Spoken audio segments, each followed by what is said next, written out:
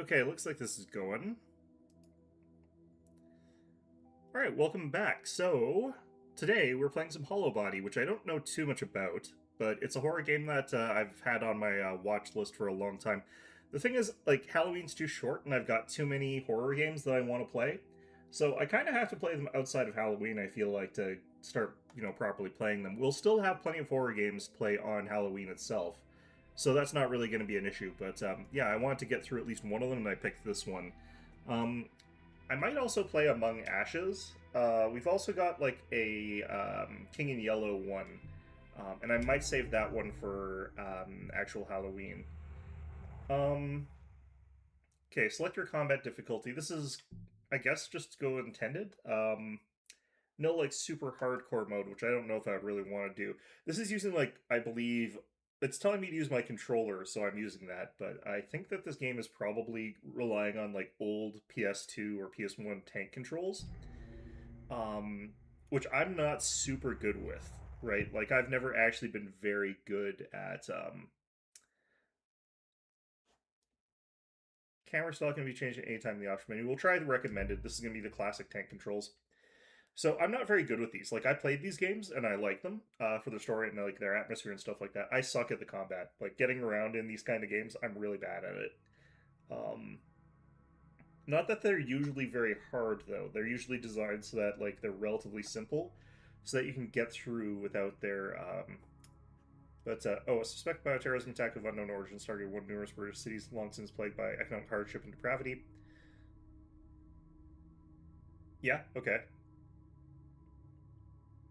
I mean, I don't know why you would bother. You could just leave them as is, and it'll probably sort itself out. As panic swept the nation, authorities and private security firms raced against time to evacuate the fortunate few deemed high-value citizens to the neighboring city of Aonis. They would probably just shove them all into London.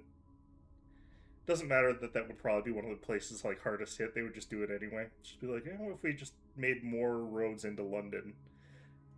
All right. Sprawling metropolis constructed atop a man-made landmass floated in the expanse of the North Atlantic Ocean.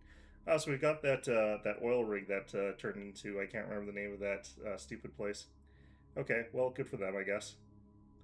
Fearing the unchecked contagion would spread, towering walls were erected around the western city, sealing them off from the rest of civilization. So they've quarantined the British. Okay. I wonder what Morbitz feels about this. We'll find out when he gets here. Weeks of relentless orbital strikes rain down on the what were once bustling urban centers, inserting any vestiges of hope for those abandoned within the quarantine zone. Well, that's not good.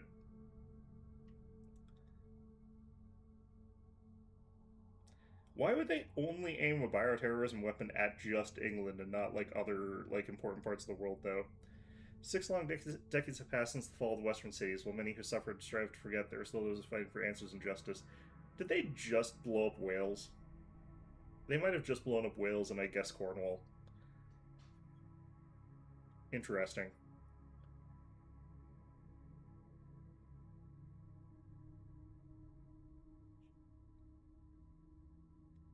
Trying to remember if there's anything else along the west coast of England, but I wonder if they count like any of like North Ireland for that, or if like Ireland in general gets counted as anything like that. I don't know. I didn't check the parlance carefully enough, so I don't exactly know what they were saying. Is it like Great Britain, the west of Great Britain, the west of the British Isles, the west of Britain? Like I don't know, the west of England. All technically different things. So, Sasha, time to spill the beans. Huh? What's your trauma? I'm not sure I get what you mean. Come on, we've all got one. Signing up with an underfunded group of activists, pushing back against everything those fuckers hang over us. You don't make a call like that without some kind of beef. Personally, mine's pretty vanilla. They took my son. Oh, jeez. Really? I'm sorry. That's public schools for you. Kid fell into the wrong group, got offered a way out. He signed up 2 years ago now. I've heard stories. Yeah, I raised him to be smarter than that, or at least I thought so.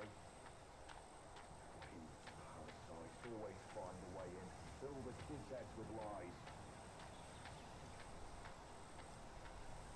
No context for what they're talking about in specific here, but, you know. My mother was one of the kids that made it out. Her parents worked for nothing. And almost someone screwed up. That much they couldn't hide. I'm just sick of no one being held accountable. Aren't we all? Right, hence this team. You wanted to get close, start at the source and work your way back. Yeah, something like that. This is definitely not classic tank controls for this part. About 2 months back now. I guess this is just my way of making sense of that. I'm sorry. It's an all too familiar story. We're among friends here. We'll get answers no matter what. I hope so. Make your way to the beach with Charlie. Is this Charlie? He better be.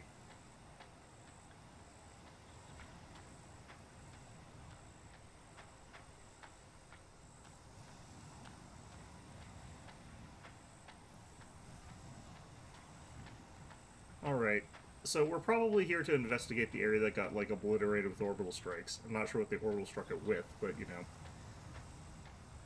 The suits might not even be for, like, radiation for the strikes. It could just be we're wearing this because they, like, still think that the virus or whatever it is still there. Because that could very well be true. And if that is the case, then that's one thing, but it also might have been nuked, so there might be nuclear fallout here.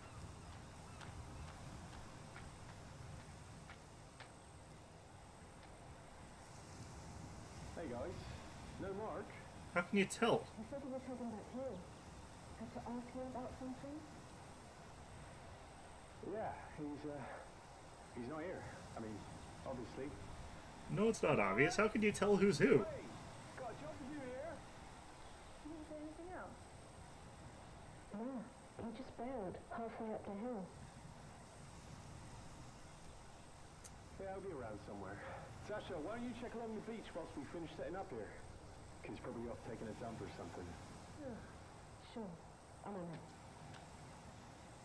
Why would they get me to look for that if there's a guy taking a dump somewhere? It's interesting that they don't tell you, like, the tutorial button for run. Like, I had to sort of figure that out myself. But it's interesting that they kind of don't tell you that until now, because they made that guy that you're following, Charlie, his pace is actually a little bit faster than yours. Alright, there's a crevice there that's awfully suspicious, so obviously we're going to head to the suspicious crevice. Mark? Damn. Where could he have gone?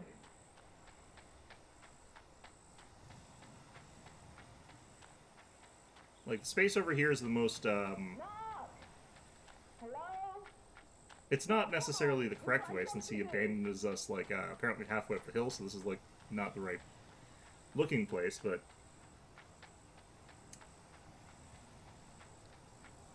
Also, I gotta say, this standard English weather seems like it would be probably well welcomed over there, given that they're being slammed. Or the heat wave might have ended. Who knows? I don't know. We've been raining here for... Oh, wait.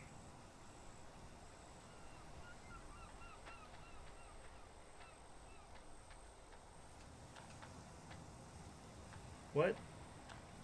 No comment whatsoever. We're literally just stepping on our friend's corpse over there. It's actually just a face mask, but I mean... given the nature of things, that probably is, you know, bad news. Well, whatever got Mark didn't get us in time, because we still have our face mask on when we were going into this place, and it got him before it went in here, so... Alright. Now we got the more classic tank controls, okay. And I can't run anymore. Hello? Mark! You in here?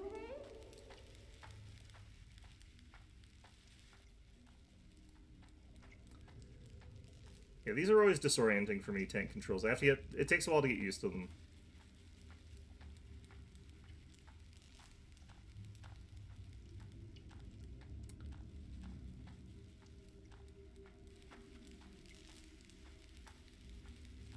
I don't necessarily know why my first instinct would be that he's in here, but, like, once you see the mask, like, there should have been some comment about it, I feel like. Oh, well, that's different.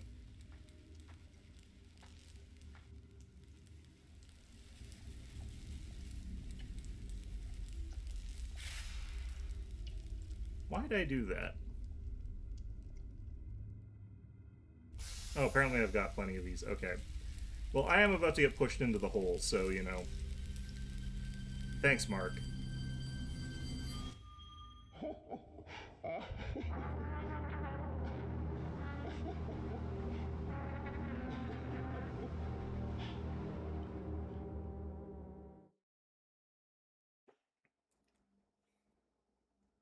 Alright, so we wake up at the bottom of a pit that we've been pushed into. Classic.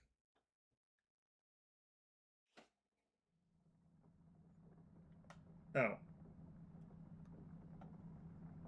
Mika's apartment, 12 days later. Meek, my guy pulled through. He's got the pass. You sure you want to do this? She's still out there, Tax. So this is supposed to be the main character right now. Scared and alone.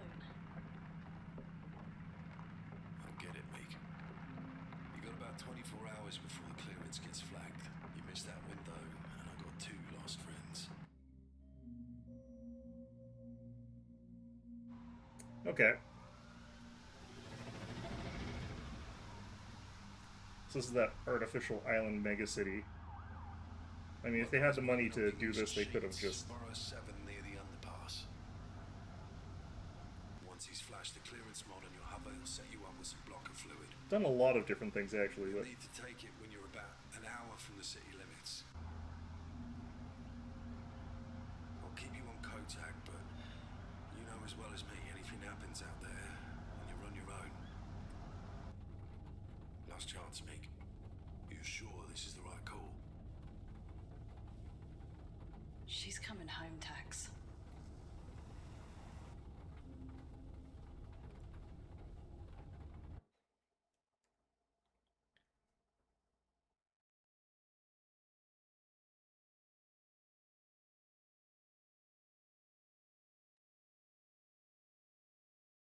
all right, well,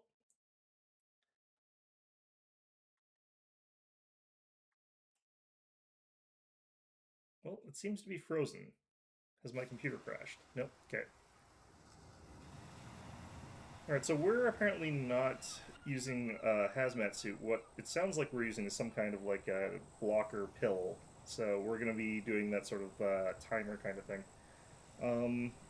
How annoying that's going to end up being is going to be anyone's guess, but they're using these kind of games to like add force tension, to like force you to move forward quickly. Otherwise, you game over from like just taking too long.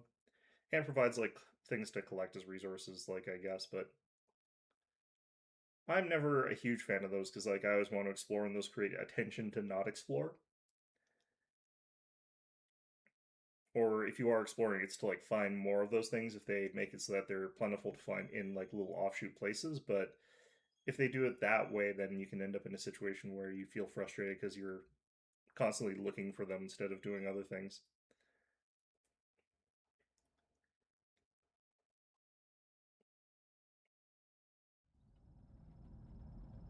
A lot of load screens in this game, but Warning.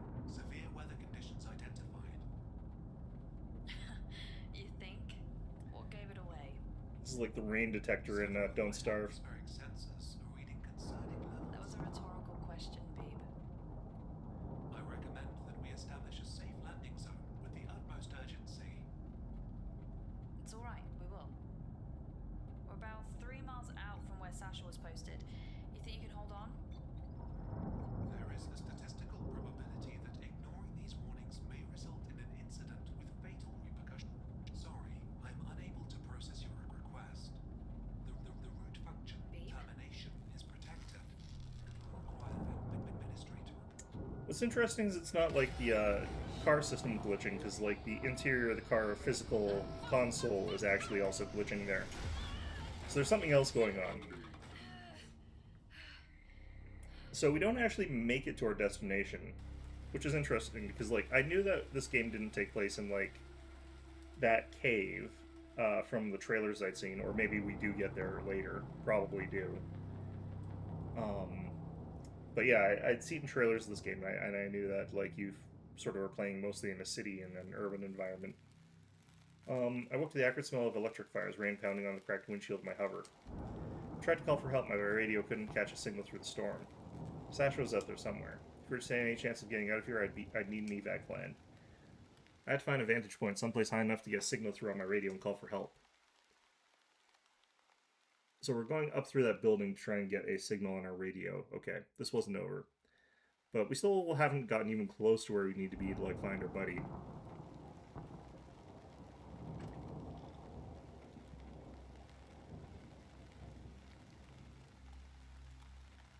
Tax, do you copy?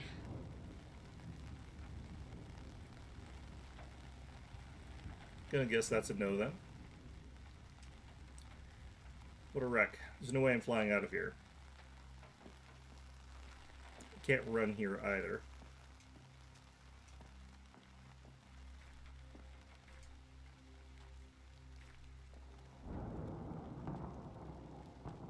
We must have some sort of, like, futuristic cybernetic implant or something like that, because we're getting kind of interesting, like, HUD things going on here. Is there anything in the trunk of my car? In the boot of my car, since we're in the UK here? What is that?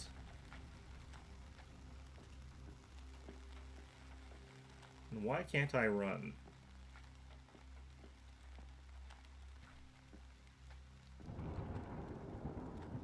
So whatever that HUD pop-up is our version of, like, the radio static.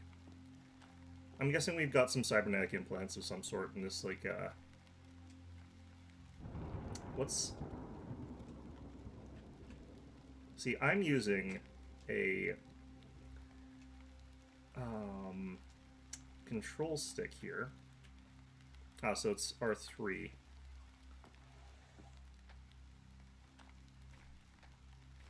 So them saying F is not ideal.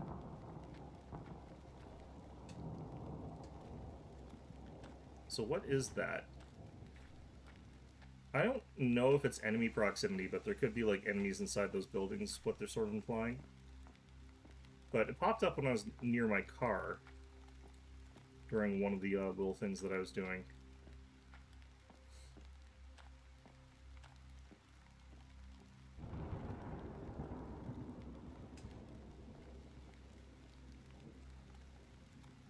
Medical repair spray has been left in the back of the ambulance. Take the repair spray? Sure. Thank God nanotech doesn't have a shelf life.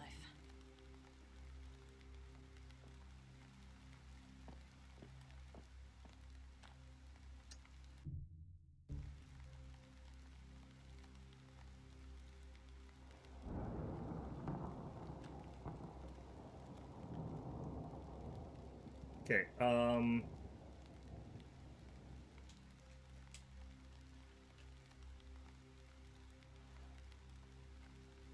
that? Okay. Wait, we got a gun?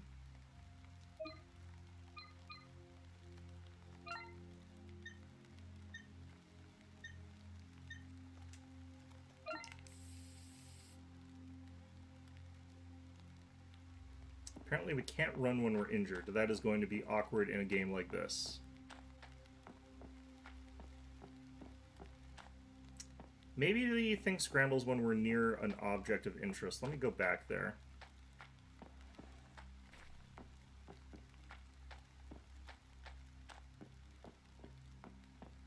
Like, it could be unknown, like, because it's the yield sign. It's not like the danger sign or anything like that. It's like a mixed bag sort of thing. It's like, pay attention around here.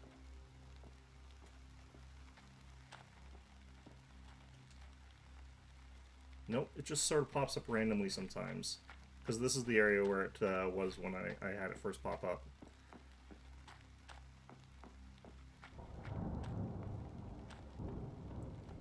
I did notice that the spray was sort of flashing in the back of the car, like Resident Evil style, so I don't think it'll be too impossible for me to see the items, but with the, like, rain effects, it's actually going to be a little bit harder than normal.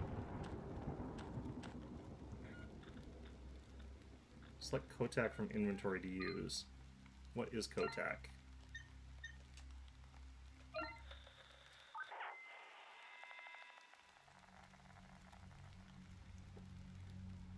What do you think you're doing? My husband has work in the morning.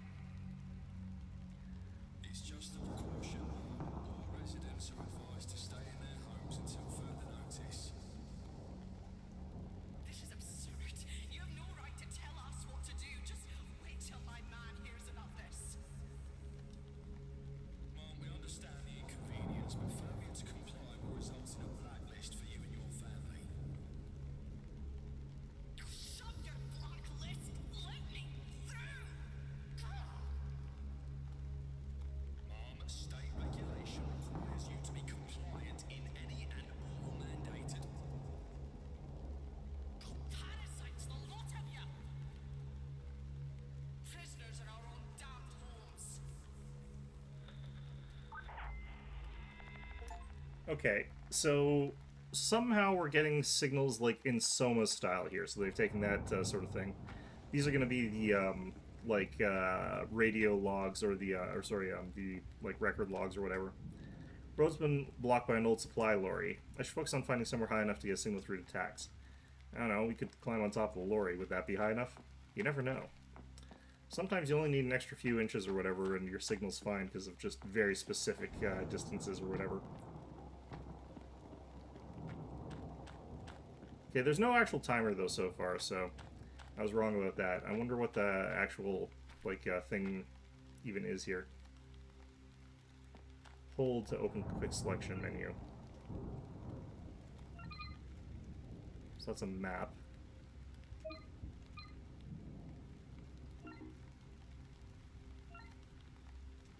Okay, that's weird. There's a fast turnaround, but you have to hold down the weapon select button, so if you're in like a panic, you would ideally have a hotkey button where you could fast turn, including turn the camera. Would be the ideal for that.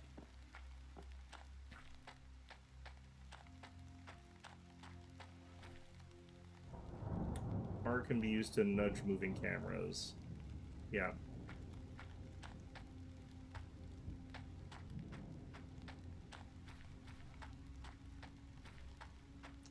So obviously we're supposed to get to that like apartment building, but I'm wondering if there's anything else to pick up along the way. It kind of doesn't look like they put anything else along the way. Well, that's kind of neat, but not that important. Let's check out if there's anything in this toll booth that they've added as a little pickup. Oh hey, it's a dead body. How long have you been there?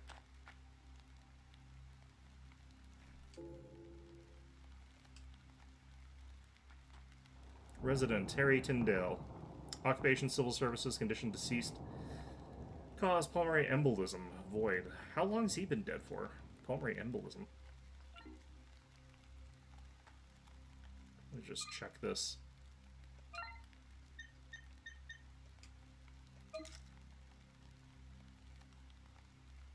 L2 is for lock on, triangles for stomp, R2 is target, active target fire.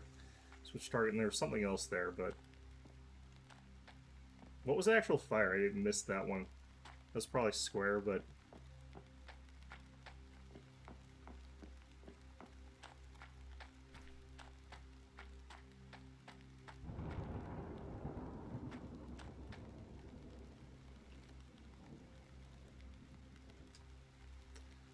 Stuff's completely covered the side of the building, sealing the door shut. Maybe I can find another way in? And what is that stuff? It's probably the bioterrorism weapon, so... The fact that we can get this close to it and be fine kind of means that, well, whatever it is we're on is helping a lot.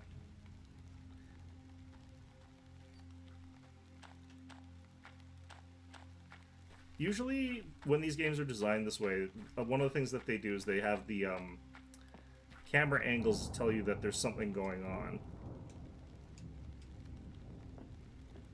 Like there's something going over here, so you should pay attention to something that at this angle.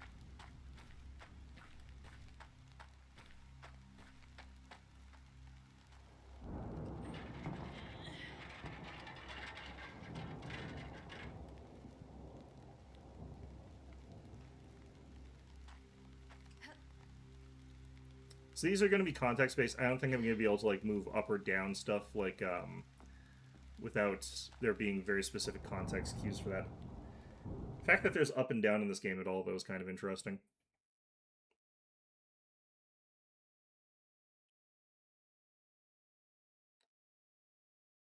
One of the things about, like, really good Silent Hill players, which I am not, is that a lot of them actually don't even fight anything. They just, like, run past everything. If I tried to do that, I would just bump into get stuck in a corner and die, so... Time to find a way up to the roof. Bugs. Okay.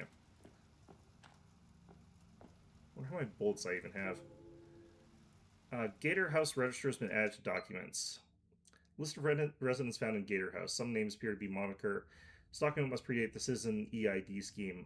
Miguel Roy, Kim Lambert, McCout, Dennis Sully, Bart Martinez, Richard Silkus, Kenan Ward, Declan Masterson, Rich Selman.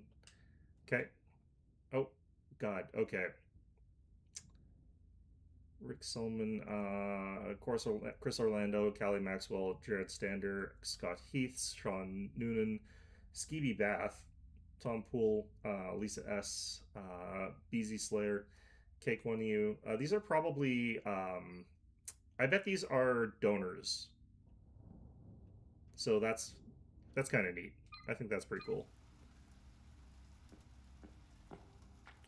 Either people who like donated or, you know, contributed to the game in one way or another.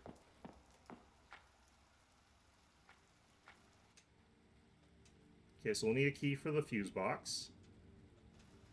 Or, you know, a crowbar or something like that. Some sort of puzzle item that will be somehow destroyed by the fact that we've used it. I wonder if the lift is safe. That sounds like a thing that we should check. There's no power running to the elevator. Even if there were, I don't know if I would trust that elevator, really. Lock is blocked by some kind of expanding foam.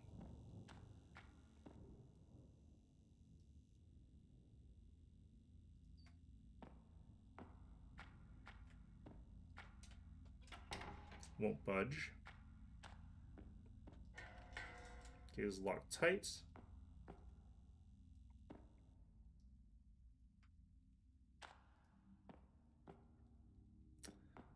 This feels like this is one of those sorts of games where you're unlikely to want to turn off your flashlight.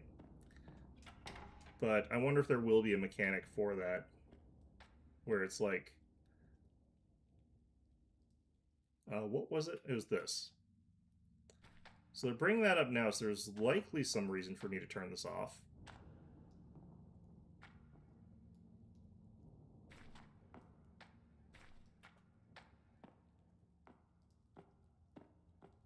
I don't know, maybe they just have that in case I needed to turn it back on for some reason. And I've got my piece with me.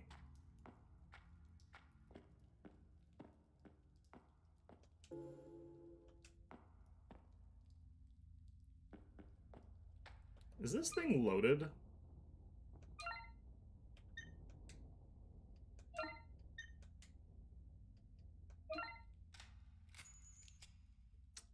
Well, I'm glad I checked that. I wonder if there's a faster way to reload.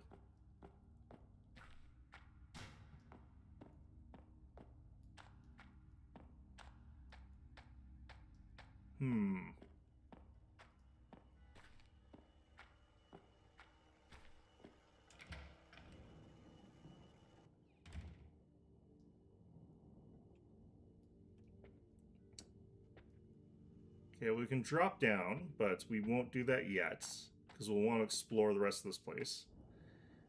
Hey look, a dead body. Oh, God. Catherine Dull, unemployed, condition deceased, acute dehydration. Okay, so what are the odds that that one comes back here? How's that light still flickering?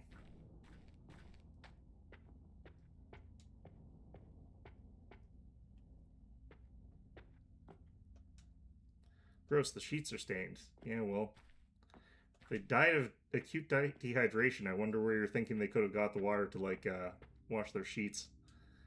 Just useless junk. Okay.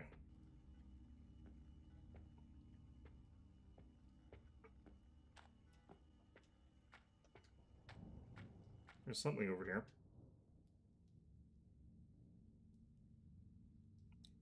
I can see it right through to the ground floor. There's something on the table. I can't reach it with my bare hands. There's a key down there. Okay. Okay, so the smart thing, of course, to do would be to, like, you know, bludgeon the corpse with, like, a chair leg or something like that.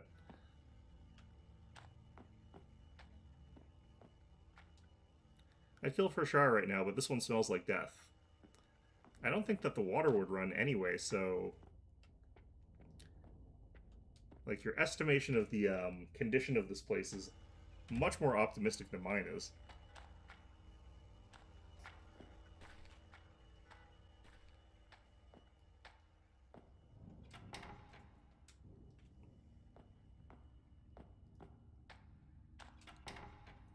Barred shut. This is actually quite a large apartment building.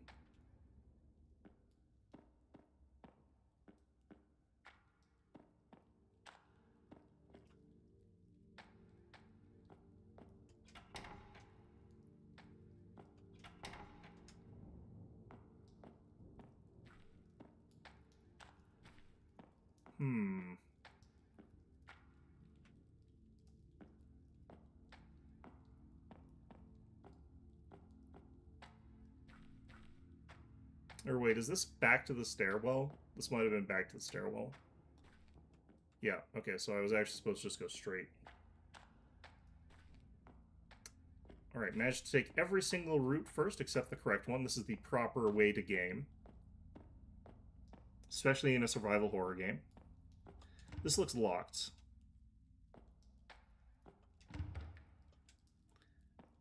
Okay, so these doors seem like you can get through them. Although it being another electronic lock kind of implies a password. Some old trash. Did I miss something on the floor below this? You know, they put the button so it's awkward to run while aiming, and I don't think you're allowed to run while aiming. The athleticism and, like, combat capability of the characters in these kinds of games is usually pretty low. So, like, that makes sense.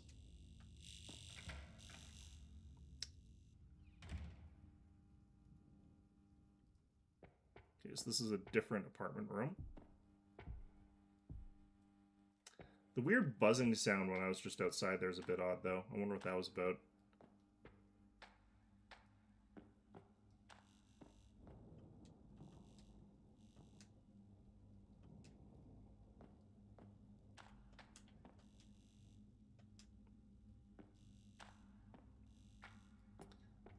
I mean, it's probably that same weird moldy stuff that's, like, on the outside.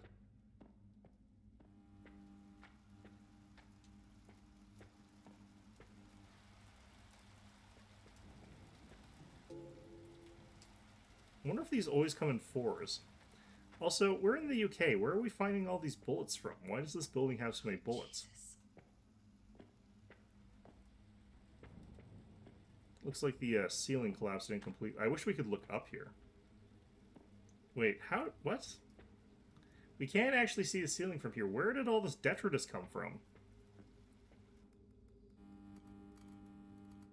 Unemployed, deceased, pancreatic necrosis. Cool.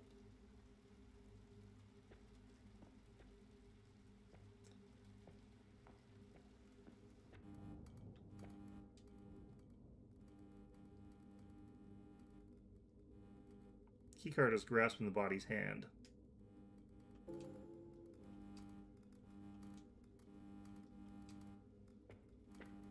There's a lighter there, for what it's worth.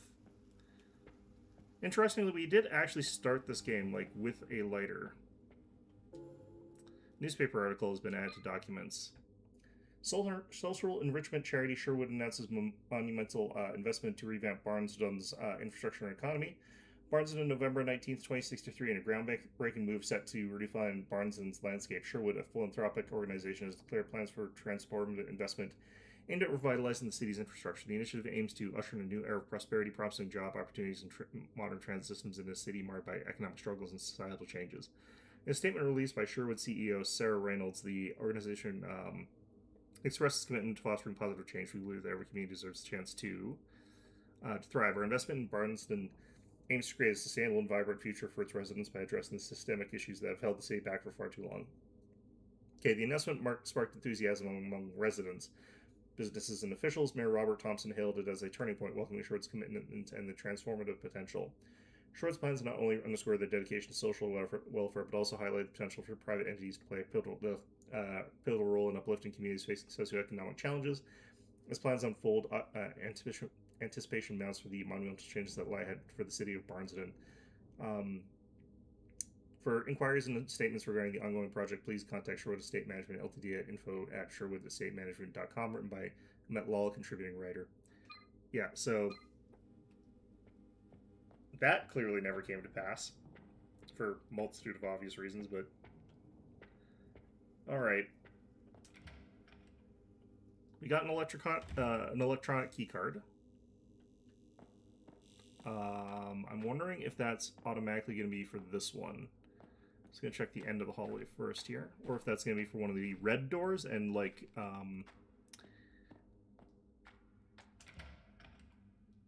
think that means we use that key. Let's check. It's for room 23. Is this room 23? Let me check. It's weird if they're, like, Nope, this is room 21, so this was already unlocked. So it is from one of the red doors. I was like, it'd be really weird if, like, having the key made the, thing change. Sink is filthy. Yeah, no shit. Smells like someone died in here. Clearly they didn't. Their corpse will be elsewhere. Also, why are the ones with people inside of them unlocked? Why would they unlock the door?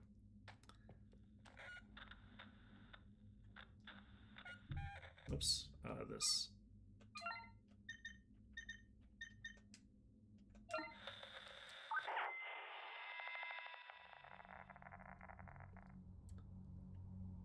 Babe, are you sure you're alright?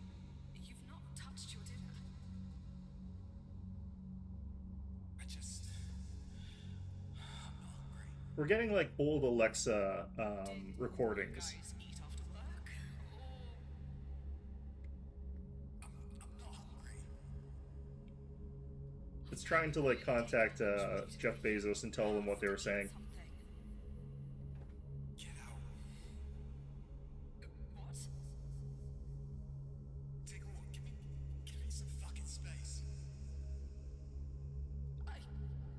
Honey, you're scaring me. Please tell me what's wrong. We can work this out. I'm fine. I'm not hungry. I need some space. Maybe this construction job wasn't such a great idea. Take a walk. It's raining out. Where can I go? I said take a walk. This is our home. I live here. Get the fuck out of my house.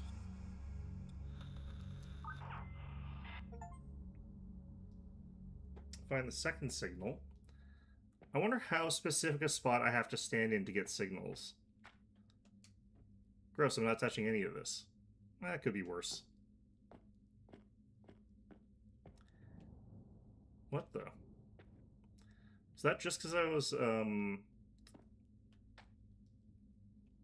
yeah, that's just because of, like, the specific spot I was standing on. I could have sworn I was past, like, the transition point, but, like, I thought it was, like, holding it here for something to happen. Are these TVs? I feel like these are TVs, but, like... Pile of trash is no use to me. What's this thing? Phone, I guess? Interesting, thought there would be landlines. More death. So many of these people didn't make it out. Kind of looks like that one got shot. How come we don't have the little pop-up that says, like, their biometrics?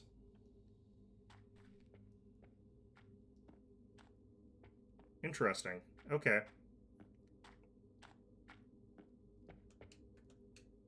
Trash.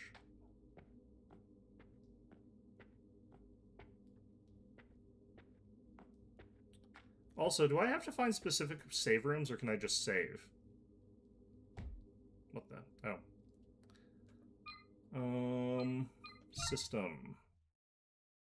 Looks like I am gonna have to find specific save points. It's gonna be a little bit awkward, but... because I don't know what they are. This also wouldn't surprise me if I needed, like, tape ribbons or something like that for, like the equivalent of that, or, like, VCR things or whatever to save. I keep hearing that in a couple places. Is that something? I can't tell.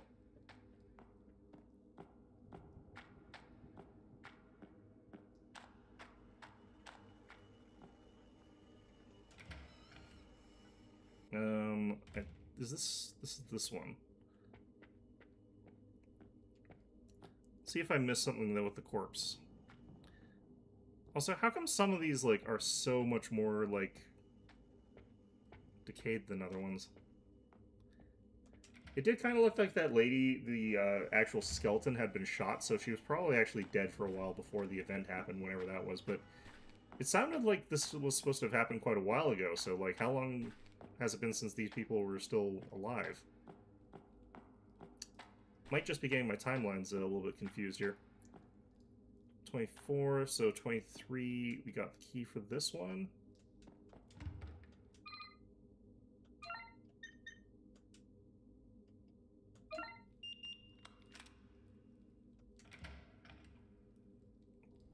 I'm assuming that will just remain unlocked.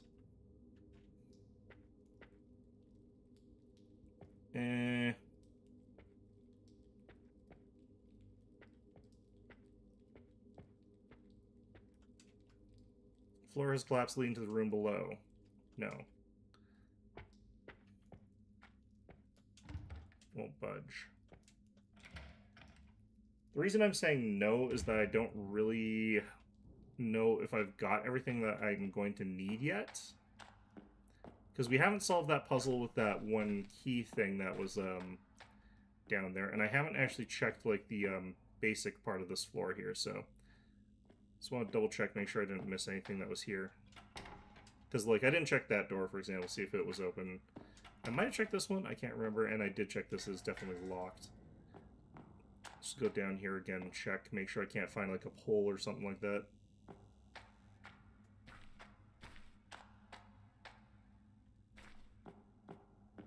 Why is there power generation for the city to keep running?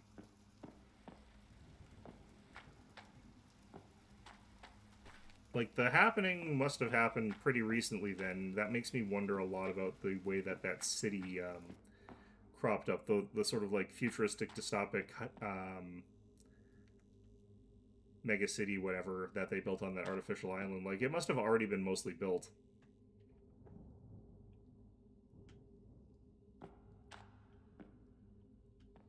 No comment about how that's impassable? Okay.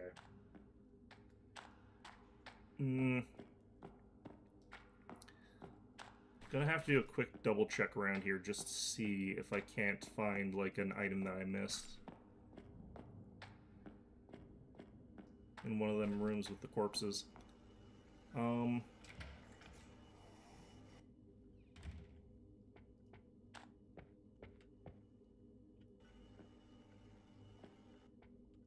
See, like, there's something here. Old video phone. These things are practically antiques now. I imagine most things that are in this place would be antiques by now. I think this will only pop up with the item that says, like, hey, solve this puzzle once I've got the item for the puzzle. Seems to be how this game is designed. Which does make things probably easier. I don't think anyone is asking you to sleep in a place like that. Just some clothes. But some, like, clothes hangers would be actually useful given the thing that we're worried about doing here, right? And, like, old trash could be something that we could make use of here. Like, what's this thing? Like some kind of radio?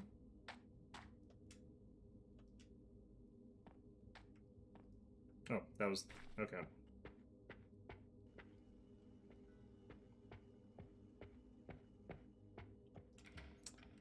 Hey there, Morbits. How's it going? So I'll be glad to know that this game takes place in like England or something like that for some reason.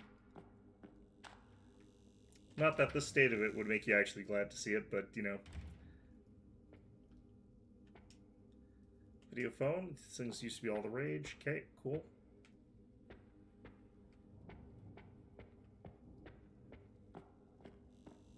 I really do think that like we could use, for example, that shower curtain pole to go poke around at the floor beneath us, but whatever.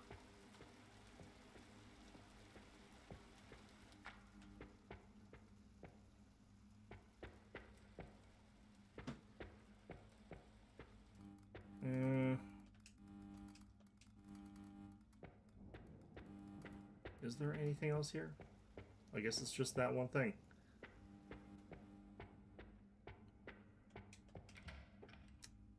I'm gonna be, like, mad in this game, I think, because I feel like there's gonna be moments where I'm hunting for kind of pixels, basically. Like, there's gonna be one little spot where I needed to go to find some, like, little item that I just missed because I can't see the damn thing.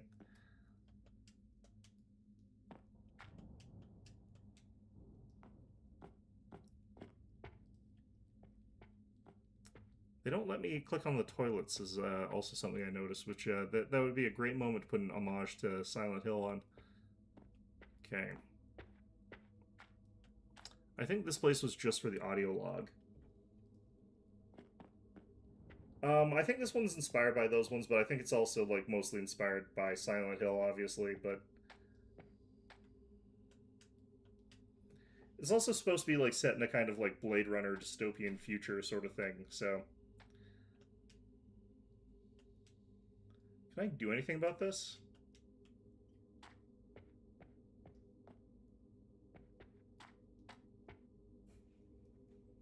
Yeah, I definitely think that that person actually died differently than everyone else. Nothing of any use here.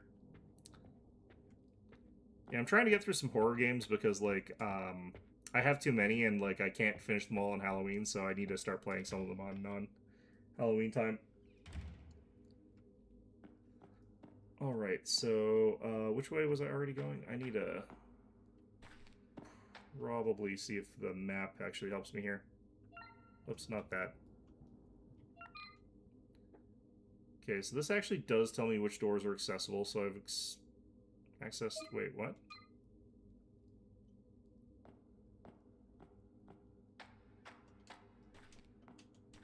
This one is not accessible. Why is that?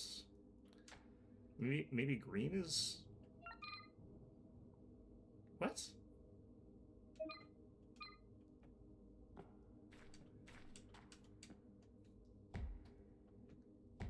Huh. I guess that's... No, there must be some alternative access route that's open, but, like, I come in there from, like, a ladder from below or something like that, or I come in from above or something like that. Okay.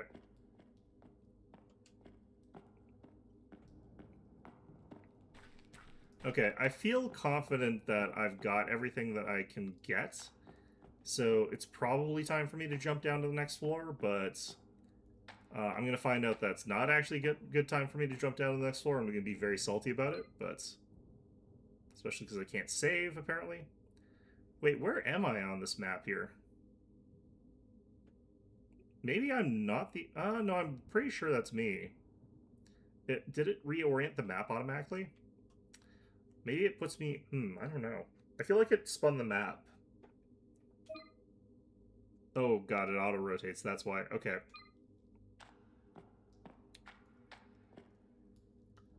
Alright, well...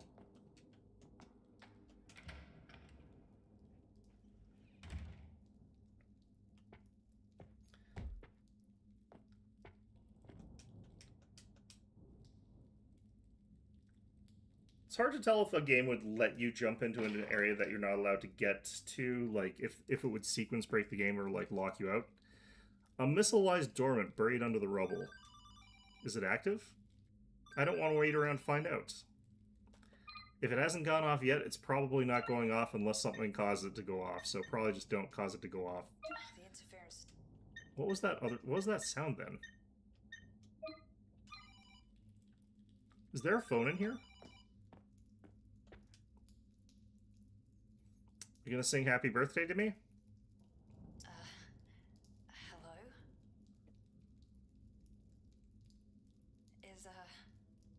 Is anyone there? Should have been here. Should have stayed where it was warm. Like little sparrow. I'm sorry, who is this? Patience, baby bird. Should have barely spread your wings. How is this line still active? Some things refuse to die. Ah, it's a Nokia. Okay, I understand. Talking like that. This is my home. This was always my home. Right.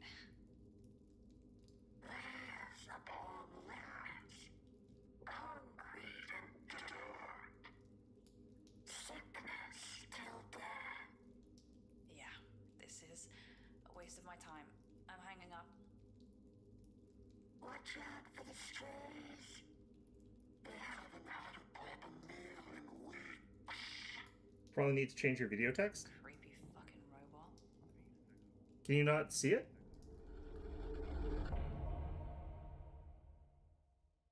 I completed Apollo Justice the other day. Yes. No, this one says Tyrion Cuthbert, Attorney of the Arcane. That's not, that's a different one. Also, apparently this forces me to autosave at specific points, but doesn't give me save locations. That's interesting. Or do I use the phone to save? Oh, I use the phone to save. Okay.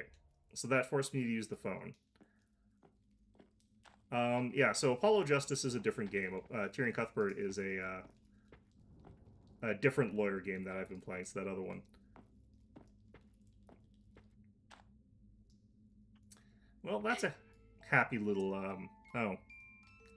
Well, it's still a happy little guy. Oh, I've got that text to change. You're right, I do have to change that. I'll do that in a second once this little thing on the ground there gets up and tries to kill me.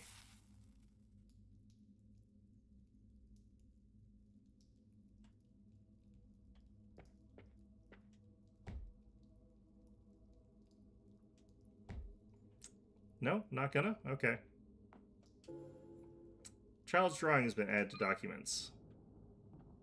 Oops, damn it. If I was a bazillionaire, I'd buy Mommy a new daddy and get pizza every day. So is this like that guy that we found in the storage crate in the, wants to kill his dad. Alright. Let's see here.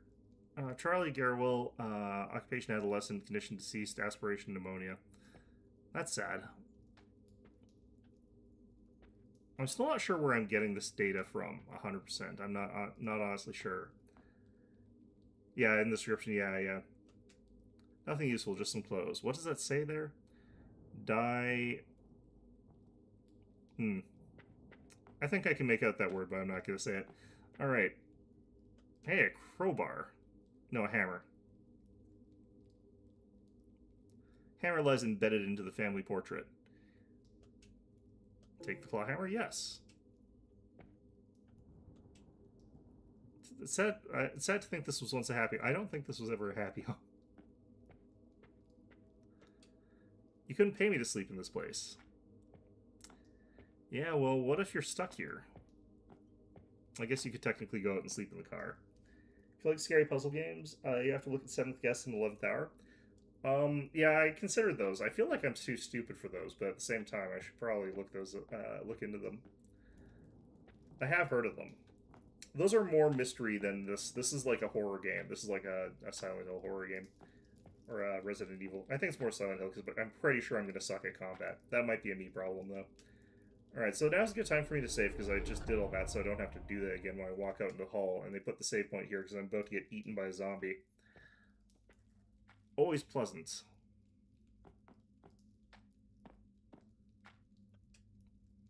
Radiator appears to be damaged, barely hanging to the wall. Remove the radiator? Why would that occur to me? Was there a reason to do that? The wall is water damage, exposing the plasterboard behind. Wow, that was fast. Okay.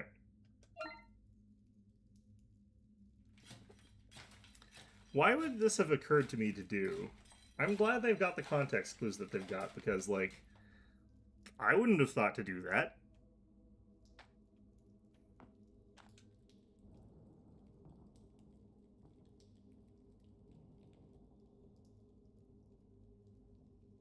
Alright, let's actually just check to see if I can go through the door like a normal human being instead of busting out through the bathroom wall like that. Like a weirdo. Door is jammed, it won't open. Okay, so that's like their little puzzle to try and get you to do that, I guess.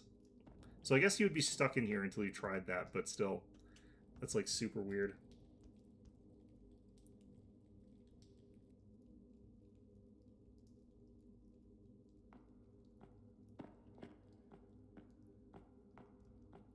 Okay, the store is locked.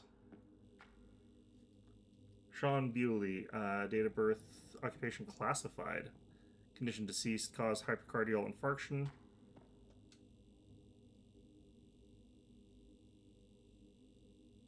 Portable cell battery sits wired to a broken diagnostic device.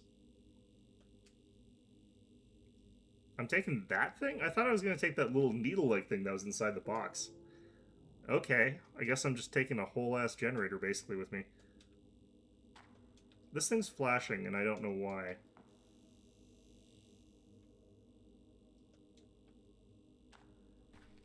Like, this box, you can see it, like, sort of, like, strumming with light, but...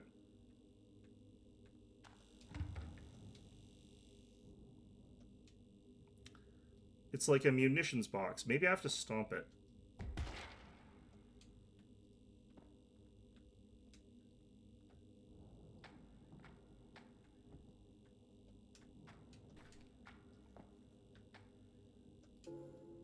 Okay. The stomp mechanic has been in the game for a while, and that's the first time I've gotten a chance to use it, but it's weird that that is like something that they don't prompt you to do. But fair enough, I guess. Alright, can we destroy these with the hammer? Apparently not. Okay, so it must be on the other side unless I missed something. Let's just check here. It's saying that there's 2 green doors. I still don't know what the green indicates. Oh, I think I know. Green is probably ones that can be entered. They probably don't indicate... okay. The red ones probably mean that they're, like, not a real door as far as the game's concerned. But doesn't necessarily mean that I can get into it right now. So let's just double check our theory. What does this hallway look like? No, these are both green. Won't budge. And let me just check something else on the map here. There are rooms behind them. So what's the difference between red and green? Oh, it shows green until I check, so I have to physically... I get it.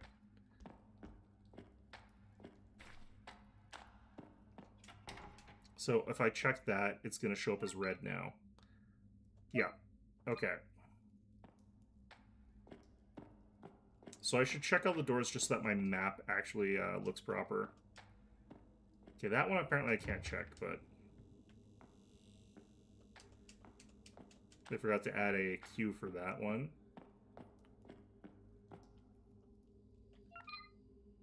Yeah.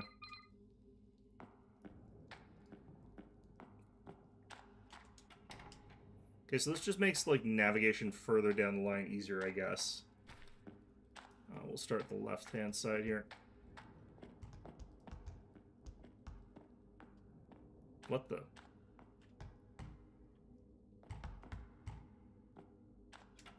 Someone's playing some basketball.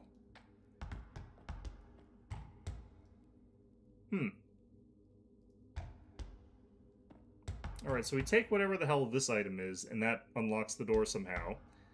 And then we shoot whoever the hell's knocking on that door the other side, I guess. Deal with that last.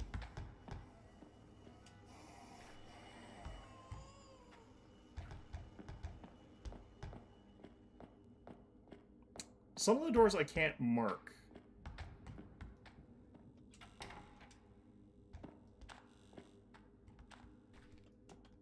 It's like this one here, like, does it start off marked? No. You know what I'm guessing? These are probably doors that you can enter in vertically.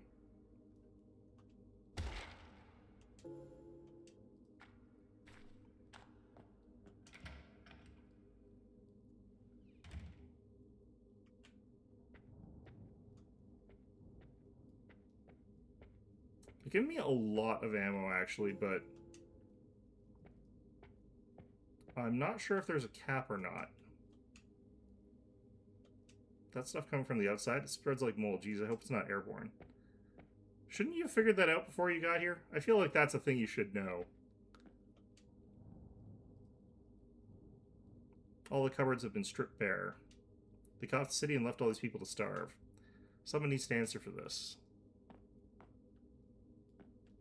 Yeah, we don't get a little pop-up that says how they died and everything. I don't know why that's for some people and not others. I'm guessing it's got to be like the state of like their body. Like it's got to be the degree to which their body's been emaciated or like decayed or whatever. It's all over the walls. This is definitely the more prominent entry point for whatever's going on here.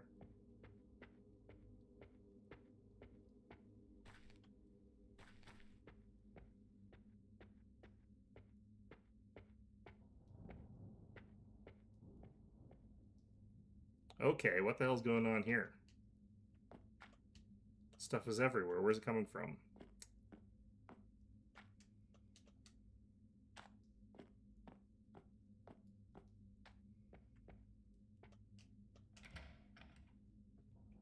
Alright, I'm about to get my ass kicked, so I'm gonna go and save before I do that.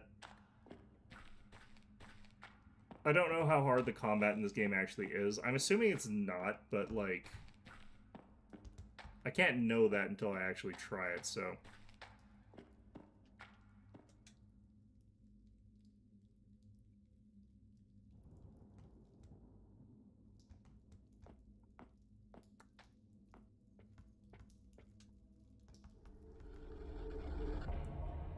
The real scary thing here is, like, I don't know if I've missed all the puzzle pieces or not. Like, I might be looking like an idiot here. Hello?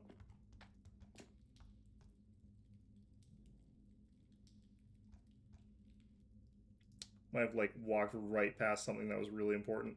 Alright, this is also a good moment. I'm just going to change the text for the thing. I didn't think that we were reading those. Alright, edits.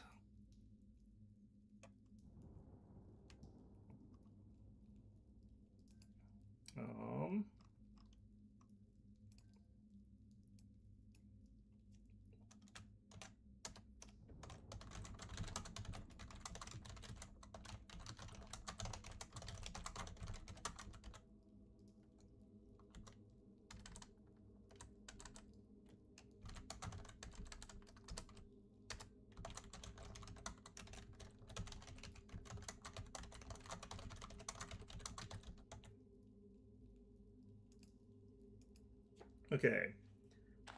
Got that fixed. Yeah, thanks for telling me about that. Whoops.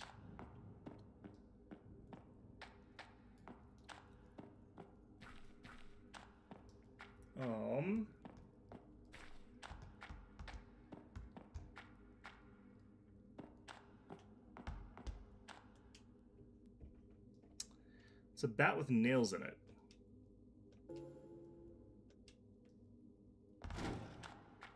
Okay, let's get some distance, and then... Wait, he didn't come out. Also, I don't actually know how to fire this thing.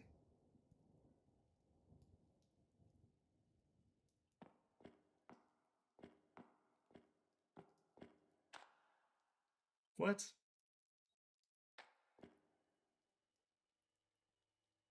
I'm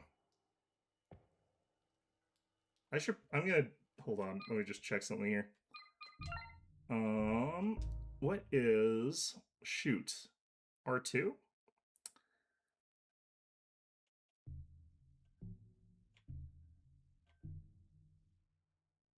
Square is reload, R2 is shoot, R1 is switch targets.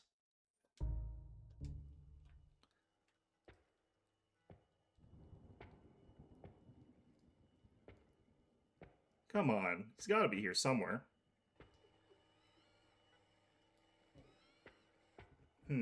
Well, I'll inspect the place first.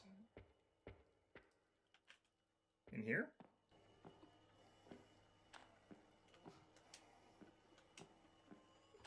I can kind of hear something behind me.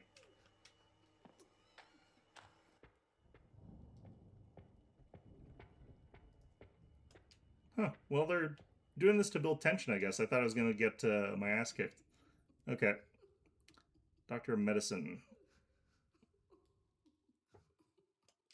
Oh, hold on. I've got my phone buzzing at me. I'm just going to check it.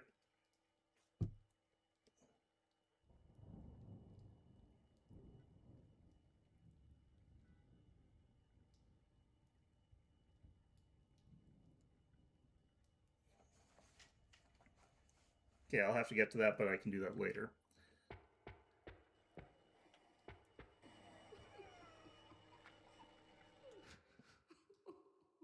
Letter from First Plus Health UK confirming Helen Bridges' new patient details. Her name is listed alongside her date of birth, 4th October 2025. And this game takes place in like 2060 something, so...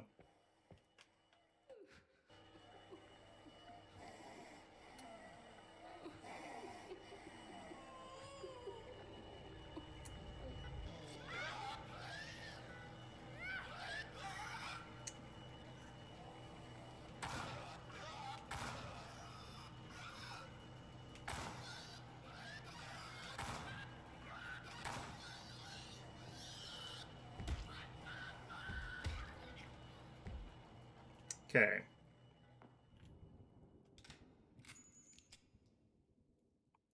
Did that take 5 shots or 6? Having a Dirty Harry moment here. Let's see here. Ischemic stroke.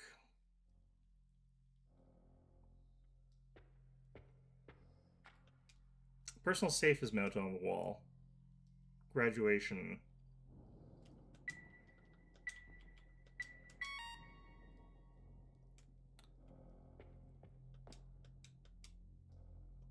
Okay, so I've only been given the one number in relation to this place, so...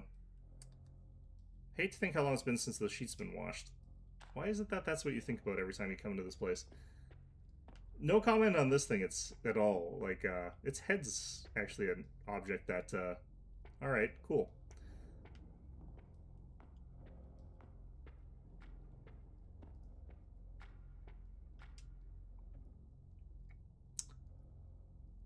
Oh god, I can't...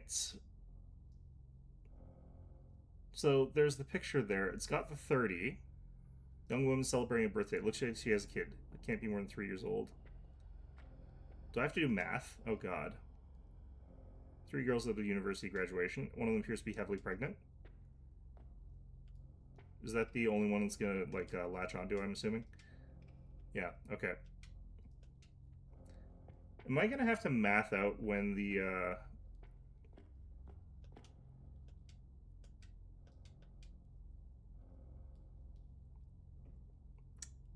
4/11/25?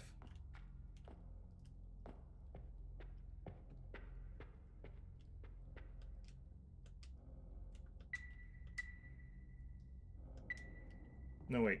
4/10/24.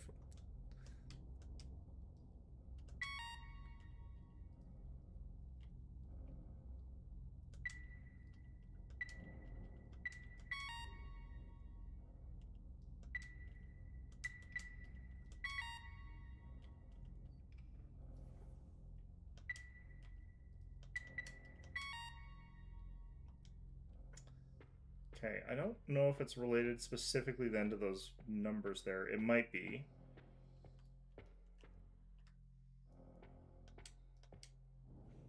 What the hell is going on with this thing? It says 30 there.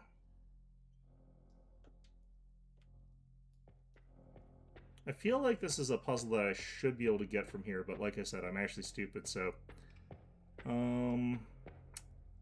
Yeah, difficult to say. Is there anything else in here I could use? And also, did that go into...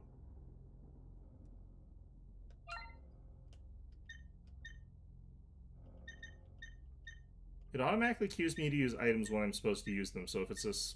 Can I equip this? Oh yeah, that's a melee weapon. If I haven't managed to pick up any bullets by this point in time, they give you the club. So that makes sense. Documents.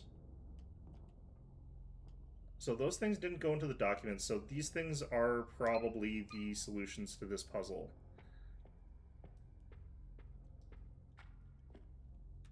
$11.25 I tried, I'm pretty sure.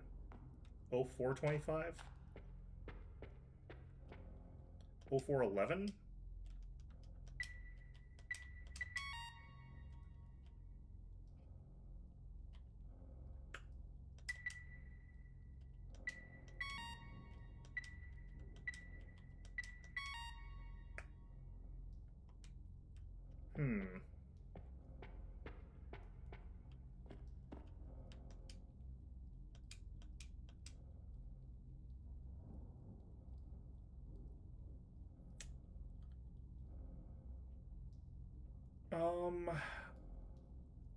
Okay, they're probably trying to get me to do the math here.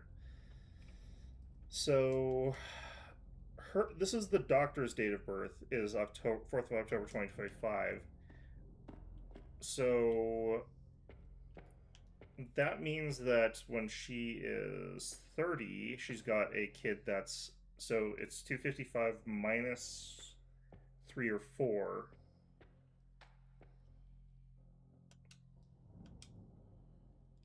or 20...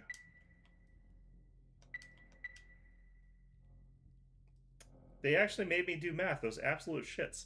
Large metal key hides in the back of the safe. Take the long key. Long key has been added to the inventory. Cool. I can't believe they made me do math, those sick bastards. I can hear something. Huh. It's automatically locked me on into something here. So there's clearly, like, some element where they actually have the thing spawned into the world, which is kind of interesting. Like, I thought there was an invisible load screen, like, here. Like, but apparently not. Because it's automatically capable of telling me, hey, there's an enemy, that's the closest one. This is actually kind of a game bug. It shouldn't actually be allowed to, like, tell me that there's an enemy spawned over there, because, like, that kind of means I can figure out where an ambush is by just, like, hitting the lock-on button, and it'll immediately, like, lock me onto the closest enemy. Like, is that still the closest enemy? Like, I could find out where they all are. Like, I could find out if there's one over here. It's still the same one. And I can't change the targets either, so that's the only one that's out there. So that's an interesting design choice, but I don't think it's an intentional... Oh, shit. Ow. I didn't think he was out there moving.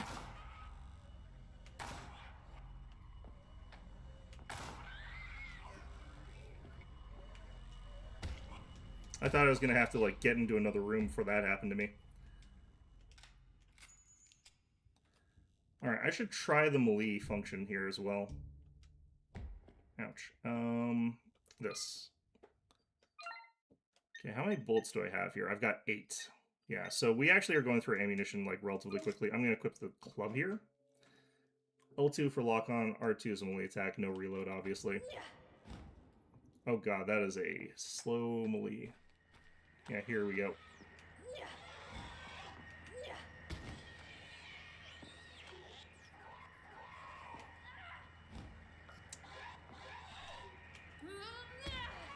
We are getting the radio static, so this is like that Silent Hill sort of thing there.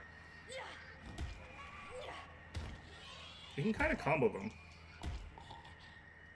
That's not too bad. Also, it seems like there's actually quite a lot of them out here. So learning the melee is probably actually a little bit more important than I would like it to be. That one seems to be in a room. I wonder if they're respawning, because I know that in some games they can respawn.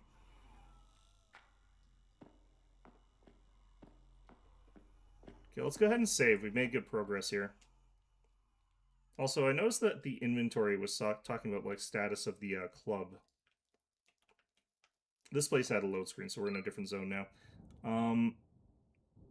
Okay, our condition is caution, actually. Yeah, so I don't think there's actually any problems with the club. I think ours is caution because we took a hit, but that's fine. Do we heal when we save?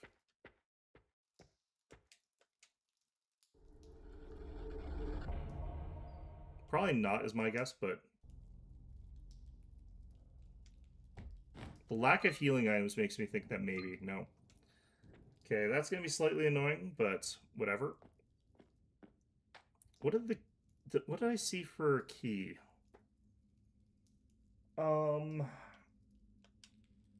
Is that the second floor lock, maybe?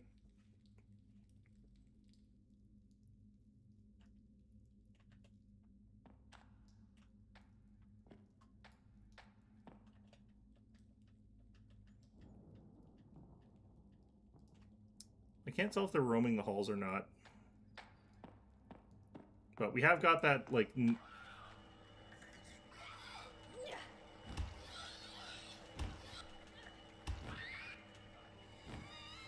Oh, shit. Damn it.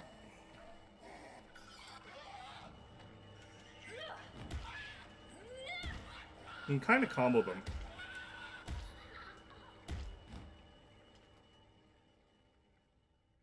That wait. That seems to have despawned the other one. Which is interesting.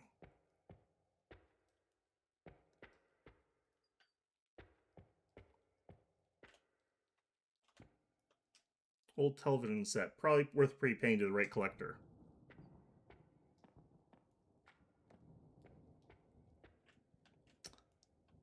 I think actually there is a load screen when you walk into these places. Revolver ammo, okay. It's an 8-shot revolver as well. That's kind of interesting.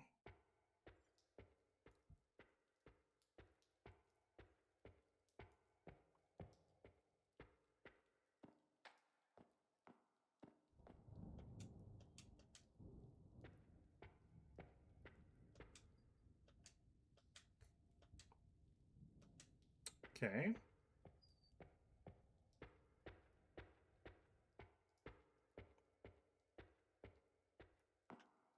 I think this might have been one of the ones that I tried to open, but like couldn't actually get it to open. So those are probably ones where the enemy pops out of. Like not only could I not open it, but like it didn't have this little like the doors boarded shut thing. So it wouldn't let me sort of mark it. I think that's that kind of door there. Alright, where else?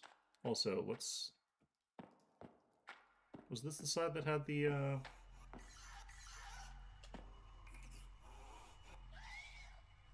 So they're inside this room, I think.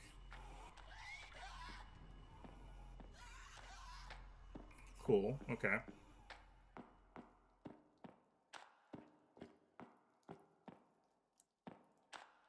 What's the radius on my ability to tell where these things are? Because I'm trying to lock on here and I can't. So they despawn at some distance or something. We'll check back in here. I don't think I remember any key thing here. Wait, can I stop this?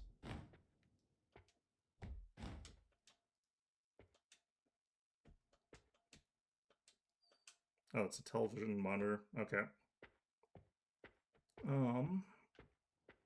What was the point of this place?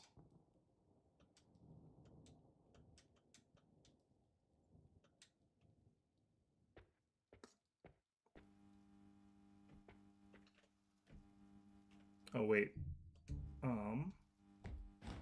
Man, I can never remember. Okay, this damn thing. The interference. Huh. Thought for sure that's what that was. Okay.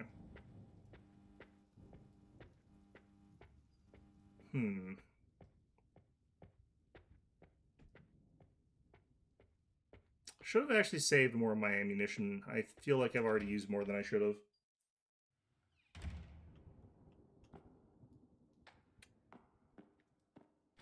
Okay, where the hell could this key be used for?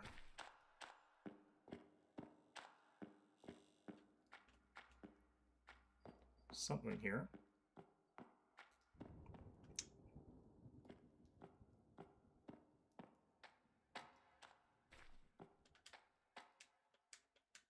Not for that.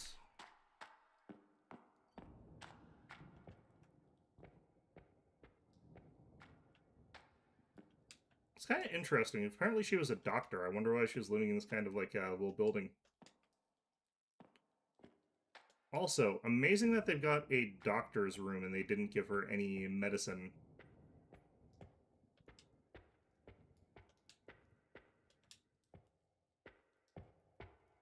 Also, the monster didn't actually kill her. Like, the monster actually...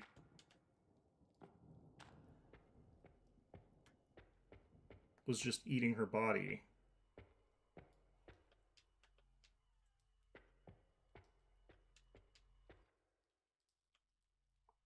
Because it says that she died of, like, a stroke.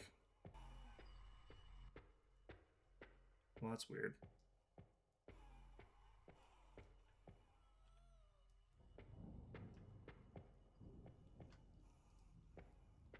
There's certain instances where the enemy is available, but when I'm looking at certain puzzle piece areas, like, they're not. I can kind of tell because, like, the way the radio keeps flickering on and off. Alright, where the hell is this key for?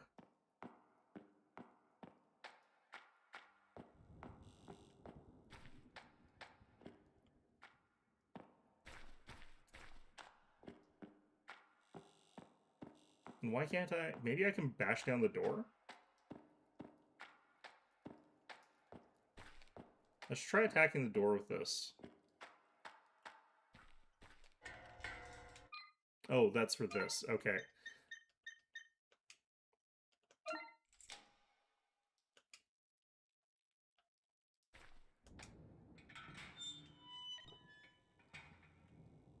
Okay, so we've also got the battery, and we got this thing, so we might be able to fix this. Well, not that I have any real inkling as to why on earth we would think this is a good idea, but...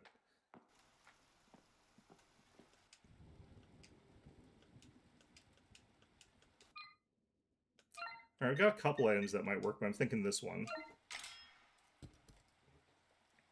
Long key and an old card reader sit at the bottom of the lockbox. Take the items? Yes. Magnetic card writer and GF gate key added to inventory. Card writer note has been added to documents. Jason finally had all the locks updated. The only resident that refused was that whack job in 14. We'll see if the super can do something about him. Anyways, keep this remapper someplace safe. Next time you lose your card, just hit the master button and swipe any of the spare room keys. It'll rewrite the card to give you house access. Keep this remapper someplace safe. Next time you lose your card, just hit the master button and swipe any of the spare room keys. It'll rewrite the card to give you house access. Any of those kids on second give you shit again, you call me. Yeah? Okay.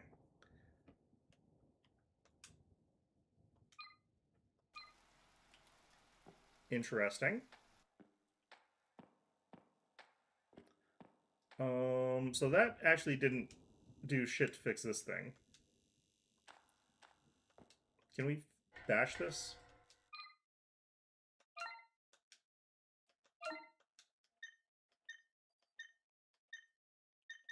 What defeats expanding foam?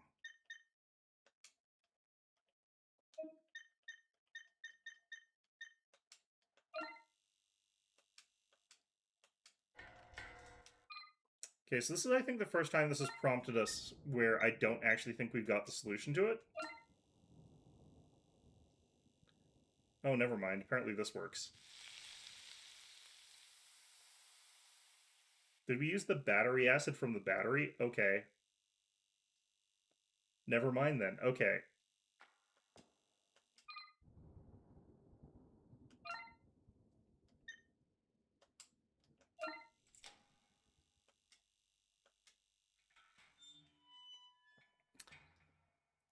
Alright, now, I want to find a save point is the problem, but let's see if I can actually just get into here.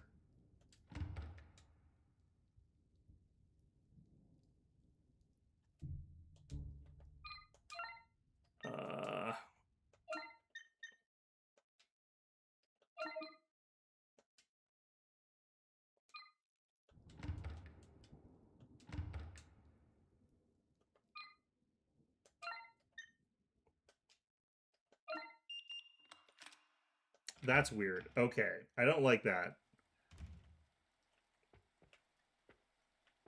Like, that should really not have happened that way. Like, I should be prompted to use those items in the same way as the other ones.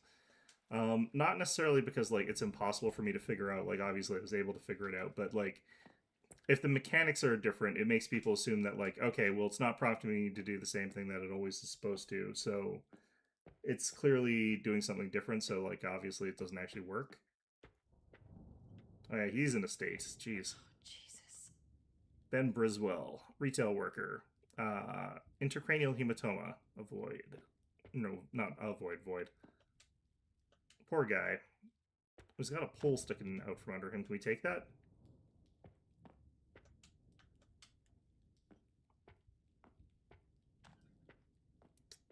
Alright.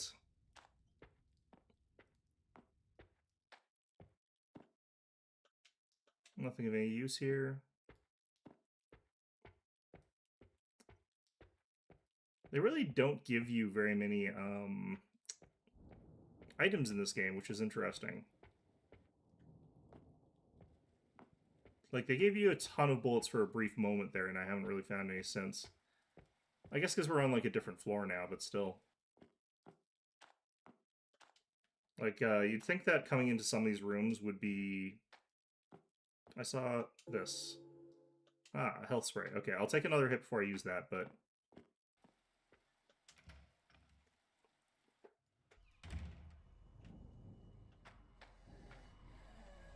Yeah, I saw you. This one's faster, I think.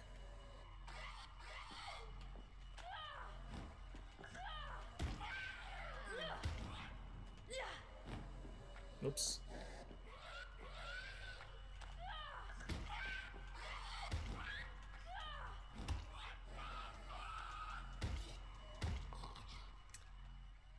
Classic stomp. Alright.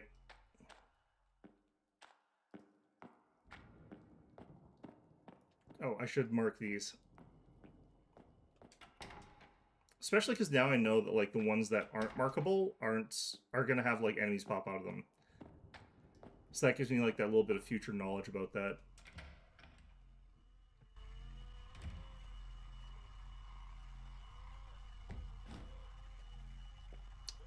How come I'm not locked on? There's clearly an... like, I can hear an enemy.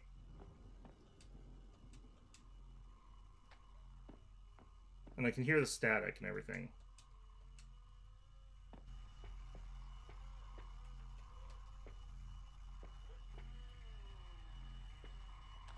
I guess they've added in the sound here. The aortic dissection. Okay, so this guy actually got, like, killed here. I can't even... Why can I... Alright, whatever. Noise complaints. I tell them sometimes something's off, and they have the audacity to tell me it's the pipes. Well, I might not be Captain Obvious, but I already checked the pipes. They don't act up at 2 a.m., I swear to God. If I hear that unit upstairs stomping around again, I'm going to get up there to give a piece of my mind.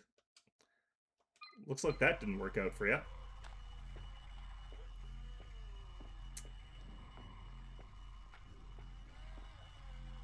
God, the camera angles in this particular place are not great. Some old trash. Moldy plates and cutlery. Well, again, there's no water, so... And then it shuts off in here. Gross, sheets are stained. I guess it, like, not, like, to decry the writing team too badly, but...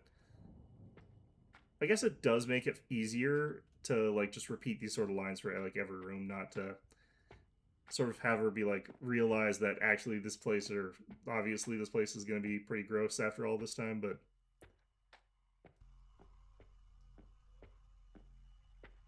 Yeah, I don't see anything.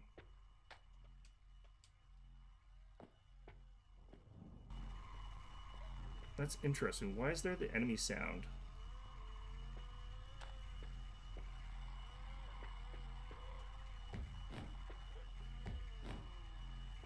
So there's something going on here that must be...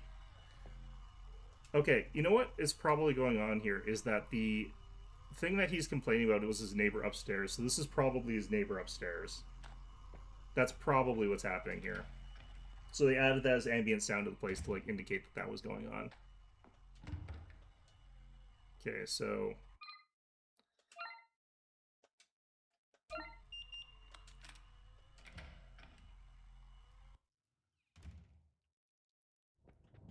See, and in here it's quiet. So it's like, yeah, that one guy's neighbor upstairs was now a whatever these things are. Apparently you don't get to learn anything about this body as far as that thing goes. It's always say that TV rots your brain. Well, I don't think that rotted his brain. I think it smushed it.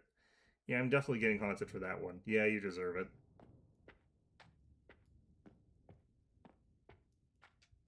What?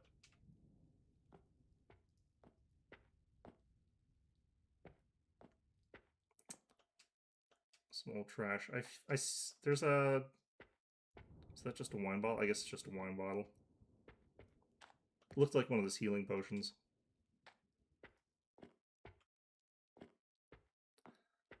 I guess the rooms that you open up with the master key are not important rooms. They're probably, or possibly, rooms where you just get, like, items, because the other one just had a healing spray. And this one just had bullets in it. So, that's possibly what's going on here.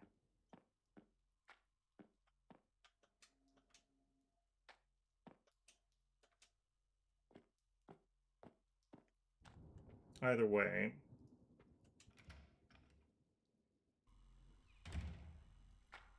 So we can scoot under that, but I'll explore everything on this floor first. Doesn't seem to be anything I can lock onto right now. I may want to actually go back up to the second floor so that I can save again.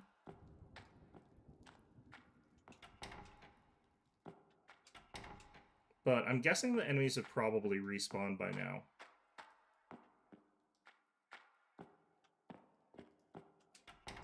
Which I guess isn't really that big of a deal, but still.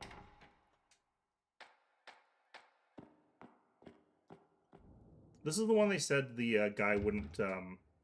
has a different type of lock. Yeah, so this one requires a key. They said that 14, they didn't let him replace it with the whatever.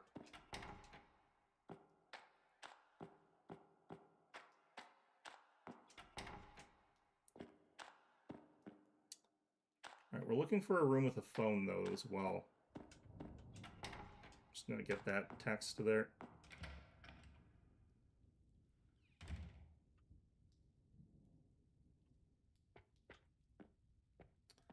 You know, these are pretty big areas for how little they've put into them.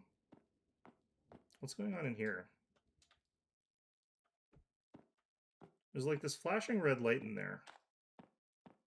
I'm like 99% sure that isn't me. I guess that's just those light fixtures, because those kind of look like that. Pear spray.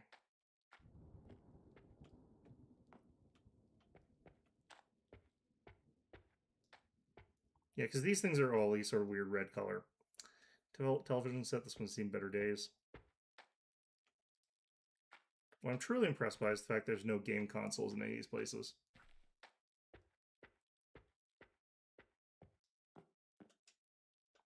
Not touching any of this. Cool.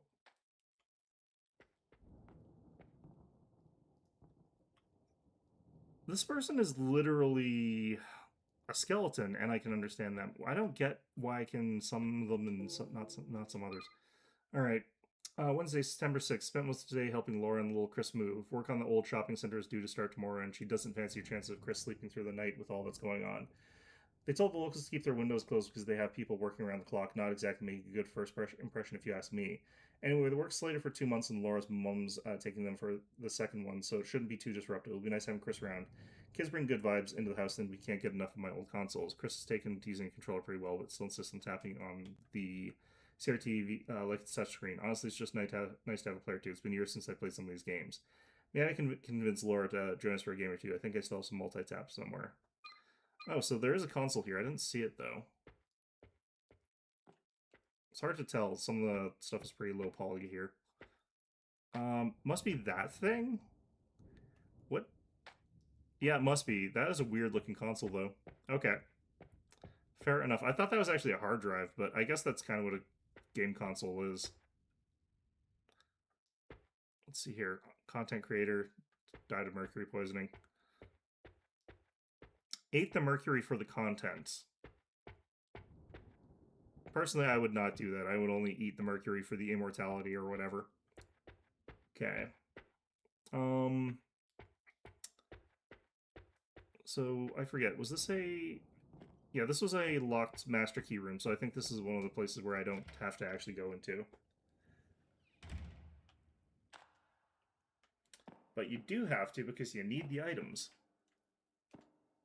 Because, like, what are you supposed to do if you don't have enough bullets to get through the game, huh? Okay, I'm just going to go to floor 2 real quick and I'm going to save.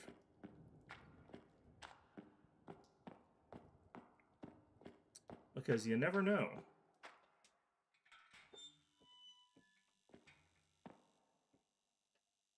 Also, I kind of want to go back up to floor 3 and figure out if... Well, let's do that first, actually. Did I miss anything? And now that I've got the master key, can I get anywhere that I couldn't before? And the answer is yes.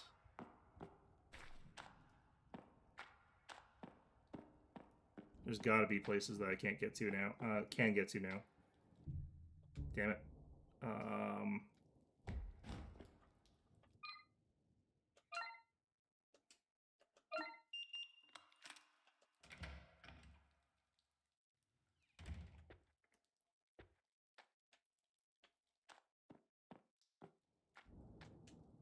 Kill for a shower one, but yeah, a lot of storage in this bathroom for some damn reason. This one has a much more open concept kitchen. I think that actually works better for this kind of place. Because, like, the kitchens in a lot of the other places were super, super cramped feeling.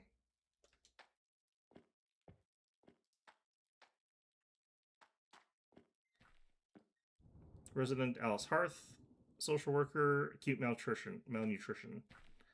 So starved to death. Hate to think how long it's been since the sheet. I thought we were talking about the stuff on the table here. I can't even comment on the stuff that's on there. Okay, well, whatever. I mean, the sheets being, like, stained is not my concern. I mean, there's a dead body in it, but, you know, whatever your priority is, I guess.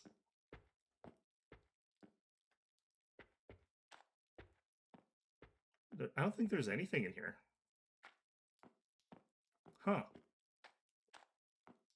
Well, I guess they couldn't put a thing in all of these, I guess. I mean, they totally could have, but... Alright, so the room with the noisy neighbor. I wasn't paying enough attention geographically to figure out what room that would be for that guy. So we're just gonna have to, like, figure that out, I guess, but...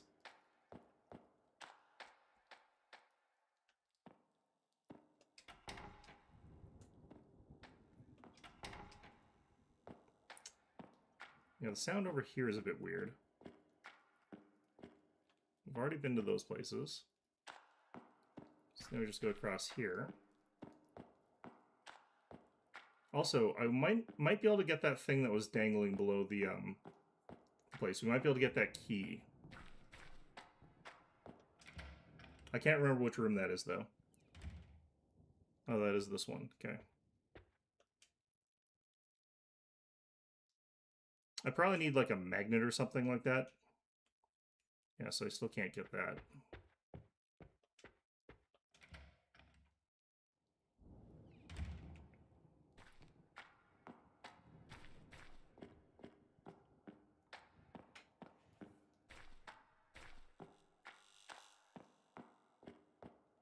Okay, no, that's all I can do up here. Interesting. Okay.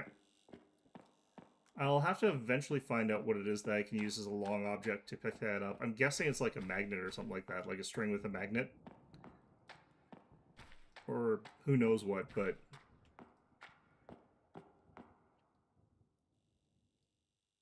Okay, so I want to save because, like, we are only 15 minutes away from me, like, starting up Tyrion Cuthbert and doing that. But apparently this game's fairly short. I'm probably taking way longer than I need to.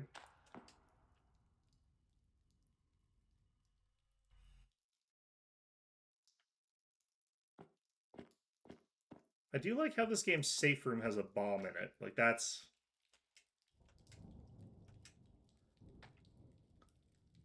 Can we see... I don't know if we can exactly see where that thing came in from.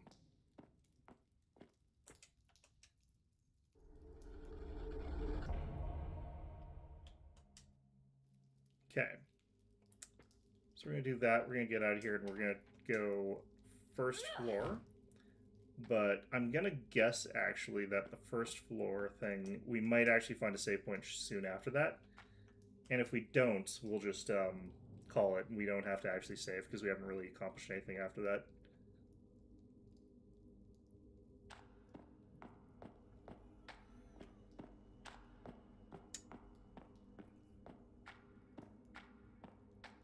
It's so hard for me to navigate this place. It's like... It makes sense for how, like, identical the hallways are. But, yeah. It's... makes it, like, difficult for me to remember where I am relative to everything. Like, now I have to go find that shutter gate, and I can't remember if it's on this side, or if it's on the other side, or if it's on the other side. Because there's, like, 4 spots that it could be. Just straight ahead, okay.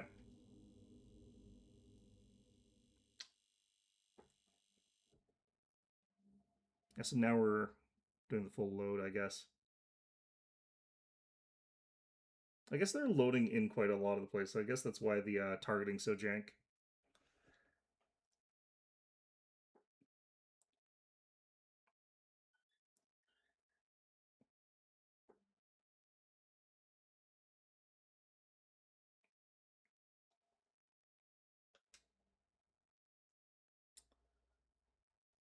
Huh, it's taking a while.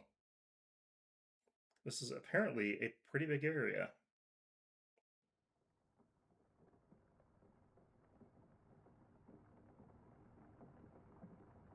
Hey, you remember that day we got stuck at the sushi joint on 7?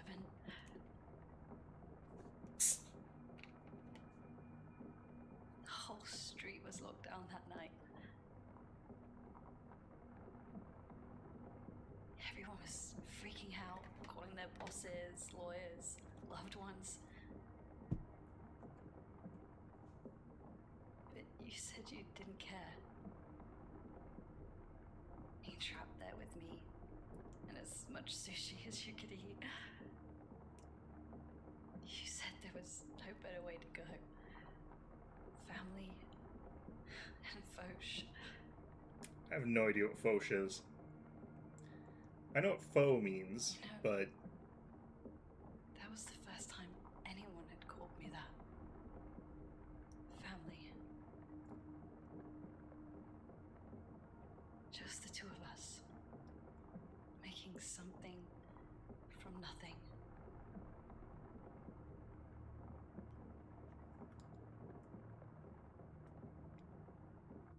Alright.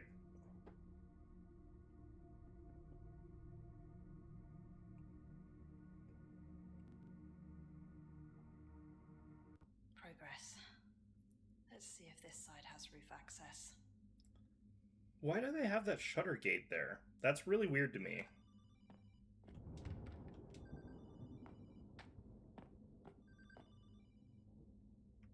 I can hear a phone. So we're probably going to get mocked again. I'm going to read this first. I kind of figured after you go to a new zone there would be like a pretty close by save point, but let's see here. Notice tenants. Dear Valley tenants, we write to inform you of important development regarding your residency at Gator House. As you are aware, the property has recently been acquired by Sherwood Estate Management and will undergo certain changes to management and policies. Following this acquisition, there will be an adjustment to the terms of occupancy and rental prices. Our aim is to enhance the living expenses and ensure the sustained quality of the premises. In light of this transition, we kindly request your attention to the terms attached. You understand the significance of this change and its impact on your living arrangements. Should you find it unsuitable to continue under the updated terms, we respect your decision to seek alternative accommodation. In such a case, we kindly ask that you notify us within the stipulated timeframe to facilitate a smooth transition. We assure you that the transition process will be handled with the utmost care and consideration for your comfort and convenience. Thank you for your understanding and cooperating with the transition period. I don't know if they could actually have like a boilerplate letter where it just says Deer Valley Tenants. Like they would have to do it name by name. Because there's some that they wouldn't be able to change the price on at that time because like they've got like limits on rent increases. So, huh. I mean, clearly they do need some terms and conditions for this place, though. Got the phone going there. Looks like someone set up a makeshift distillery here. There's a half-empty bottle of alcohol. Take the bottle of alcohol? Sure.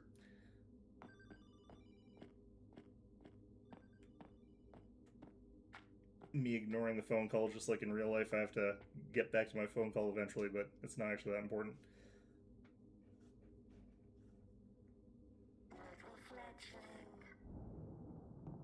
Oh, great.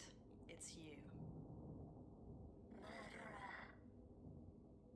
You have blood on your hands.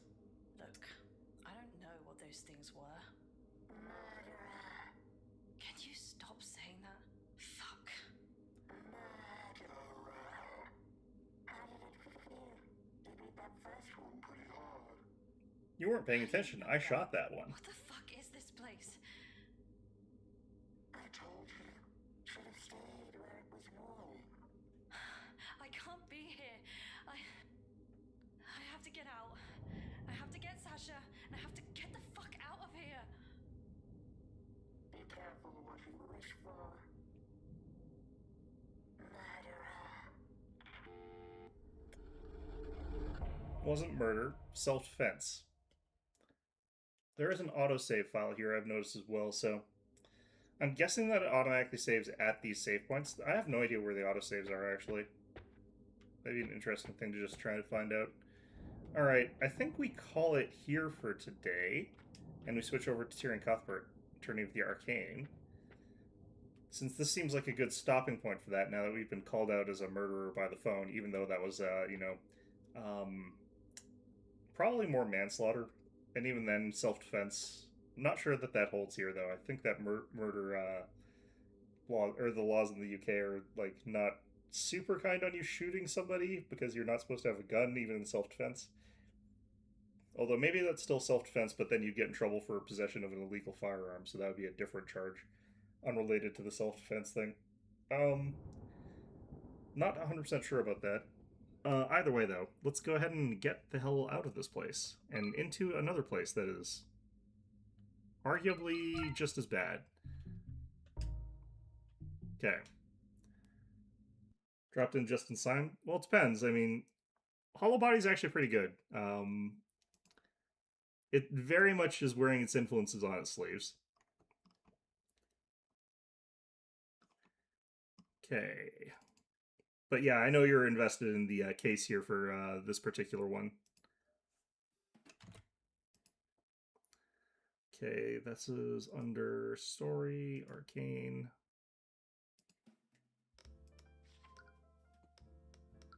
Also Skilled Lord.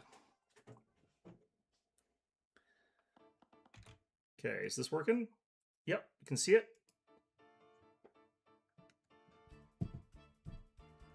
Reminds me I need to do something real quick here.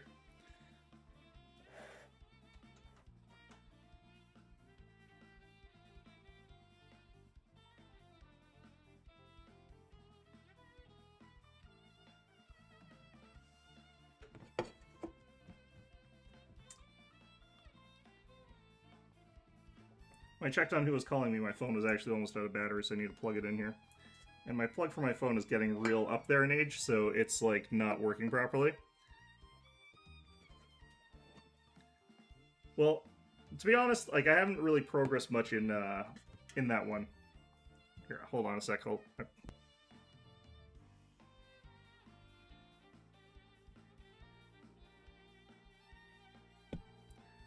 Yeah, I just haven't progressed there much. We played very differently.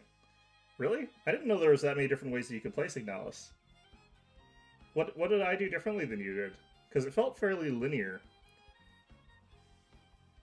Anyway, Rathalion is saying order in the court. Let's actually check our text log. Oh shit. Okay, well, apparently loading and unloading the game deletes our text log, so I don't know what he's talking about. But I don't understand. I'm sorry, I know this is a lot to take in, but I think they were targeting you for some reason. Pierce knew the identity of Celeste's parents and attempted to blackmail the patron with this. Instead of complying with Pierce's demands, the patron sent the letter to me. Still want the context regardless, see if it piques my interest. The reason I'm going very slowly is, like, I'm very carefully exploring everything when I probably don't have to. It's one of those ones where it's like, I could have gone so much faster through the story of Hollow Body. It's very short, so, like, it's kind of like, just your approach. Oh, do you mean, like, in combat or something? Or, Let's see here. Instead of complying with Pierce's demands, the patron sent the letter to me. Did you get murdered a lot less than I did? Because I got murdered a lot in Signalis. Why go to the trouble of luring you there? They could have just allowed Pierce to wait in the prayer room while the defendant made her way to murder him. Looking back on it, it's possible he wanted to kill Celeste too. What? They knew I would never meet with Pierce alone, and the information was about her. The patron correctly guessed that I'd bring her with me. By killing both Pierce and Celeste, they'll eliminate any threats Celeste would pose to them. Mostly in exploration puzzles. I thought the puzzles in Signalis were relatively linear. I usually had the sort of approach where I would look at a puzzle and try and figure out if I could solve it. And if I could... Oh, I'm guessing you did the full, like, suit of exploration without trying to solve the puzzles, and then you went back to the puzzles afterwards. My German is... I'm not going to say that my... If my German is better than your German, then we're talking about, like Aldo Rain Fury levels of German here, except German instead of Italian. Yeah, so, you know, that's depressing to know. Who would be threatened by such information? The mere existence of McCoy posed a threat to them.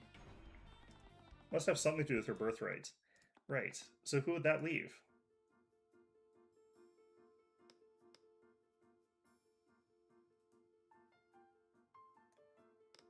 These are conversations, so we're not actually accusing anyone in particular here. Yeah, so my guess is that, like, the way that you played Signalis was probably the sane approach, which is you explored 100% of the things that you were allowed to explore. And then once you'd finished exploring all of that, you went and you did the puzzle, whereas I would try to do the puzzle.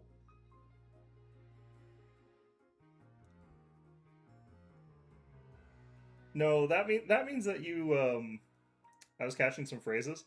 I know phrases that are very specific to very specific things, but I also know ones that I can sort of piece together because the parts are individually obvious. But a lot of the terms that they're talking about comes from, like, things like Friedrich Nietzsche. And I took a lot of philosophy, so I don't actually have any experience whatsoever in German. You probably know that, but I also took a lot of psychology, and there's a lot of psychology terms in German. So when I'm talking about those sort of terms that specifically come up, I know those ones. Whereas, like, you probably actually know more generic, like, actual German that people really use, because the German that gets used in philosophy isn't real stuff that people use, you know. I'm pretty early on still, yeah, probably. So I suspect actually that you probably know more German than I do by a lot, but I just happen to know the ones that they use in this particular game. Let's see here. King of Weavengard just recently died. What if Celeste was a member of the royal family? You think I'm a princess? I don't want to suspect Aster, but we need to consider every possibility. And when it comes to conflicts of inheritance, a royal line of succession is the first thing that comes to mind. Not only that, King would have the authority to pardon Pierce for his crimes. That wouldn't entirely make sense. What do you mean? If Mokai was abandoned in a tavern of Cornhaven, we'd assume she's a bastard child. Okay, I don't know why you have to bring that up. My point is that King Olivier wouldn't abandon a child of pure royal blood. Oh, so they're inbred. Cool. Wait, no, they're not, because, like, Steelwind is marrying into the royal family, and she doesn't... Okay, whatever. Kingdom requires heirs to continue the royal bloodline. He would have leveraged her as in a diplomatic marriage. That's disgusting. That's diplomacy, Cuthbert. I'll save the Signalis thoughts for a more chill game. This is a chill game. I think this is a very chill game. Anyways, even if McCoy was of the royal... Well, actually, no, there's a lot of murder going on. But, you know, it's relatively... Comparatively, this is a chill game in a sense. Anyways, even if McCoy was of royal blood, Aster is the king's eldest child, and he's of pure royal blood. McCoy would have no claim to the throne under these circumstances. Right, I see what you mean. That also means that Aster, like, is Astra's also older than her, so in terms of like the pure line of succession, he would take precedence anyway. Anyways, we should consider other suspects first. So who would that leave? House Frege? Carl, during Beatrice Frege's trial, we heard William Frege's last will and testament. It mentioned that House Frege's assets would be divided evenly between all the children. If McCoy were revealed to be as a Frege, his daughter would be legally obligated to share the estate with her. Could I seriously be a Frege? I don't want to suspect Lee for Marion, but we need to consider every possibility, and as we've seen, the Freges are no strangers to making deals with demons.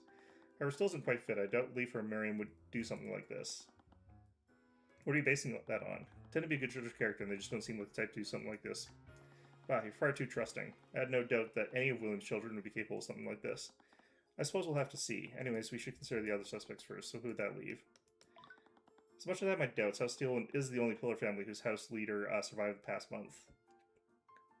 Chills and random yapping doesn't distract from the game much. This one definitely, yeah. To be fair, like, I don't mind asides in this game all that much, because I always go on asides anyway.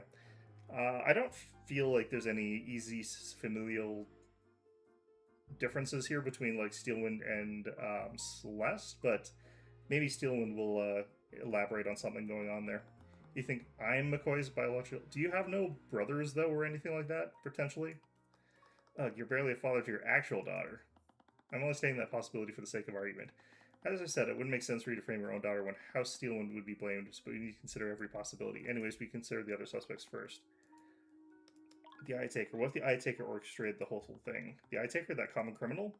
What reason would he have to do this? I've heard firsthand that he was planning to expand his influence throughout Weavengard. He was actually plotting with Beatrice to use House Frege to do so. Since I ruined his original plan, setting up his massacre might have been his backup plan? Perhaps we're looking at this all wrong. What if Celeste was part of the royal family and they were planning to use her to take the throne? But if he wanted to do so, why would he put McCoy in danger by having my daughter attack her? Not only that, he had the perfect opportunity to murder His Majesty. Imagine if he had placed more lethal contingent spell in the Glyph of Contingency. His Majesty might have very well died alongside Von Sanctus, Sybil, and Pierce. I suppose you're right, but we need to consider every possibility. That's honestly all I can think of. Yes, there's a flaw with each subject. Your logic is clearly flawed. There's something here I'm not seeing. But I know I'm close. There's a missing piece that ties this all together. Regardless, we still have no idea who or what this Empress of Discord is. I'm loath to allow such an individual to walk freely through Weavengard.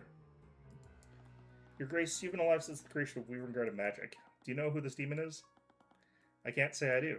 Demons tend to take many titles over their lifetimes. Okay, so he doesn't actually know specifically that it's Eris. But whoever this Empress is, they are brave to so blatantly encroach on my domain like this. Well, I suppose we'll just have to cross that bridge when we get there. We've obtained a lot of information today, but we clearly have many questions that need to be answered. How should we proceed? We have been working at this for quite a while. Perhaps we suspend proceedings that we can... I should have just gone and whatever. So we can look into these new leads.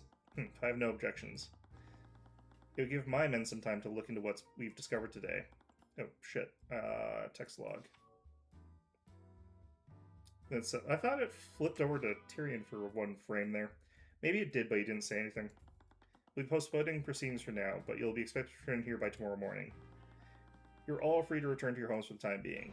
Except you, except me, because I have to go investigate. Make no mistake, the Kingsguard will be keeping careful watch over all of you. There's going to be leaks. Some of the Kingsguard are going to be bribed, or they're going to fail, or they're going to get, distracted, or they're going to be the ones to leak information. There's still this constant nagging sensation in the back of my mind. Also, the Grand Theogenist, Volkmar, or whatever the hell his name is going to, definitely yap. Hey, Tyrion? It's as if we're overlooking something extremely important. Tyrion? What was it? What could it be so important yet so difficult to remember? Tyrion. So sorry. I was thinking about everything. You're looking really stressed out. Do you want to head back to your house to rest? No, we only have a day until the trial resumes. If we can't figure out what happened after tomorrow, the magical traces will disappear. But you already know what happened, you just don't know who did it. We should speak with the suspects again. Maybe if I get lucky, I'll see something through the Eye of Horus. But one of the suspects is the Eye Taker. What are you going to do about him? I suppose I'll have to speak with him too. He's dead. What? No. What if he tries to kill you again? That's just a risk I have to take. That's a risk I'm willing to make you take, because you're going to bodyguard me. Arya's life is on the line. To Tyrion, do you even understand what you've been pulled into? What? Someone just murdered a bunch of nobles, and they even attacked members of the royal family. Now there's an ancient dragon and demon lords involved too. Isn't this above your pay grade? Look, the demon lords have been involved in this probably since the very beginning, including in the prologue when my mother got killed or whatever in this game. Ouch. You know that's not what I meant. It's just this whole situation is crazy, isn't it? Yes. It's fine. It's just like any other of our investigations. Also true. It's not, though. No, it is. What if the Empress of Discord attacks you? I think you could take her. What if the patron decides that you're getting too close to the truth? What if I can't? Her voice broke and her hands began to tremble. Celeste? Are you still worried about what happened during the massacre? I'm fine. I already told you I didn't do anything wrong. That you didn't do anything wrong. You almost died, Tyrion. I know. You almost died. I know, Celeste. No, Tyrion, I don't think you do. When I saw you all lying on the floor, I'm always so cocky about how I never lost a fight, and because of that, I got a nap. It was fine. Celeste, how could I be so thoughtless? She was attacked by Arya and almost died. I don't think she almost died. I'm sorry, but I didn't think. Don't apologize. Just please. Please just leave this to Lucy on the scale, Lord. You've done enough already. They can figure the rest of it out. And what if it's not enough? I'm not so arrogant that I think they can't do it without me. What if they can't figure out who the patron is? Arya will spend the rest of her life in prison. What if I could have done something to prevent that? I don't care if that happens. Celeste, I don't care, Tyrion. I'll apologize to her all you want after this, but all I want is to keep you safe. And I don't know if I'm able to do that anymore. Even she seems surprised by what she said. I have faith in you. I'm sorry, I didn't mean to. I'm really happy you're a part of my life. I know what you're saying is coming from a place of care. I'm really sorry about how much I've been worrying you lately, but you're not going to stop, are you? I'm going to talk to Lucio. What? If we're going to meet with the Eye Taker again, we're bringing some knights with us. Celeste, that's hardly... Nope, you don't get any say in this. If you're not here when I get back, I will find you. Judging from her expression, that wasn't an empty threat. To be fair, like, given the context of what we're trying to do, it would make sense for Lucio to also interrogate him, which won't happen because he's dead. So, his torn has been torn asunder by Eris, who was pretending to be his daughter for some damn reason. So fine, just go. She might have a point, though. Before anything happened, I wasn't even sure if I wanted to continue practicing law. Maybe I needed to consider a safer, quieter life after this all is all done. I hope she would still be part of it. What was I thinking about now? I couldn't stop thinking about her lips on my cheeks, however brief that was. Alright, Lucius cleared it. I was surprisingly easy to convince him. Are you okay? I'm fine. Let's not waste any more time. I have to get my face out of her eye line. I just quickly walked past her. Hey, don't walk so far ahead. Need to stay focused on the trial for Arya's sake, but when this was all over, I'd have to say those words to her. Well, I suppose I didn't have to think about that until then. Okay, yeah, no, I should have just powered through to that, but, oh well, whatever. I didn't realize I was that close to that. Using the Kingsguard's teleportation network, we arrived back in Wraitholm. At Celeste's insistence, we were being escorted by a division of... I'm surprised Lucio didn't go himself. Sir, where will we be heading first? My newfound authority was definitely going to take some getting used to. What's wrong? There's definitely something I'm fundamentally missing, but what? Just don't push yourself too hard, okay? We should speak with each of the suspects and confirm their alibis. That might help me finally put things together. Each of the nobles have returned to their respective homes, but our teleportation network should help you travel around Revengard.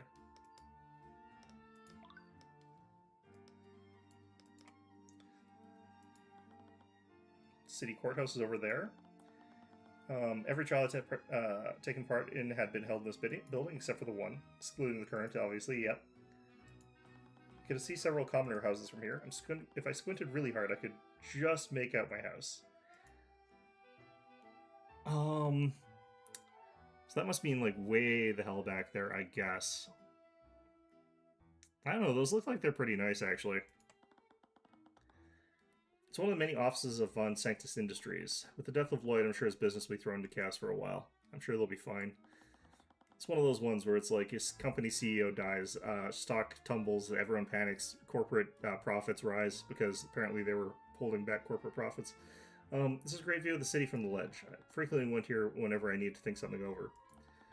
I've been going here a lot for the last month. A lot of verticality to the city. They've built it in a strange spot. It's a shop selling various wares. The items they sell are more suited for adventurers. Tag along with Celeste went to window shop there at that one time. Like, in the way that this is designed, I'd kind of wonder what their drainage situation is, because this area where their market square is looks like it could easily be, like, completely annihilated if the city started flooding, because, like, it's got so much rain that's going to start funneling down into this area, cascading from, like, all this infrastructure that's up here. Because it looks like it's also got elevated stuff, like it's surrounded by that elevated stuff, so it could easily flood that. So there's got to be some like sort of drainage outlets or like I don't even know what they would use to get water out of there. Nothing. Not that surprised. Okay. Alright, so we could go back to the nave, but who would be there? Prince Aster? Sir, I've spoken with the groundskeeper. His Majesty and the Grand General are currently visiting Lady Steelwind, but they'll be here later today to talk with the High Speaker. We'll just have to come back later. Okay. Wait, why is this not checkmarked? Weird. Okay. Still... These aren't getting checkmarked. Oh, because I'm not done... whatever. Okay. We arrived at Fragged Manor, hoping to speak with Leif and Miriam. As I walked by, I passed several rooms filled with contractors. Some rooms were being repainted, others looked like they were being completely reconstructed. After some asking around, one of the servants mentioned that the sisters were entertaining a guest in the study.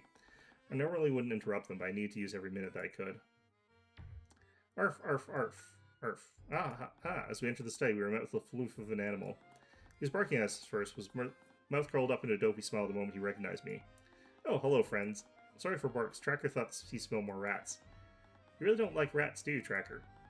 Lots more rats have been showing than usual. Oh, Mr. Cuthbert. I scanned the room. Miriam was there too, sitting on what was once William Frega's desk. They appeared to be speaking with Lord Asclepius. He definitely looks like he's going to end up being like more important in some context here than we thought. But he's 22, so he can't be Celeste's father or anything like that, but he could be a brother. But we don't know anything about like the rest of his family, so... That's hard to say, and again, I think that trying to go by hair is a red herring in this case, because we have got so many counterexamples of that working. Sorry for barging in, Leif. No, it's no problem at all. The thickness of the atmosphere seemed to imply they knew why I was here. I'll skip the pleasantries. Do you mind if I ask a few questions about what happened? Of course, I'll do anything to help with Lady Steelwind's situation. Should I leave? No, you were with me when everything happened. And your testimony will substantiate my alibi. Right. What was that little thing there? Leif, I'm sure you know why I'm here, but I just wanted to preface this by saying that I highly doubt you're behind this. No, I perfectly understand. Well, I don't. He's got too much aura to be non-entity. Yeah. Lazarus Asclepius. Frankly, I'm also at a loss. I have no idea who did this. It's obviously that criminal, the Eye Taker. Why don't you go interrogate him? Make no mistake, we fully intend to, but I'd like to cover everyone else before we confront him. In case we get murdered on the way. I'll let him be, Miriam. If it's his fault, that Beatrice is. Our sister knew what she was doing when she gave her testimony. Oh wow, that is some lightning. I got a lightning storm going on outside, so... yeah, that's actually some pretty heavy lightning out there. Don't insult her bravery by blaming Mr. Cuthbert for what happened. What? Anyways, Mr. Cuthbert has shown many times that he's acting in good faith. He's capable of convincing criminals that even we can't see. Beatrice Frey. You mentioned Beatrice before. Did something happen? Happened right after she gave her testimony this morning. She fell unconscious shortly after she left the Scaled Lord's lair. She hasn't woken up since then. Marinath fled afterwards. What? Must have been the Empress of Discord. After you manifested Lady Steelwind's blood contract, we all realized why she was acting so strangely. If it weren't for her, I would have never considered trying to issue a divine edict. She sacrificed herself to save Lady Steelwind. You had an insane set of storms? Interesting. Seems our esteemed sister put her trust in you, Commoner. So we will do the same. If there's anything we can do to help you, please ask. You know what she could do is just to, like, one-sidedly reinstate her as being a person who would take a portion of the will anyway. Where were you during the massacre? I appreciate all of your trust, but I have to ask. Where were you all between 2 p.m. and 3 p.m. that day? Luckily, we were all together. Me, Leif, Miriam, Beatrice, and her friend were all in the garden before 2 p.m. Beatrice as well, interesting. But at around 2 p.m. my sister went missing. I can't believe we trusted her to take care of our sister.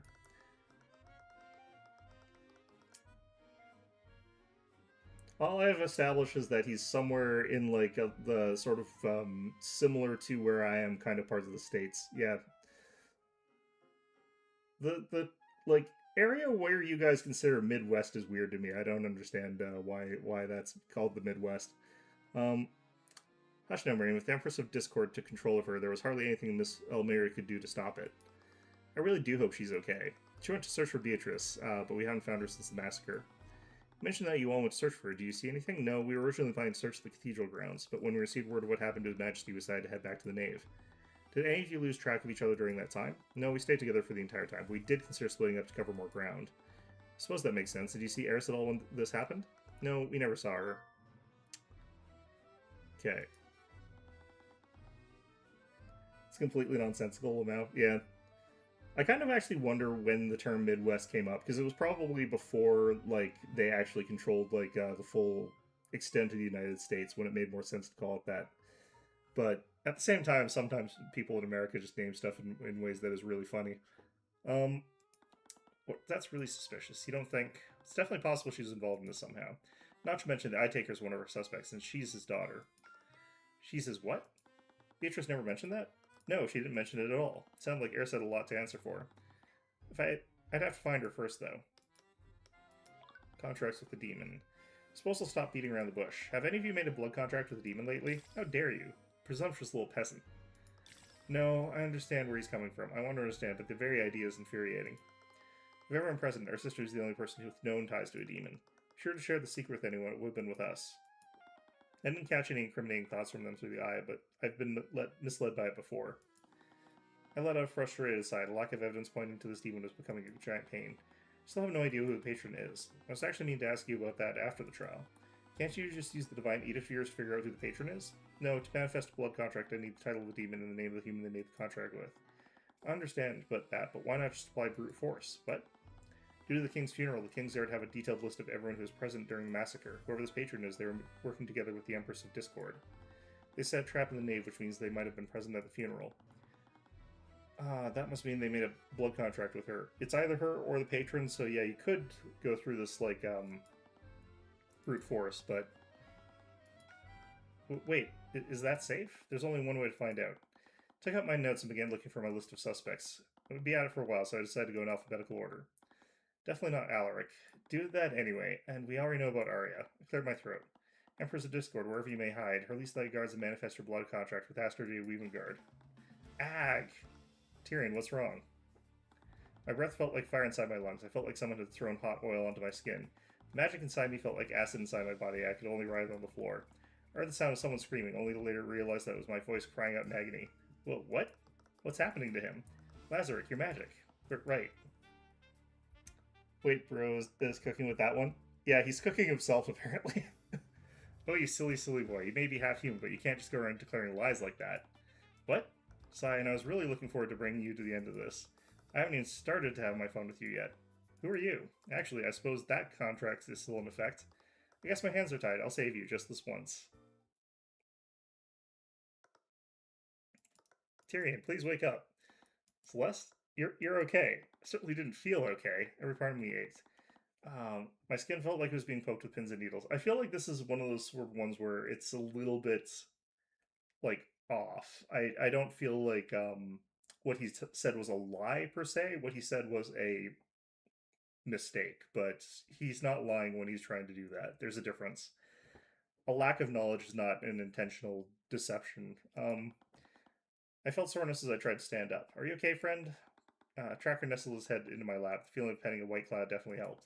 What happened? You died. Well, what? I've never brought anyone back from something like that. That was my strongest spell, too. You have no idea how lucky you are. Thank you, Lord Asclepius. Thank you. I've never tried that spell on human before. This is going to be remarkable for my research. Leif shot a glare at the young necromancer. He pursed his lips and looked around nervously. Eventually just sat down in the opposite corner of the room. That is an expression. I like that. Okay, I don't understand. The last thing I remember was issuing my divine edict. Was that the cause? But I've done it before without any problem. I just used it this morning. Why did the divine edict harm me? Aster does not have a blood contract with Empress of Discord. Might be because Aster doesn't have a blood contract with the Empress. If demons are unable to lie, the same might hold true for Celestians as well. Yeah, but you didn't tell a lie. Divine edict is clearly some sort of divine magic. Asking for a blood contract that doesn't exist might be considered a lie. I'm sorry Lazarus suggested something so careless. Nah, we've learned. This is a learning experience. We've got a better understanding of how our magic works. No, I was being reckless. Please be more careful. I don't think I could take this. Well, at least we know Aster wasn't behind this. He was trapped in a force cage. It obviously wasn't him. No, we could have also had to ask, like, is Aster, can we get Aster's contract with the, patron? Requests can't be lies is the thing. I don't know. Look, anyways, it's clear that I can't just issue these edicts without thinking.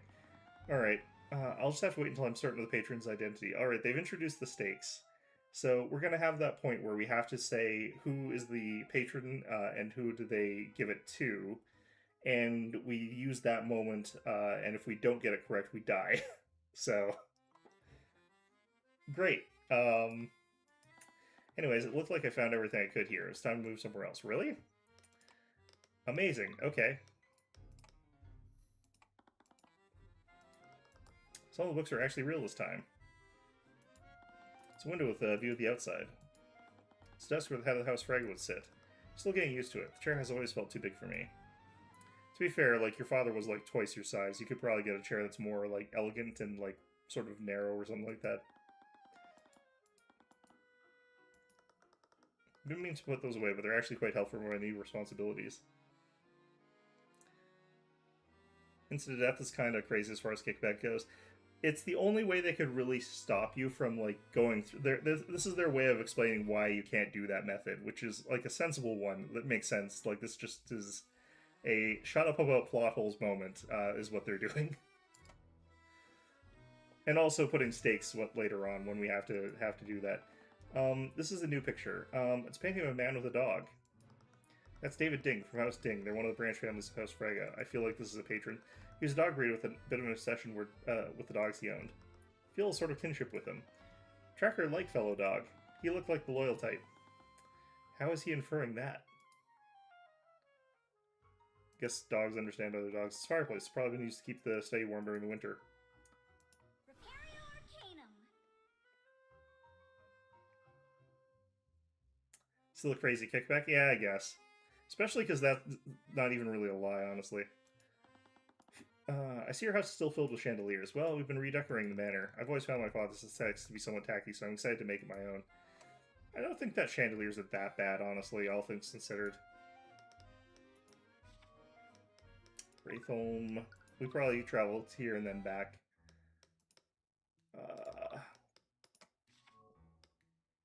Wait, what? Oh. Oh, Mr. Cuthbert. As we entered the nave, we spotted Aster, Alec, and Lucio gathered near the altar. Lucio was staying still, staring blankly at the empty benches which would have normally hosted hundreds of attendants. Prince Alec was sitting on a bench, swaying his legs back and forth while he stared at the ground.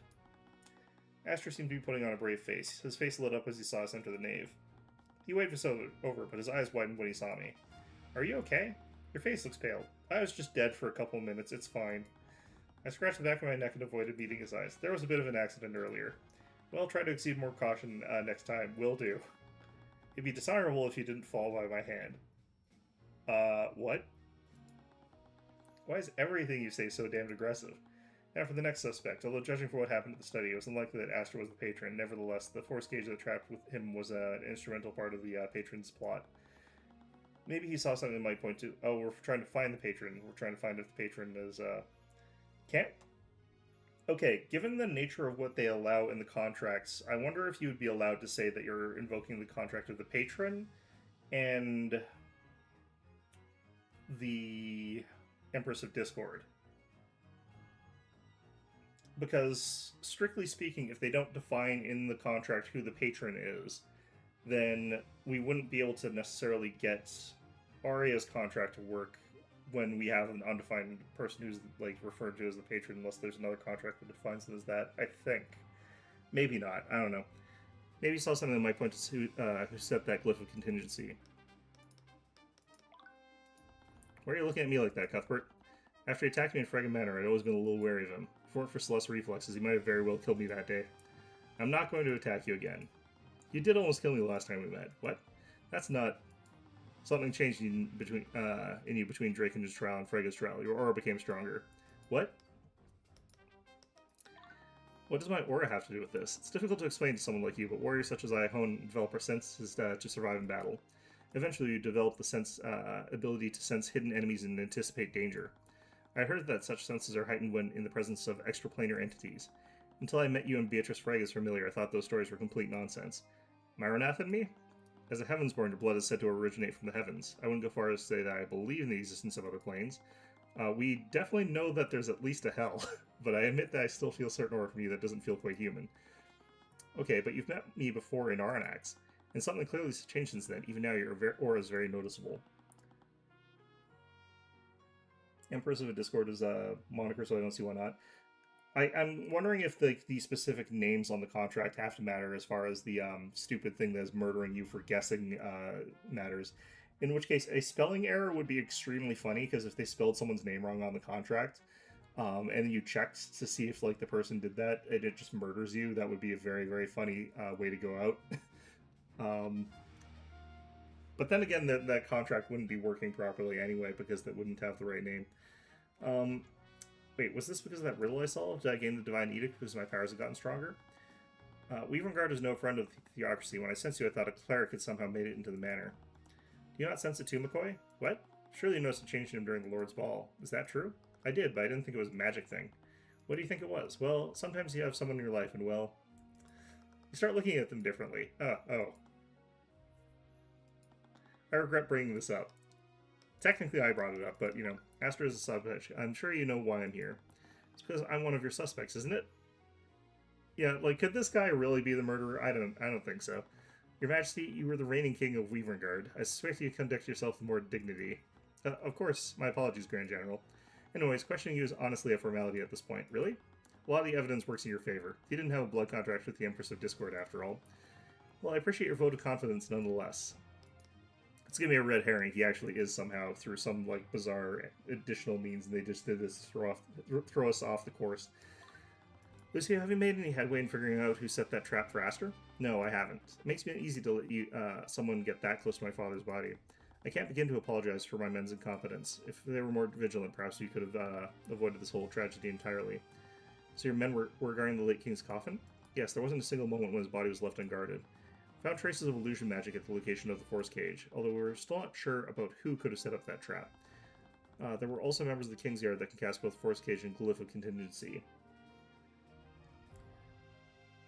Have we seen Astra and Eris in the same room? That's a good point. We have not seen Astra and Eris in the same room. They're in fact like Batman and Superman. I've never seen them in the same room either. There are also members of the King's Guard that can cast both force cage and glyph of contingency. Many of them fell comatose during the massacre. Do you think my men are that weak, Your Majesty? I think anyone can be made weak when pushed far enough. Regardless, we have no way of telling who may have been guarding the coffin when the trap was set. This means that we have no way of telling when that glyph of contingency was set. I was actually meaning to ask about that. Couldn't we wait for the 48 hours to elapse? If we make note of the exact time the traces of evocation disappear, we can work backwards and discern the exact time the trap was set. Well, normally we could. When the spell was activated, I unfortunately panicked and cast a firebolt to try and destroy it. Of course, it didn't even put a dent in the force cage. Because of that, we left traces of evocation at the exact location of the glyph of contingency. But yeah, okay, I understand that. We can't discern which traces were left by the patron's glyph of contingency or His Majesty's firebolt. I don't know why that should matter necessarily, because you should still be able to see two separate traces and then see one, but I guess whatever. I'm terribly sorry about that. Okay. I don't blame her for acting like that, but it was going to make figuring out who did this much more difficult. I heard that you two visited Arya earlier today. How is she doing? I think she's doing the best she can. She's quite the resilient girl. No thanks to you. What? She's only in this situation because of you. Lucio, that's not me. You're the one who's heartlessly prosecuting her. She's far too weak for this. If that's what you truly think of her, you're grossly misunderstanding the kind of person that she is. She defied the role you tried to force onto her, and she instead dedicated herself to fixing our broken kingdom. Ever since this started, all you've done is insult her. You know nothing about her. She's always carved her own path and pursued her own justice. Her own path? She only became a prosecutor because of His Majesty. What are you talking about? She became a prosecutor to fix our corrupt justice system from the inside. And who do you think put those ideas into her mind? If she wanted to fix our broken justice system, she could easily have done so by slowly weakening House Sybil's influence. But she knew about your strange idolization of Ruby Tamora, and she knew how closely you followed each other in every one of her cases. She thought if she became like your idol and defeated her, you might finally notice her. That's ridiculous. Why would she ever care if I noticed her? Even now you're blind to it? When were you engaged to the lady, you were engaged to Lady Freya, you flaunted your relationship in front of her with no regard for her feelings. Every time you two visited her, she spent her entire night silently crying to herself. This is the first time I've ever seen him that angry. I had no idea. My daughter is far stronger than any of us, but she's weak when it comes to you. Lucille, let's focus on getting through this trial. Must ask you, Cuthbert, why are you going to such lengths for my daughter? Because I'm her paid attorney? She is paying me, right? I will dump this in a second if I'm not getting paid. What do you mean? Surely you understand the gravity of the situation. By taking part in this trial, you risk drawing the ire of both the nobility and whoever this Empress of Discord is. Yeah, well, you know, people mad at me. It's like the status quo. What are you planning? Lucio, I'm not an agent of the theocracy. Please, do you honestly expect me to believe that you're doing this out of the goodness of your heart? No, I'm expecting you to get paid my fees. You are paying... Like, someone's paying me my fees, right? You, your daughter, somebody... Well... Skilled Lord, you actually are doing it for that reason. I'd read the theocracy test. Is this really what all Heavensborn are like? Oh, god damn it. I have no idea who this is, so I'm not going to answer it. I'm not doing this because of my divine blood. I admire Prosecutor Steelman a lot, and I know what it's like to feel helpless. Won't let our story end like this. If I wouldn't throw around such promises so loosely. I'm not. I will save her, Lucio. Damn it all. Judging from the spell compendiums I had, neither Arya nor Beatrice could have set that trap. If Patron was a mage, it was very likely that they were the one who cast the Glyph of Contingency. I wonder if you can get two people. So, I think it depends on which rules edition you're sort of like looking at, but I don't know if you can actually have somebody cast like Force Cage into a Glyph of Contingency if you're working together, or if like the same person has to do both. Whoever the hell that was, they didn't leave a message, so it clearly wasn't important. Probably a scam call. Okay.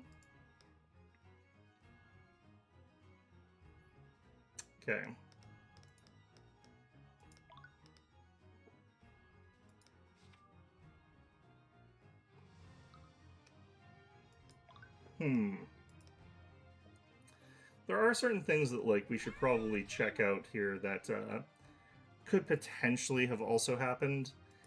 Like, let's have like a conspiracy theory moment here where we're thinking about this, but like, what if, for example, Von Sanctus's kid wanted to usurp the family name and take over the family, so he murdered Von Sanctus, but knowing that he wouldn't have a very strong position within the hierarchy of the four pillar houses, like he also had Sybil murdered, so that that house would be weakened. He didn't have to deal with William because he was already dead, and he knew that he wouldn't be able to get rid of Steelwind, so the only way that he could bring him down is by framing his daughter. So he would do all of this action to make it so that he could adopt the head of Von Sanctus's family, and that would leave him the leeway to still be politically powerful, even though like he'd be in a position where his family had been severely weakened. Like, that's also something that could happen. Like, that's another investigation angle that you might want to take, even though that's not going to be what the story's about, so that's clearly wrong here. But talking to those individuals might also actually be something you'd want to do. Even though that's not going to be the answer. Made our way to the back alley that Tamora brought us to a month ago. Yeah, right, like that would work. The alley was quiet, but I wasn't sure if I could trust that. Got looks from people living in the nearby buildings. They shut their windows the moment they saw us. I hoped I hadn't raised any alarms. I would be too conspicuous to bring the kids... That's what they're for! Celeste actually planned the entire operation. They would walk through the streets and quickly storm the building the moment trouble arose. They gave Celeste an enchanted runestone to hold and channel her magic into. If she ever stopped focusing her magic, they would send a signal to the King's Guard to storm the building. That's a good way to do that. They're going to be gone regardless. Like, there's literally no way that he would have stayed in that location, assuming he had lived, after Tyrion had left. Like, Tyrion would have left, he would have been like, okay, this location's compromised, we need to pack up and go. So, like, he's gone. Not to mention, Eris was with Beatrice when she went missing. I didn't want to suspect her, but her father was a criminal, and she still hadn't turned up since the massacre. Alright, on the 3. 1, 2, 3. You know, she's not, in fact, the patron. What? Eris is not the patron, so we've got that right. Like, she's innocent of being the patron. There's no one here. I kicked one of the nearby tables in frustration. Several books fell to the floor. It hurt your toe. Of course he wasn't here. I betrayed him after being brought to his hideout. I took a close look at the desk he was sitting at during our previous visit. There was a thick layer of dust on it. He must have moved his operation elsewhere the day I convicted Beatrice. Sigh, I guess there's no point in staying hidden anymore. Celeste tossed away the Kingsguard's runestone. A few seconds later, I heard the footfalls of soldiers rushing towards our location. Freeze in the name of Weavengard. He and the other knights rose as they saw the empty room. Be careful, sir. I believe they were magically disguised themselves as furniture. The entire room is mimics. Okay. They're not here, you idiot. Ah. I still let out a frustrated breath as I took a seat on a chair nearby. You know, we leave, they all, like, de-transmogrify, and it's like, oh, thank God, we managed to get out of that one. Like, they were all furniture to begin with. That would be... He was the last piece we needed. None of the other suspects had the means and motives to do this. He probably long gone by now. It's over. I'm sorry, Tyrion. But you did everything you could, didn't you? What do we do now? There has to be someone who knows where he is. Thought came to my head, but I didn't like it. There's one person who might know where he is. Eris. Wait, you don't mean... At this point, it's the only option we have. Are you sure? You two are... Oh, Timora. You two aren't exactly, I know, but I can't let my personal feelings get in the way of saving Arya. I wasn't looking forward to this, but at the same time I was. It didn't matter, I had a job to do. The client name came first. She was the one who taught me that. The fireplace hadn't been lit in a while, but I could still see the burnt ashes of some documents. There were several fancy novels stacked on the desk. The eye taker must have been a fan of the genre. Who wasn't? Never got a chance to look at this painting the last time we were here. Looked like some kind of crime lord. I think that's one of the previous eye takers. Back then he had an even tighter grip on the criminal underbelly of Wraithholm. People used to call him the Raging Storm. But isn't the eye taker already a nickname? Look, sir, I don't come up with these names. I can see the back alley entrance from this window. The eye taker must have used this to get a good look at anyone approaching his hideout. This is the table where the eye taker sat. There was a little thick layer of dust on it. Are they the furniture? No.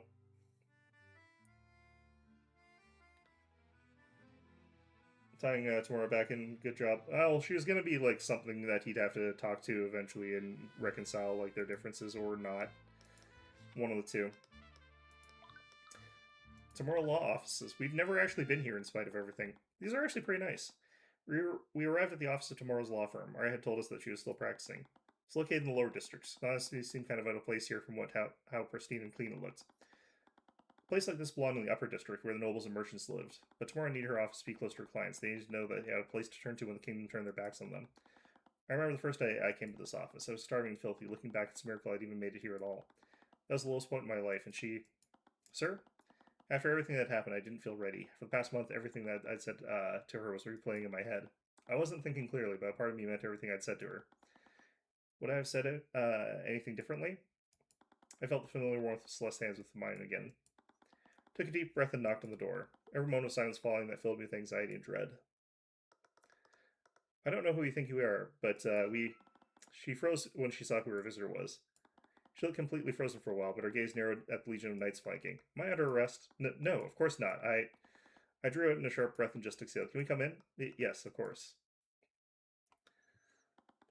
I took a seat inside her office, staying as silent as I looked around. It hadn't changed at all. Even though they were my escorts, the knights felt like they were looming over the two of us. Hey, Celeste, could you take the knights outside into a perimeter of the building? What? But, are you sure? I am. But what if something happens? Celeste, we're in a populated building in the capital city of Weavengard. I think I'll be fine. No, but she stopped while I raised an eyebrow at her. I knew she was worried. This was starting to get overbearing. Sorry, you're right. I'll just... With a motion of her hand, the knights followed her out of the office. She was the last one out of the door. She looked back at me before leaving. But after a while, she realized how long she'd been staring, quickly closed the door. Alright, let's do this first. Who's this painting of here? Painting of a noble? Not quite, that's Eliza Tantivy. She was a common folk professor at the Imperial Academy. The portrait was commissioned by one of her noble patrons. Really just shows off her wealth, though. Didn't celebrate anything noteworthy. Why do you have this, then? I like her, and she's a good reminder of what the common folk can accomplish. That's a pirate. A painting of some sort of pirate. He was a pirate who was famous for his ruthlessly destroying the ships of anyone who stood in his way. During the Great Luminite War, the Weavengard Crown hired him as a privateer to protect Arnax from the Theocracy's navy. He sailed near my hometown? During the Great War, Arnax was a vital foothold for Weavengard's navy. Unfortunately, he was captured by the Theocracy and executed for his crimes. But here he gave them the Ruin Guard runaround for 8 years before he was captured. Sun had gone down. We had only a few hours left. No, we could just not sleep, I guess. That would be, not good. It was a bookshelf. There were several books about law and national history. I read a lot of these books front to back while I was studying to be an attorney. I remember that time Celeste tried to sneak a Death at Daggerfall book here. My mentor was furious. Free book. This chair for guests. I used to sit here for hours while Tamara would do her paperwork for her clients. Isn't that supposed to be the guest, like the desk for her clients then? Whatever. Where did they sit then? She left. I don't know how this is happening. Okay, whatever. All right. Small talk. Is McCoy okay? She's not being her usual self. Yeah, she's just been overprotective lately. I don't really blame her. What do you mean? It's a long story, and I don't think I'm even allowed to talk about it, especially not with you. The last part came out with a lot more venom than I meant it for it. Another moment of silence followed that. I received your letters. Oh, did you? I haven't gotten the chance to read them yet, of course, whenever you're not busy. Miss Tamora, I trusted you. I know. I trusted you. I told things about myself that I never told anyone, and you told a criminal about it. It took me years before I was comfortable enough to tell you about the Eye-Force, and you knew that. Why would you pull me into this? Did you ever think I would go along with it? For a long moment, nothing came to her. I had a son once, before you, I mean. What? I wasn't always a city person. I used to live in an old farm town, just like the McCoys. Wait, you lived in a village like that? My son and I used to run an old tea shop, just the two of us. It's almost alien now that I think about it, but I was really happy back then. What happened? One night, the ruling lord had too much to drink at the local tavern. He barged into our shop and started destroying it with his magic. My son tried to stop him, but the Inquisition swept the entire case under the rug, obviously. They said that the Lord Randall felt threatened and acted in self-defense. Her fist clenched and shuddered at the thought. Even now, it looked like her rage would boil over at any moment. What was your son's name? It was Ryan. Oh. So like Tyrion, except with, without the tear and like an A instead of an O. Okay. I felt like all the color disappeared from the world. How could I find beauty in a world where my son could die so pointlessly? I tried to tell everyone about what Randall had done. I sent letters to his family. I visited his fellow nobles in other cities. I even traveled to Wraitholm to personally talk to representatives from the House of Lords. That's when a retainer from House Sybil came into contact with me. I thought this was it. I thought that someone had finally listened and Ryan would finally get justice. But when I met with them, they just gave me a sack of gold and told me to stop pushing the matter. They wanted to pay you off. Do you know what the worst part was? That retainer was just looking out for me. They told me what the nobility was really like. Stories like that happened to my son were commonplace among them. No one ever spoke about it, but there was a silent understanding. Everyone I talked to, every noble that threw false sympathy at me, none of them actually cared. They thought they could pay me to let go. They gave me 100 gold coins. That's how much my son's life was worth to them. I decided I would take justice in my own hands. Wait, you didn't? No, I told myself that killing him would be too easy. I broke into Lord Randall's manor. I found every incriminating document I could find. I found everything, from records of illegitimate children to plots he was making against other noble houses. I released everything to the public. It absolutely ruined him. That's when I realized that there was a way to punish him. I didn't have to harm or kill anyone. I just had to beat them at their own game. I could use the laws they created as weapons against them. Just like an attorney. When I realized that, I moved to the city and started studying law. I read every book there was to read about Weavengard's laws, and I learned how to work the system. I started representing clients. It was nice to save people, but tearing those nobles down was what gave me life. I was on the warpath. I was acquitting more commoners than any other attorney in Weavengard. I felt invincible. That's when the Eye Taker reached out to me. He said he believed in my cause and wanted to help me. But it was obvious he just needed me for his enterprise. I turned him down. How did he react to that? He didn't do anything. He wasn't even angry. He just told me his offer would stay open. I continued my work, but as I started punching higher, the nobles got smarter and more influential. I was still winning, but the trials got closer and closer each time. I didn't care, though. I thought that no matter what happened, justice was on my side. But then I started losing. I thought it was par for the course. I told myself I couldn't save everyone. It kept happening over and over again. I kept seeing lives taken away. I kept seeing families shattered. I remember each and every one of their names and faces. I attended their executions because I was powerless to do anything else. Screams of despair of each of their families still keep me up at night. I tried my best to carry that weight, but it got harder each time. And then Frey's trial happened. I've never met someone that remarkable before. She had this way of lifting your spirits. It didn't matter how much was burdening you. It was like magic. Yeah, I remember. But I failed her. I failed you. I never once blamed you for what happened. I know, but that doesn't change the fact that I couldn't acquit her. After her execution, I couldn't bear to look at you. This child was broken, forever shattered, because I had too much pride to take help from a criminal. If I had just done that, your mother would still be alive. I ran away from Ornax and wanted to forget about you, but then you showed up at my doorstep, asking me to make you an attorney. I felt so alone and helpless. I want anyone to carry this burden with me. So how much pathetic must I have been to look for that in a grieving 10-year-old child? When I looked at you, all I wanted was to see myself. I saw a hurt and broken person who wanted to burn them to the ground, but I have never even tried to notice that you were nothing like me. You cared about people and you cared about saving your clients, but I always thought that that's what would bring you to my side. How could you possibly think that? Because I thought you'd start losing too. I thought the justice system would break you. Well, he's only had 5 trials, so, he will start losing eventually. I hated myself for it, but I wanted you to fail so you'd see the Eye Taker was the only way to win. Maybe you were right about me. Maybe I was just using you. I forced you to dedicate your life to my dream. If I really did care about you, I would have never pulled you into this. I've been thinking a lot about what happened. I imagine what it would be like to have a helpless child show up on your doorstep like that. You were living your own life and fighting your own demons. I just thrust myself into it. I didn't give you much of a choice, did I? Cuthbert? We both could have made better choices. You're right, I really don't know what it's like to lose. I mean, we'll see angles that no one else can, and that served me well. But most of the time, I just get lucky and things work out for me. You've only had 4 cases. You never had a prosecutor who went easy on you. You never had the Eye of Horus to show you what people were hiding. You fought by yourself, and I can't imagine how resilient you must have been to do that. But I still don't know if I can forgive you. I don't blame you. But I want to try. Mr. Mora, I still want you to be in my life. Even if we don't always see eye to eye, the years I spent with you are just as precious to me as the times I had with my mother. She had to blink back tears as I said that. She shook her head, annoyed. Damn it, Tyrion, why do you have to go and say that? Mr. Mora, no, stop calling me that, but I want things to be different this time. I'm not your superior, not your mentor anymore. We're equals now. You don't answer to me, so call me by my first name. Oh, okay. Ruby, does that mean I'm fired? We never officially got around to that. Am I fired? Shit. Saying it felt really strange after all these years. Right, I almost forgot the entire reason why I came here. What is it? I didn't just come here to reconcile. I actually need your help with something. Okay. I need you to help me speak with the Eye Taker, Tyrion. I know, considering the circumstances, it would probably strain your relationship with him even more. Tyrion, but if you just tell me where he is, I'll do my best to make sure it doesn't get traced back to you. Tyrion, the Eye Taker is dead. What? He died right after you convicted Beatrice. He was lynched by a mob of civilians. What? Aaron's saying that must have been some sort of retaliation from House Freyga. How is that not, in the public news, and why didn't the Kingsguard know about that? Why didn't they just tell me that? Didn't you notice that he didn't send anyone after you? But Eris said, wait a minute. By the way, your father is still... Oh, if you're worried about him, we've already had a conversation about you. I don't think he'll be accosting you anytime soon. Oh, thank you. Then why would Eris say that? Because she's the one who killed him. Eris? You've met her before. She has that long black hair and she wears a black dress. I suppose she really likes black.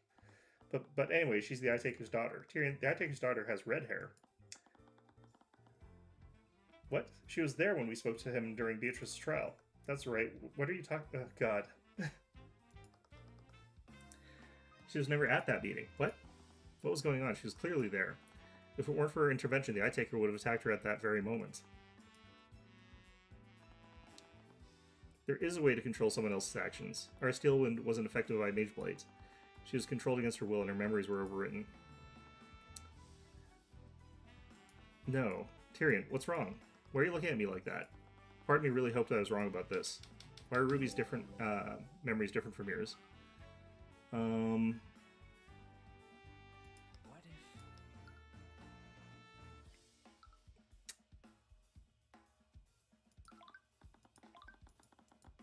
if... Okay, so that means Ruby did. That was the only explanation I could think of, but why? Her memories didn't attack, except for her memories of Eris. I felt like maybe it was her, screwing over my memories during those moments where, I'm seeing things happen. Maybe... Oh, no, wait, that wouldn't make any sense, because then Beatrice wouldn't notice physically that happening. Because, she could be doing that sort of thing where it's she's snipping a part of my memories and replacing it with something else, but she can't replace it with something else according to that. So I'm not sure... Yeah, so that's not what she's doing, to me, as far as that goes. Since her disappearance, I suspected that she may have been involved in this. Not only was she at the scene of the crime, but she went missing during that same time that Beatrice did. But I never thought to ask one question. Who is Eris Ilmater?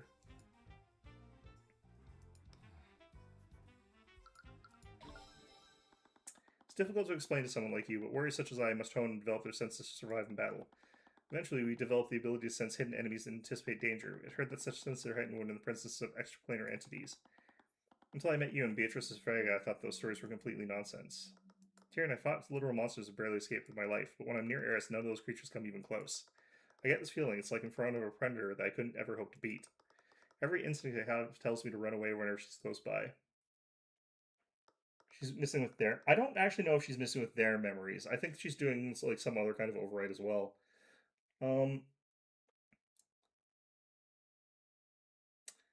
Didn't that happen to you once you were looking at the blood paintings? I don't actually know. Like, it could also mean that I'm also in one, yeah. I'm terribly sorry, he's not usually like this. It's to be expected, I'm not sure why, but animals have always been able to see me for what I am. There was still very little I knew about demons. So who has to say that one couldn't take the appearance of a human? It was a long shot, but there was one way to find out for sure. Tyrion, talk to me, what's wrong? Ruby, I'm about to do something stupid. If I fall into medical distress, I need to call Celeste, tell her to contact Lord Asclepius or the Archduke. Well, what? There's no way either of them would get here in time. It was already too late, and the trial would resume tomorrow. Eris Ilmater, whatever, wherever and whatever you are. By the Eye of Horus, I issue upon you a divine edict. Release thy guard and manifest your blood contract with Ruby Tamora. So you finally figured out, my dearest Tyrion. This entire time I've been chasing you. You have... it's been so entertaining watching you scramble around. You've been making contracts with people across Weavengard. You took control of Arya and Beatrice. But why? Why do you want to do any of this? Well, I can't possibly reveal all my secrets. This isn't the proper stage to have our final battle. But I suppose that you've come this far, so how about I give you a little gift? Ruby's blood contract. Upon signing this contract, Ruby Tamora grants the Empress of Discord access to her memories. At any time, the Empress may view any and all of Tamora's memories. In addition to that, the Empress may instantaneously change and alter her memories whenever she wishes. Signed with Ruby Tamora's name. What was that? Ruby, Eris Ilmater is a demon, and she's not just any demon, she's the Empress of Discord. And you signed a blood contract with her. That's why you can't remember anything about her. She probably doesn't remember the contract. What? Tyrion, I swear on my life I didn't know anything about this. I know, she's probably tricked you into signing this. Just like she tricked Arya. What does Prosecutor Steelwind have to do with this? Come on, you two. I know things are kind of tense, but there's no need to. What are you holding? Is that a blood contract? Celeste, Eris is the Empress of Discord. But what? It was her the entire time. She tricked Arya into signing a blood contract, and she used her and Beatrice to orchestrate the entire massacre. Remember, like, back in Chapter 1 when I was saying, like, Eris, she's not the murderer, but she's probably a serial killer? Yeah, like, I feel like I understated things pretty badly. I think that this is much bigger than that. Okay, well, What? Tyrion, this is crazy. I know I was scared of her that one time, but how could Eris be a demon? She looks nothing like Muradath. I know how unbelievable it is, but I used my divine edict with her name. That wouldn't have worked unless she was a demon. Yeah, I guess I can't disagree with that. Can you not have blood contracts between two people, though? I wonder if you could. We'll need to contact the Grand General immediately. But if she's really demon, is it even possible to arrest her? It had already been a day. For someone like her, that would have been more than enough time to skip town. We'll need to speak with the Archduke about this. Thank you, Ruby. You've helped us more than you could ever know. Yeah, of course. Celeste, let's meet up with everyone. Yeah, I do wonder if, like, we signed an agreement with her. I'd have to go back and double-check that specific moment where we're talking with her during the early parts, because it's possible we did before this all started. So at Faller when Ruby pulled at my wrist. Tyrion, have you been using the Eye of Horus lately? Yeah. I can't say much about what I'm doing right now, but I am in the middle of a case. It's just that... What's wrong? Never mind. I don't think it's my place to say anything. It's not as if it's my ability anyway. It's probably nothing. Okay, I know you can't tell me about what you're doing, and I have no idea what could possibly involve Kingsguard, Steelwind, and this Empress of Discord. Just stay safe, okay? You're the only family I have left. I will, I promise. Thank you. I'd finally found the lead I'd been looking for, but I wasn't sure where this would take me. Who was Eris? What stake could she possibly have in the politics of Weavengard? She not only impersonated the Eye-Taker's daughter, she also pretended to be my friend. We can be friends. I was terrified of what she was planning.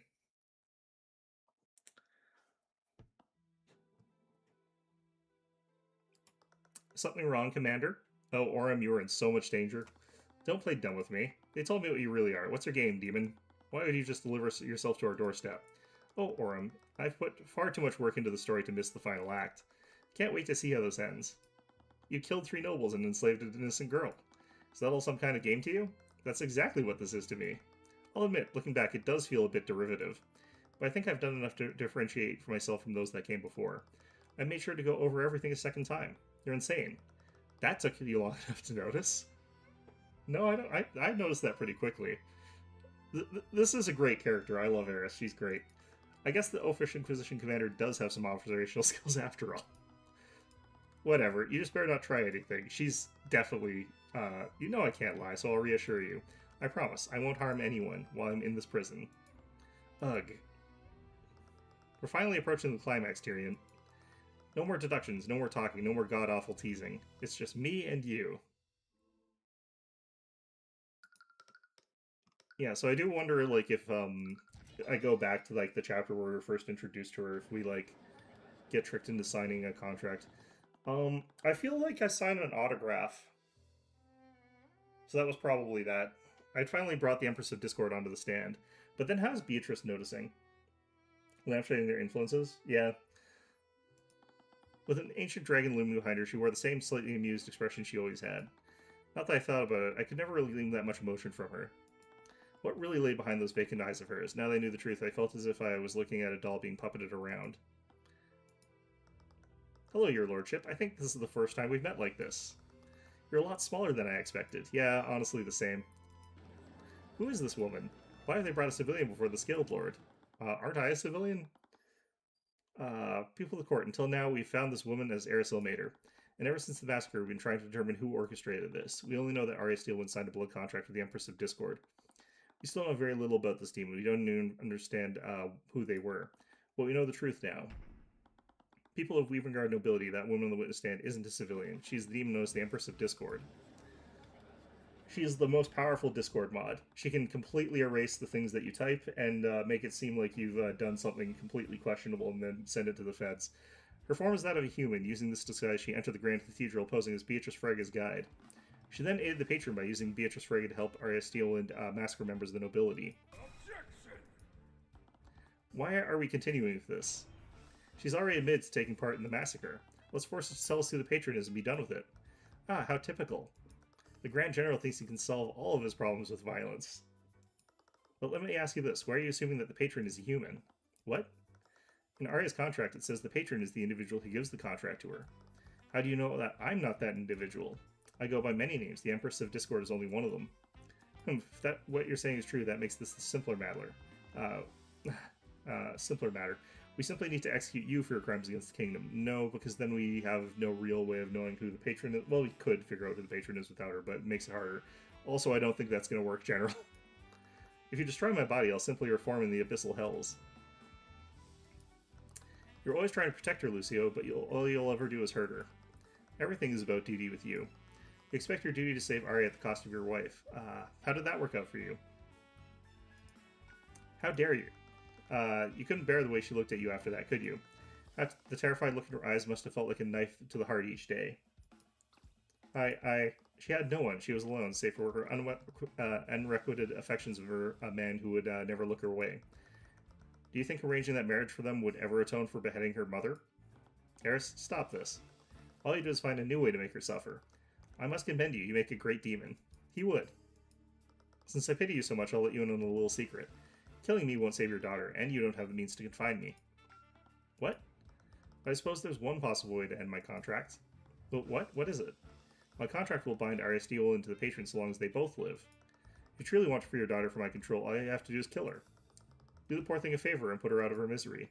You little wretch, I will hunt you until the end of...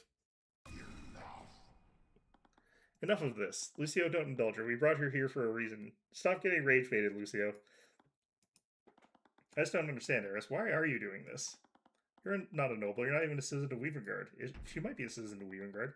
Why would you go through the trouble of doing any of this? Do we have, like, what's the citizenship laws of Weavengard? She might have a citizenship.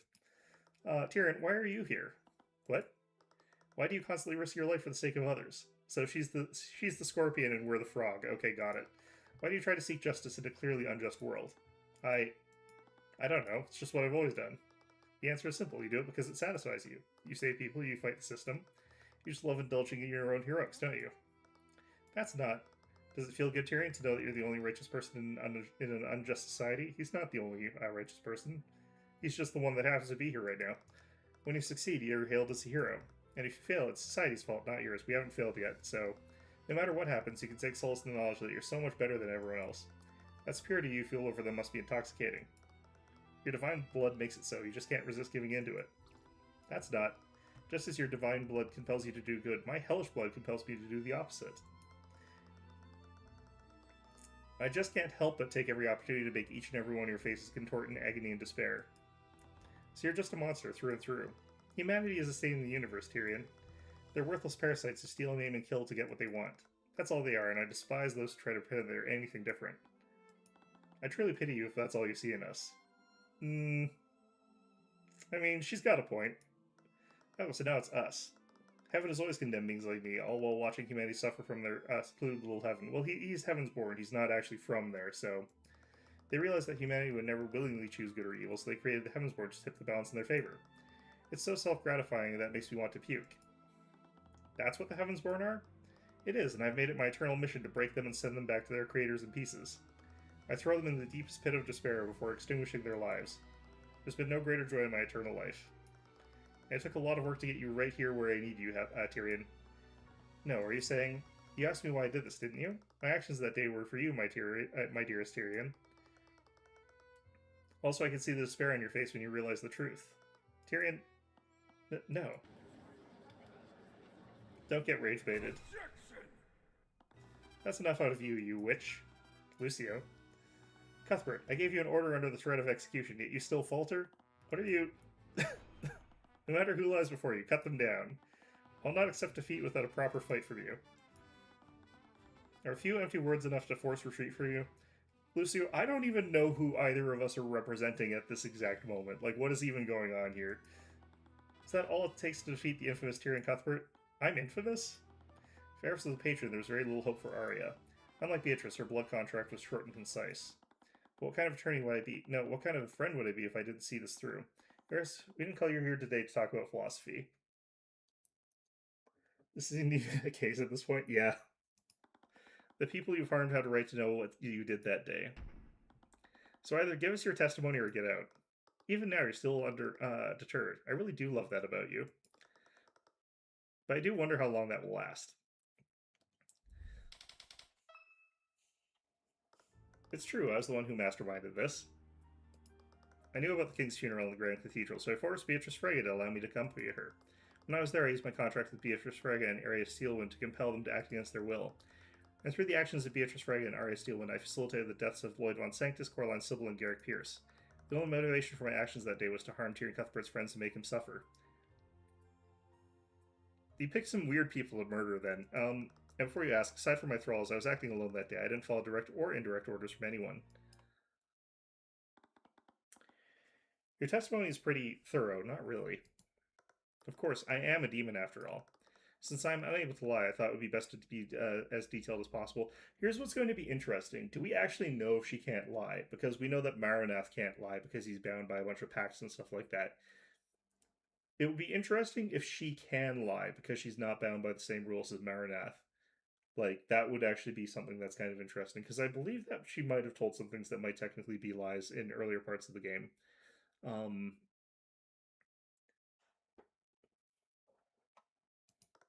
That way there's no room for doubts. Isn't that wonderful, Tyrion? She may not have technically lied, but she wasn't here to act in good faith. I like how the dragon hasn't done anything about this. Okay, so you completely carried out this plan yourself. Well, I clearly had the help of Beatrice Frege and Arya Steelwind, so I wasn't truly acting alone. You know what I meant. Yes, I just can't help myself sometimes. To state things plainly, no human willingly helped me with my plan that day.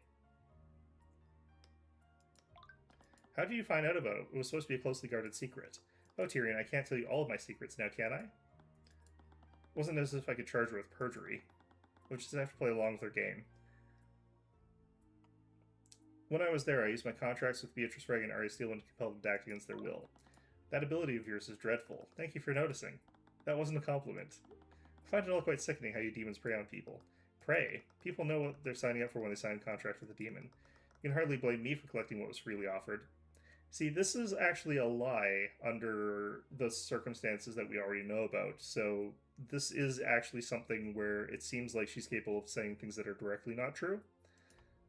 Please, we both know that Arya didn't knowingly or willingly sign that contract. Aren't you just assuming that? What? How do you know that she didn't knowingly sign a contract with me? She knowingly signed a contract, but she didn't knowingly sign that particular contract. My client would never willingly sign a contract with you, Eris. Really? What if I were to threaten her dearest fiancé? She probably would have remembered that, but you may see Arya as a paragon of justice, but everyone has their breaking point. I don't remember any clause about her memories. If that's true, tell us under what... Well, she clearly did lose her memories during the time where she was controlled, but not during the time where she was signing. If that's true, tell us under what circumstances Arya signed the contract. Through the actions of Beatrice Reagan, she just didn't tell me. Why are you using their full names?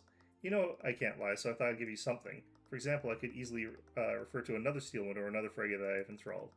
List is very long, you know. Could she wipe her own memories and lie to you that way? Probably. Like, it wouldn't actually... It wouldn't come across to me as improbable for someone like her to just completely decide that her memories are like, altered to whatever they happen to be at any given time. And freely, like, switch them back to, like, what they actually are when she wants to. Like, that would not surprise me. Anyways, aside from Pierce, Von Sanctus, and Sybil were key members of the Weavengard nobility. What reason could you possibly have to kill 3 of them? There's actually a funny thing. I played a character in D&D once that took a curse that made it so that they weren't allowed to lie. Like, they could lie, but they suffered a bunch of repercussions every time they did. And there were only 2 lies I told the entire campaign, and both of them were for the way of, like, making things funnier. So one of the lies was I told someone who had been paralyzed for a little bit that they had been gone for 50 years. At which point my character was, like, hacking up a lung and, like, dying from their curse, but, you know, that's fine. So that character, being a gullible rube, thought that they had been gone for 50 years. Which came in handy when we were being questioned by some people. It's like, when did you go to this place? And I just said, hey, when did we go to that place? And he said 50 years ago. And my character was like, see? He said it was 50 years ago. So we got through that, but the other one is, I talked to, there's an NPC talking to us in the D&D campaign, and my character just looked at them and said, don't worry, I respect you, and then immediately started dying of their curse. So, you know, there's a lot of fun that you can have with these kinds of characters. There were a lot of moments where I was telling things that were not technically true, but were, like, true enough that I wouldn't be telling a lie. So these are always fun characters. I didn't. What? I didn't have a reason to kill them, it just happened to facilitate their deaths. No, but... You specifically went after them. I did, but I didn't have any particular reason to do so. That's really funny. But that doesn't make any sense. I suppose it doesn't. Anyways, would you like me to add that to my testimony? What? If it would help you, wouldn't it? Yes, I suppose so. I didn't really have any reason to kill them specifically. I just needed Arya to kill my victims as quickly and efficiently as possible. We already established that Pierce was killed due to his knowledge of the Celeste's parentage. How can you possibly have no motivation to see them dead? Aren't you just assuming that? I'm not. That's the only logical conclusion. And that's where you've made your mistake. You're assuming that I acted logically. Every murder I had investigated had followed some kind of logic, but Eris was a different beast entirely. For all I knew, she could have done this for the fun of it. She definitely did do this for the fun of it, but she might have had other reasons. So is something wrong, Tyrion? I went to all this trouble to get your attention. The least I could do is appreciate it. Objection!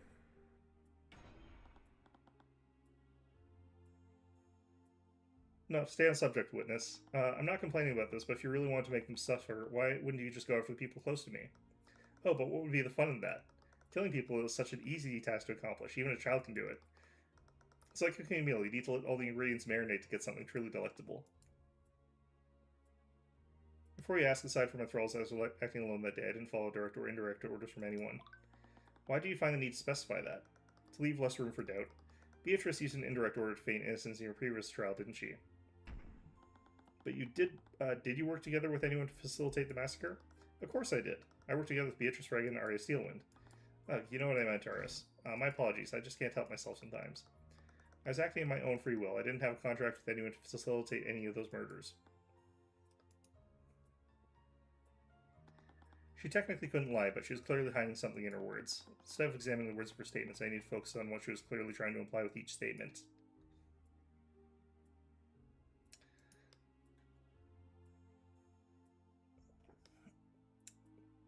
Okay, what am I supposed to do here?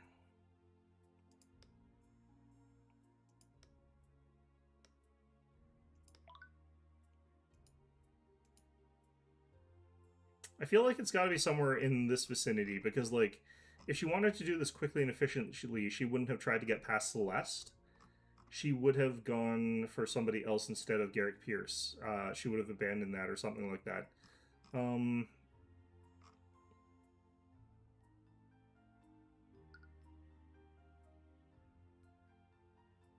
Ruby keeps bringing up not using the eye, so I wonder if it won't work on her when we try eventually. Well, it might give us just weird information because she's like insane. It's also never worked on her before, so like there's a decent chance that she's immune to it. Yeah.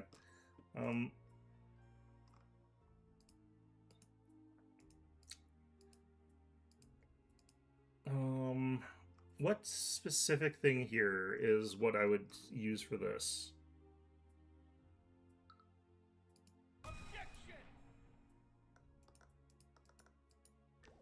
Alright, what?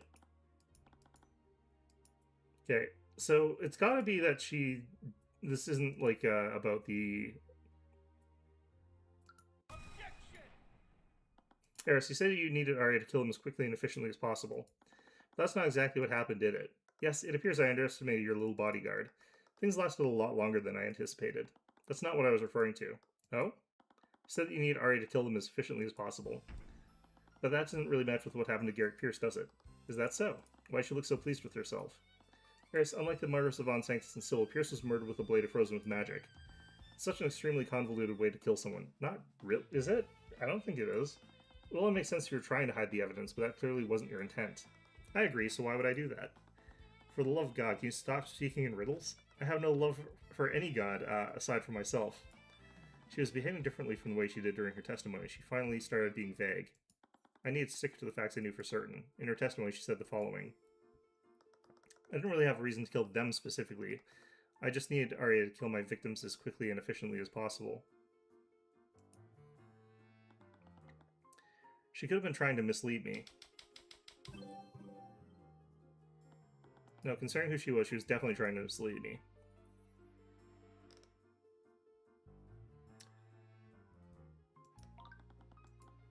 She used the word specifically. Would that have changed the meaning of the entire phrase? She didn't have a reason to kill the 3 specific victims, but she might have had a reason to kill in general. That seems like a stretch, though. She did say she did all this for me. Did she set all this up so I would have a mystery to solve? Perhaps one of her other phrases had something you can use.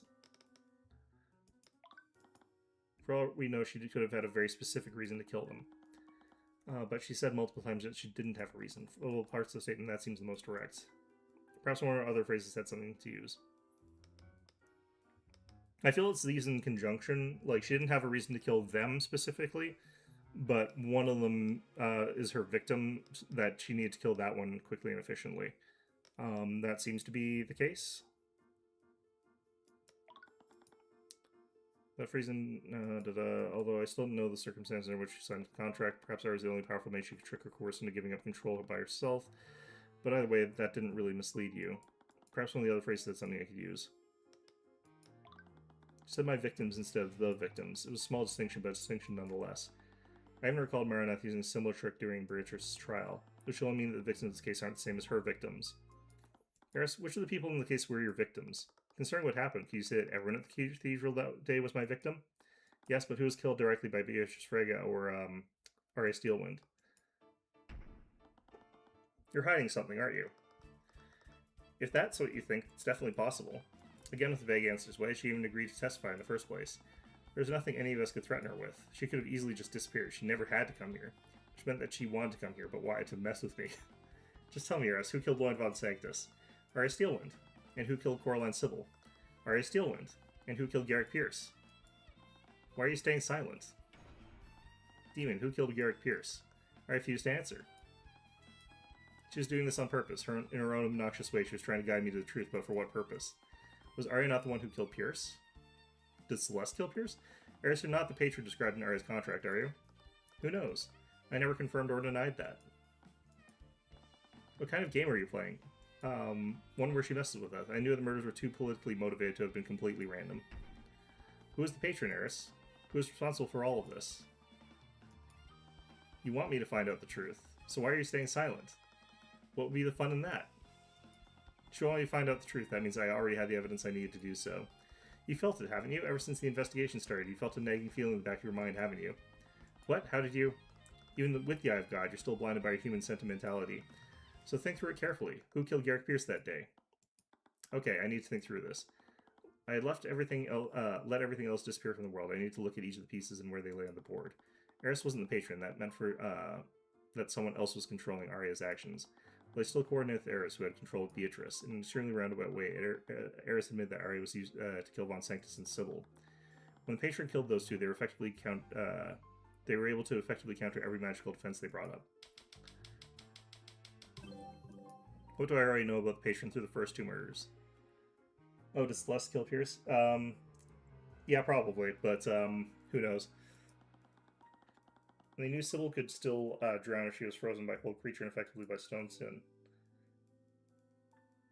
What if...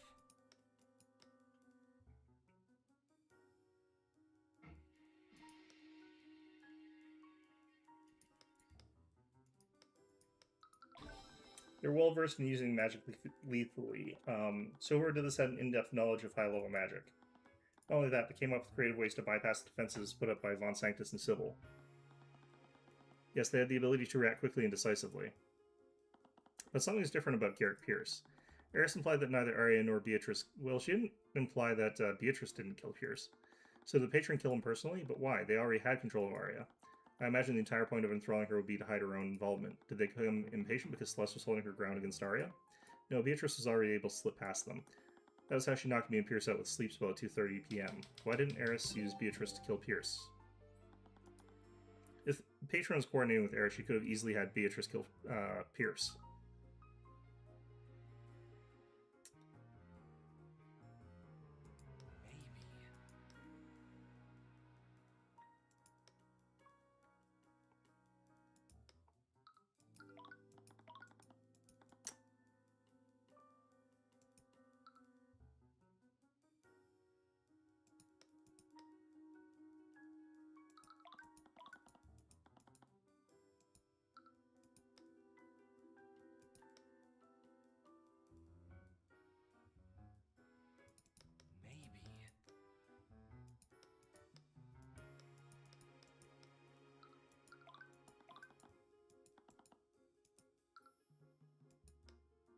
What if...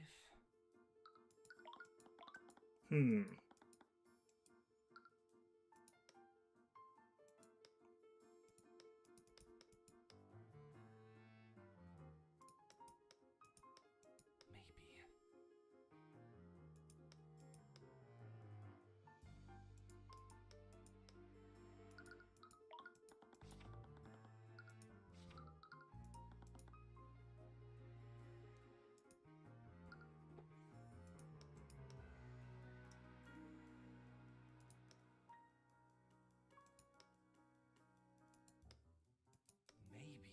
Wait, is this all they were saying? No.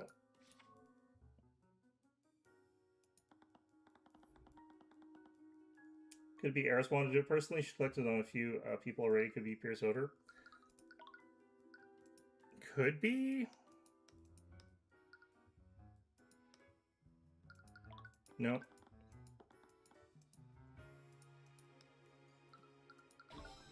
They wanted to kill Pierce personally. Okay. Does that mean Pierce's murder was more emotionally driven than the other two? That might explain why the method used to murder him was so contrived. My actions that day were for you, my dearest Tyrion. All it's like to see the despair on your face when you realize the truth. The truth. She wanted me to piece it together. At first I thought she was trying to blame me for what happened, but if that were true, she wouldn't still be here. There's something else that she wanted me to realize, all to throw me into despair somehow. Through the way the patron controlled Arya, they were creative and skilled at using magic. They must have been constantly exposed to situations where they encountered spells and all of their restrictions. So my guess is, like, if they're going down this route, what's probably happened is that Celeste probably killed Pierce because she thought he had killed Tyrion. Because she sort of got there and thought that Tyrion was dead for some damn reason. I don't know why she didn't just check. Also, Pierce was unconscious, so I don't know why she would think that either. Going by what I knew, Arya was either threatened or tricked into signing that blood contract. Let me double check the schools of magic, though. I'm going to double check something. Died at 2:45 p.m. in the prayer room. Cause of death was blood loss, short of heart, blah, blah, blah. Transmutation, trace of conjuration. What is the conjuration? Conjuration was throughout the room. That was the sleep spell.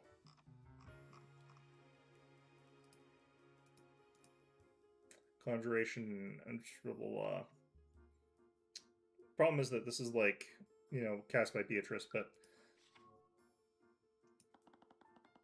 So whoever did this must have had the strength to threaten her, or they were deeply trusted by her. In addition to that, they must have been close to the prayer room before the attack happened. And lastly, they must have had a personal grudge against Garrick Pierce. Who did Eris make a blood contract with on the day of the murder?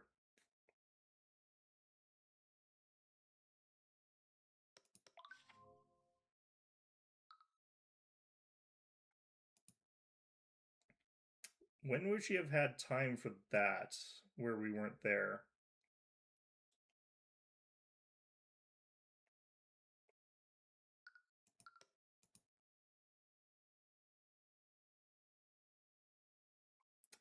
I'm gonna try this. What? No, that's not.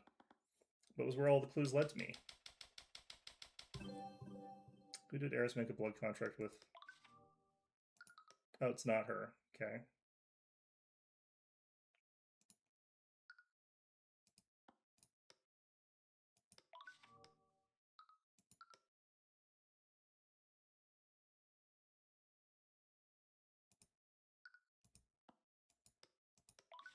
I'm kind of just guessing at this point. I don't really 100% know here.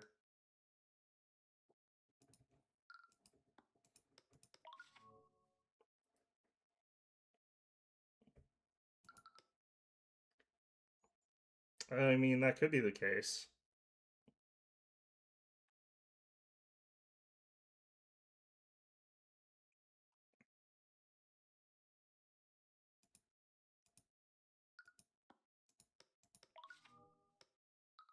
Wait, what am I...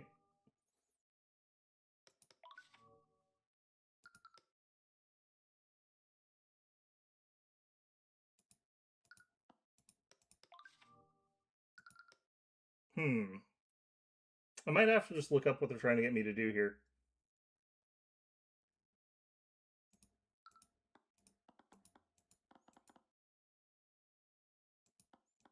Oh, did everyone with it? Oh, yeah, I did have to pick it twice. That's weird. Okay. That's strange. Okay. What?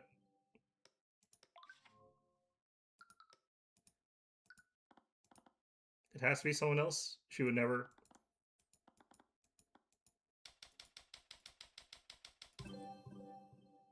Okay, okay, so there might actually be a different answer here. This might be a you're not thinking actually hard enough sort of moment here, so I'm going to check this because I am not thinking hard enough. There's actually a lot of people that she could have, so I don't really know.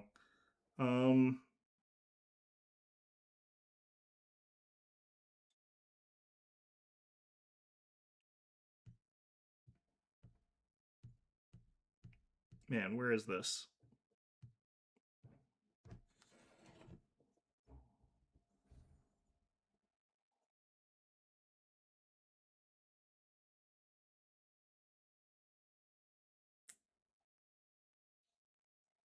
Okay, no, I just have to keep going.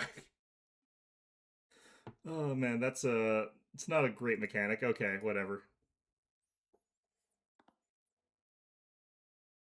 Using game mechanics to express his reluctance.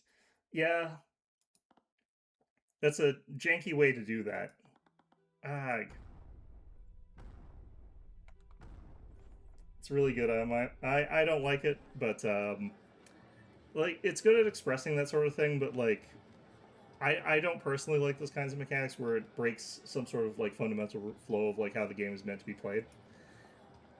I was giving Eris exactly what she wanted, but I didn't know what else to do. What is this? Is everything okay? Tyrion, are you... I looked at her. We both remained silent, a shared understanding of the truth. There it is. You realized it, haven't you? I've been waiting for this moment for so long. What are you talking about? I demand an explanation. Mr. Cuthbert, what have you discovered? Tell them, Tyrion. Tell them who did this. Issue your divine edict right now. I wanted to be wrong. I never wanted anything more in my entire life. Nothing would make me happier than having this edict fail, even if it cost me my life. But I knew. I finally realized what had happened. I barely muttered my next words. Eris Elementor, Empress of Discord, Tyrion Cuthbert, Attourney of the Arcane. By the Eye of Horus, I issue upon you divine edict. The fact it changes dialogue each time was enough of a hint for me. I feel like there was also potential that like there's just sort of like going through a bunch of dialogues before you get to the right answer or something like that. But there's also a possibility in these kinds of games that the answer is somebody else, because honestly, the answer could have been other people. I don't actually know why this is the only way you could, only conclusion you could actually come to. But it could have been one of those situations where going through and accusing, like Celeste would get your specific ending, but the actual ending is you accuse the person who actually did it. There's no reason for me to believe that she's the only person who could have signed one of those contracts. There could have been anyone. Suspect otherwise. I would, on the second one, after it made me do it like what, 5 times, not so much. Release thy guards and manifest your blood contract with, say her name so that everyone can hear it. Release thy guards and manifest your blood contract with Celeste McCoy. With the apparent death of Tyrion Cuthbert, the Empress of Discord shall revive him, contingent upon the eternal servitude of Celeste McCoy. Henceforth, Celeste McCoy's soul shall be eternally bound to the abyssal hells. As part of her servitude, Celeste McCoy shall engage in actions deemed necessary to secure the compliance and cooperation of Arya Steelwind in the Empress's endeavors. So she's the patron. Okay, and lastly, to stipulate... Wait, that timing doesn't work. And lastly, to stipulate that Celeste McCoy, of her own volition and agency, shall bring about the demise of Garrett Pierce by her own hands. Afterwards, Tyrion Cuthbert's consciousness will be restored. Yeah, the timing of that doesn't work out.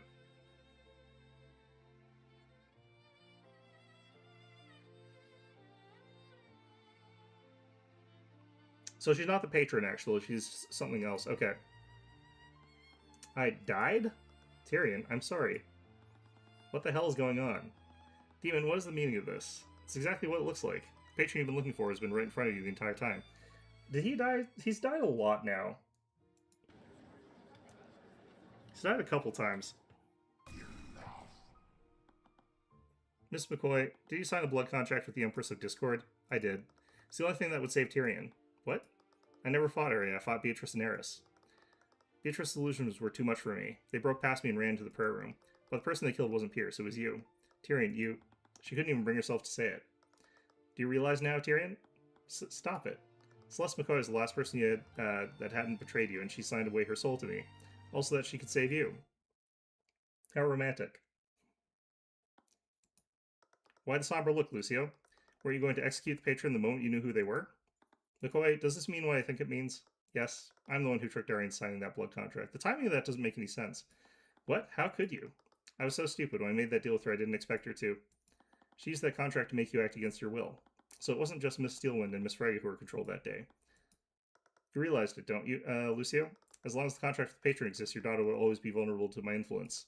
You can't kill me, so there's only one solution to free your daughter. Indeed. What? Understand one thing, Mr. Cuthbert. After the lengths you've gone for my daughter, I have nothing but the utmost respect for you. But I will do whatever is necessary to protect her.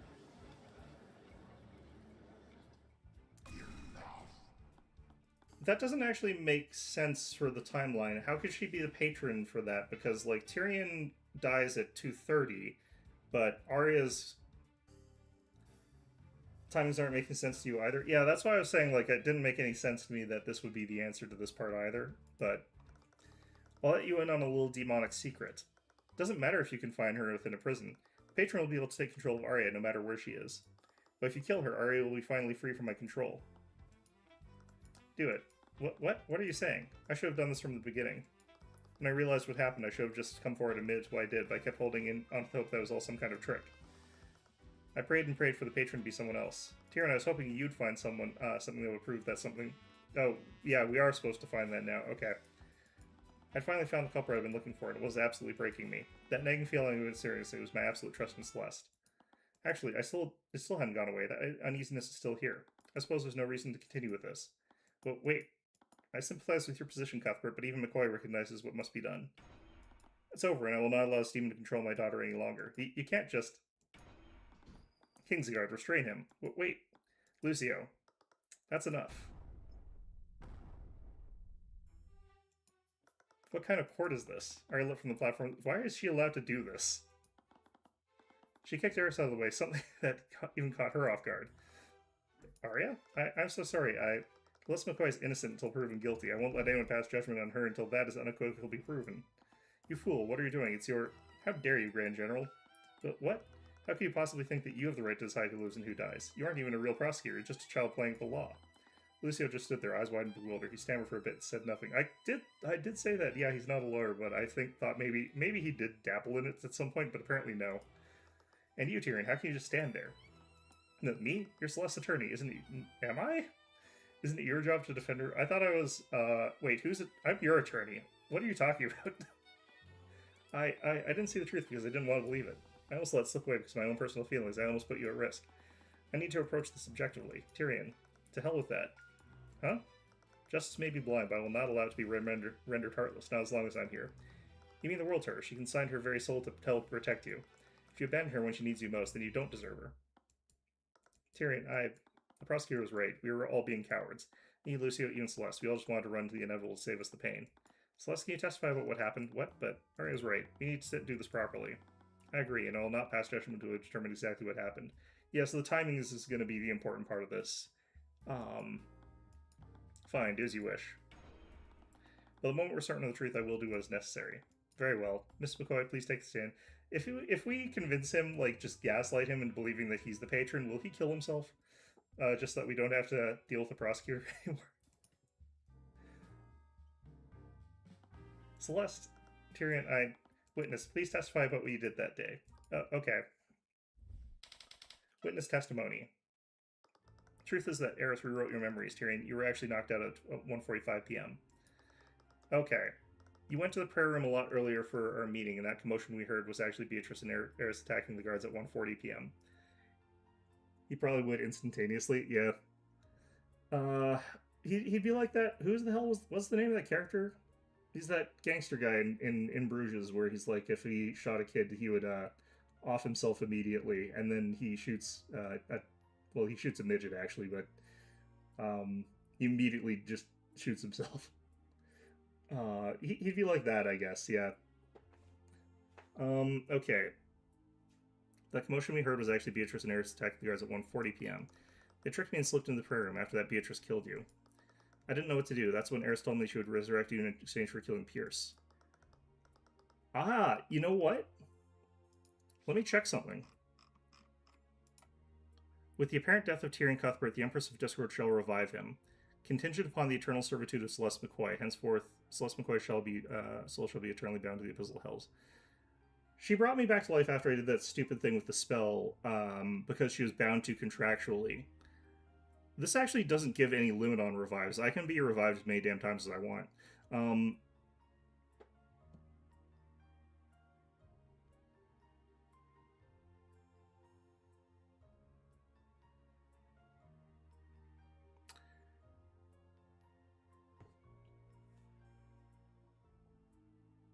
Feign death on you? Yeah, that's probably it. That's probably where that comes in. Yeah, so she probably had to bring me back to... no, this is the apparent death of Tyrion. I think she might have to bring me back to life infinitely. I think I'm just immortal now. So that's cool. I know I shouldn't have done it, but I just wanted you back. I didn't care about what happened to me. I didn't realize that she used my eternal servitude to take control of my body. She used me to trick Arya into signing another blood contract. After that, I followed through with my end of the deal. I killed Pierce so that she would bring Tyrion back. That nagging feeling was still there. Well, on with it then. Begin your cross-examination, Cuthbert.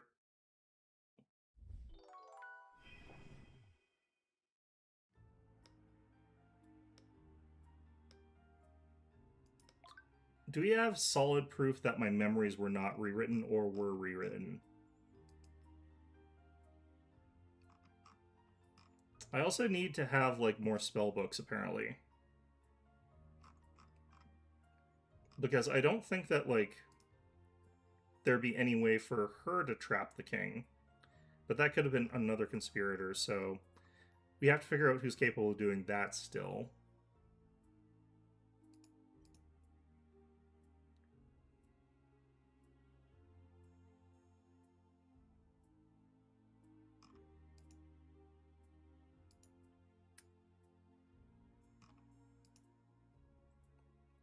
This is very explicitly at 2 p.m. How did she trick Steelwind into signing the document is another question.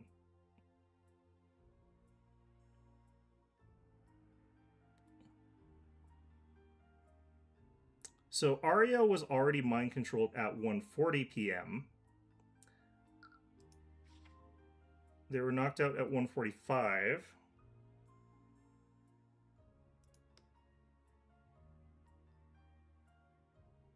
Beatrice and Eris were attacking the guards at 1:40. So that's... They tricked me and slipped into the prayer room. After that, Beatrice killed you. Yeah, I guess I should do that first before I start speculating, but, you know. She rewrote my memories? I didn't realize until after you woke up and gave your statement to the Inquisition. She must change your memories when she resurrected you. Eris had the power to take control of people against their will, and she clearly had the power to bring people back from the dead. But if that were true, could I even trust my own memories? No, you can't. We went to the prayer room a lot earlier for our meeting, and that commotion we heard was actually Beatrice and Eris attacking the guards at 1:40 p.m. Let me double check something actually real quick here. As long as he waited to the prayer room to recite his prayers, as long as he spotted Arya Steelman throwing something off the west balcony. So that had to have happened at around that sort of 2 o'clock sort of whatever. But he was talking to her up to that point. So when did that meeting actually end is a different question. But... So yeah, the timing still doesn't match up. Right, I suppose you didn't have control of Arya until then. Does that mean you never even fought her? I had to create an alibi. Celeste, the Inquisition arrested her because of your testimony. Testimonies of Prince Alaric and the High Speaker also implicate her.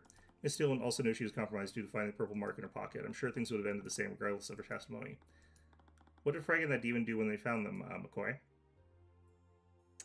Tricked me and slipped into the prayer room. After that, Beatrice killed you. How did they trick you so easily? When we went to see what was going on, I only saw Eris and Beatrice standing over the guards' bodies. They acted like someone else had killed them. Then they lied to me and said they wanted to go to the prayer room for protection. Beatrice used an illusion to distract me. That's when she... How did Beatrice kill me? She hit you with some kind of necromancy spell, but didn't visibly wound you. Why is that not illusion, by the way? Like, why is this not illusion? When I checked your body, it was already cold. Your heart was stopped. I think she used necrotic blight. So that's why Lord of Sleepiest said I had trace of necromancy on me. She must have lied about trying to heal me. She might have done that, actually, as well. What did you do after I died? I didn't know what to do. That's when Eris told me she would resurrect you in exchange for killing Pierce. I'm sure that was her goal from the very beginning. Do we actually care that she killed Pierce? He was on death row. She wanted you to make a deal with her. It was also she'd make me suffer. Tyrion, I'm so... Stop. Just don't. I knew I shouldn't have done it, but I just wanted you back. I didn't care what happened to me. How could you possibly think that was okay? I knew it was wrong, but I just couldn't. I'm sorry, I didn't know what to do. There will be plenty of time to discuss this privately, Mr. Cuthbert.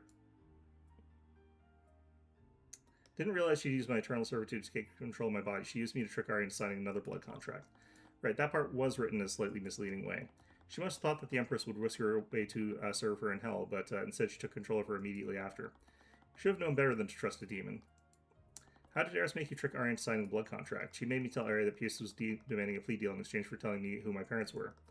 Eris made Beatrice put an illusion over the contract to make it look like a request for an appeal. I don't know why that would count. I feel like that wouldn't account. I don't feel like that would have counted. And since Pierce was originally convicted for killing my father, she respected my wishes.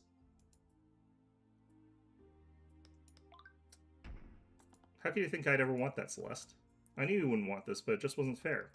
Why should a person like him get to live instead of you? It was an easy choice. I don't care if you hate me after this, but even now, I would still make the same choice. I don't hate... I couldn't let my emotions get out of hand. I need to focus on the case for now. Perhaps we should stay focused on what happened right now. She wouldn't intentionally lie about something like this, but why did I feel like something she said just didn't match up with the evidence I had?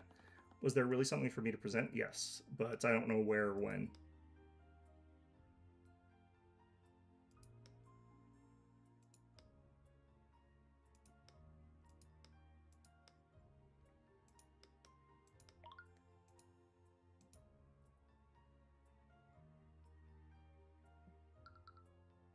Do I do this here?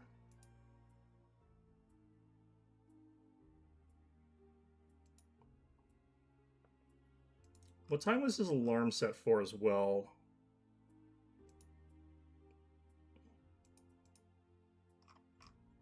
It was set for around the time of Coraline Sybil's death, so 2:15. So it was 2:10 that his alarm goes off. So he was still in the office until that time, 2:10, which doesn't really help us here, but the meeting time does.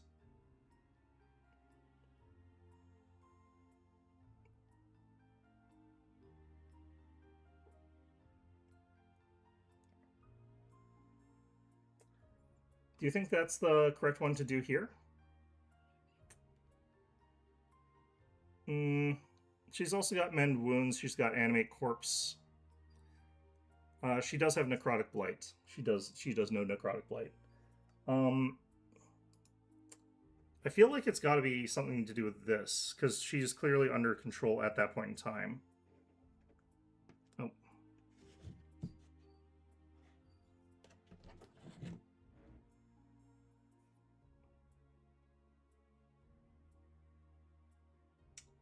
Is there a better thing that has a more specific time on it? Because, like, this one is sort of ambiguous. Like, is Steelwind doing this because she's under control? My impression is this is because she's under control already at 140.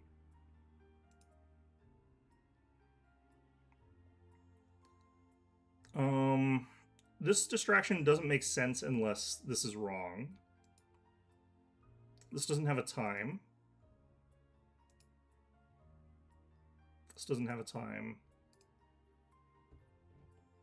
Heading out? Yeah, see you in more bits.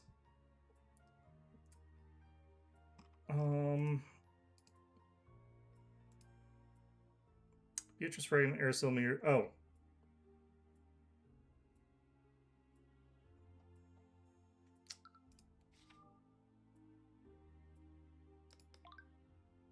Okay, so this one, I thought it would be the clock. Okay, never mind.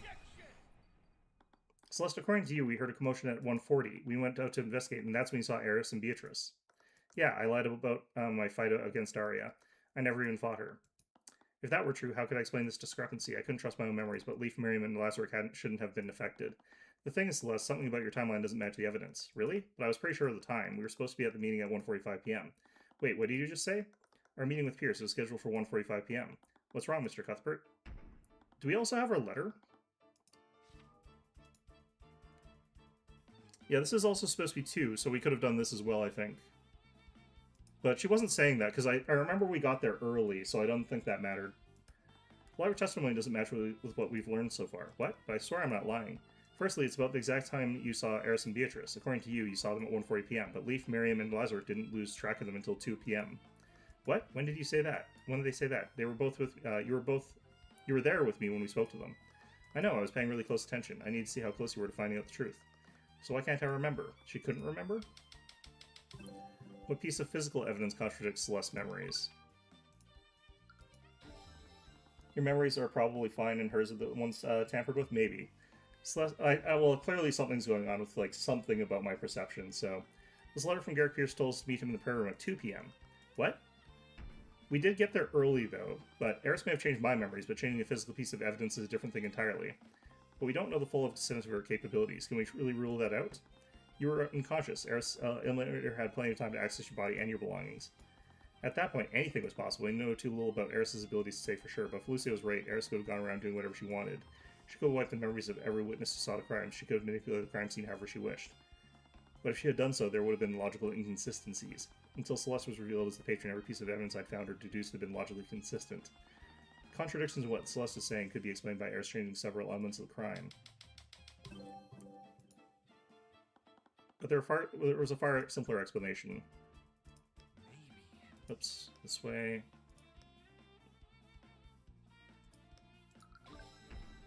Celeste, Eris currently has your eternal servitude. If she can manipulate my memories, what's to say she's not manipulating your memories right now? I guess that's possible, but why should she even bother doing that? She wouldn't need to do that unless she had something to hide. Are you serious? What more is there left for her to hide? Whatever it is, it's important enough to make drastic changes to Celeste's memories. Wait, if that's true, that means Celeste's true memories will tell us exactly what we need to know. But even if you're right, I can't remember what really happened. She has full control of my mind. That doesn't matter. It's just like every cross-examination we've ever done. If you keep testifying, she'll keep changing your memories to tell more lies. What? Sigh, it's really obnoxious how persistent you are. What? Why can't you all just give up already? That's you, isn't it, Eris? Unfortunately, your little interrogation ends here. Kingsguard, what are you doing? Destroy Ilmater's body. Too late, Lucio, I win. Celeste? Damn it all. Eris, what did you do to her? Send her to hell. Oh, okay. Put her to sleep just like I did with Beatrice. You... Why would you do such a thing, demon? What do you mean? I did it for the same reason I do anything. What would make Tyrion suffer more than putting his love in an eternal sleep? You could have just done that from the beginning, though. We can't extract any information from her like this. The only person who can tell us what we need to know is Celeste. Ever since I discovered the truth about what she did, one possibility had been floating around in my mind. But was it even possible? No, that didn't even matter. Eris Ilmater. What is it?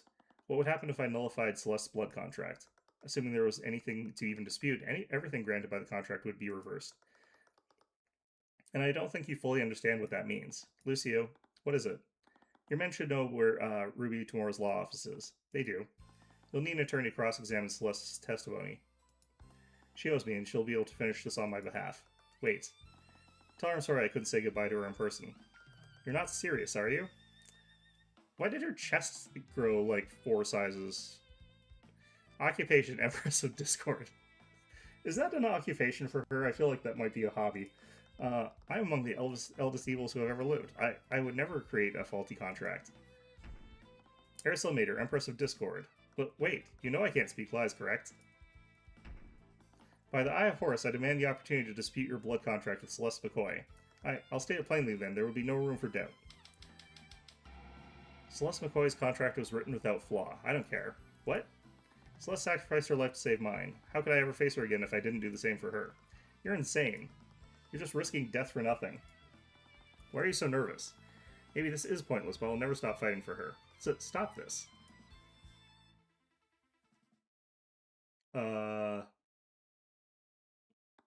Once you pass this point, you will not be able to save your game for a while. But that means I can save the game for this point. Thank you, legal loopholes.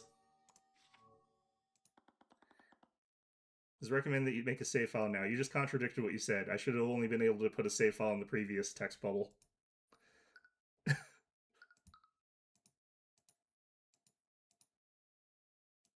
Did I break the game? My impeccable logic there destroyed the game. I've killed people. It always came so easily to me. I was good at it. A little too good. Might be time to call it. Oh, you're right. I've only got 13 minutes. This is going to be probably there's going to be a big reveal too. Let's hit the big reveal and leave it on that cliffhanger. I never felt the uneasiness that I've all mentioned, not even once.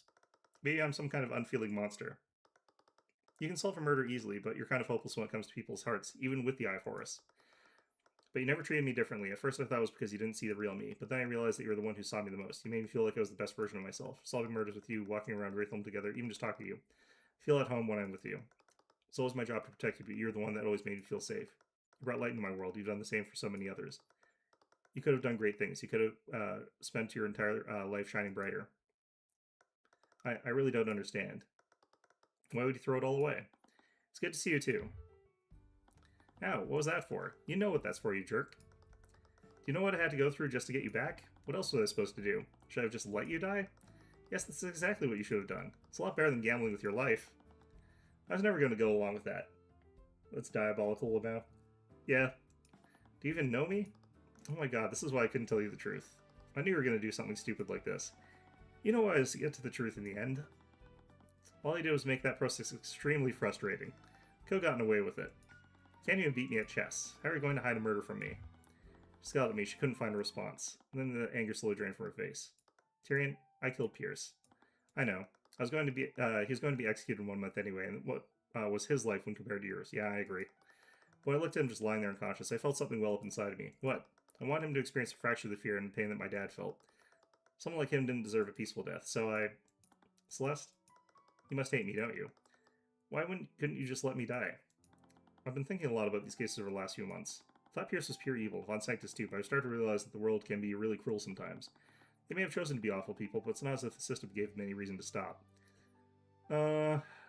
No, like, Von Sanctus did get pretty much like a reason to stop. He flew way too close to the sun with that murder case where he's kind of guilty there. Let's do a quick check here. With the apparent death of Tyrion Cuthbert, the Empress of Discord shall revive him, contingent upon the eternal servitude of Celeste McCoy. Henceforth, Celeste McCoy shall be eternally bound to the abyssal hells. Okay, so here's the problem. We did die, but that was when we cast that other spell. And then she did revive us. Unless we can prove that someone else revived us there. As part of her servitude, Celeste McCoy shall engage in actions. You know what? This guy that just randomly comes out of goddamn nowhere is going to be like some Heaven's Sworn agent who brings us back to life, because I don't believe... If we go back through the records, no one is supposed to have any knowledge advanced enough to bring someone back from the dead, I don't believe, is one of the things they're talking about when they're talking about the necromancy during, like, the second chapter. So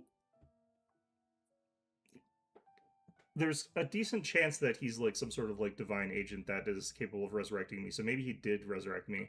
But I feel like, given the circumstances, it's actually probable that Eris resurrected me when I accidentally offed myself doing a stupid contract thing.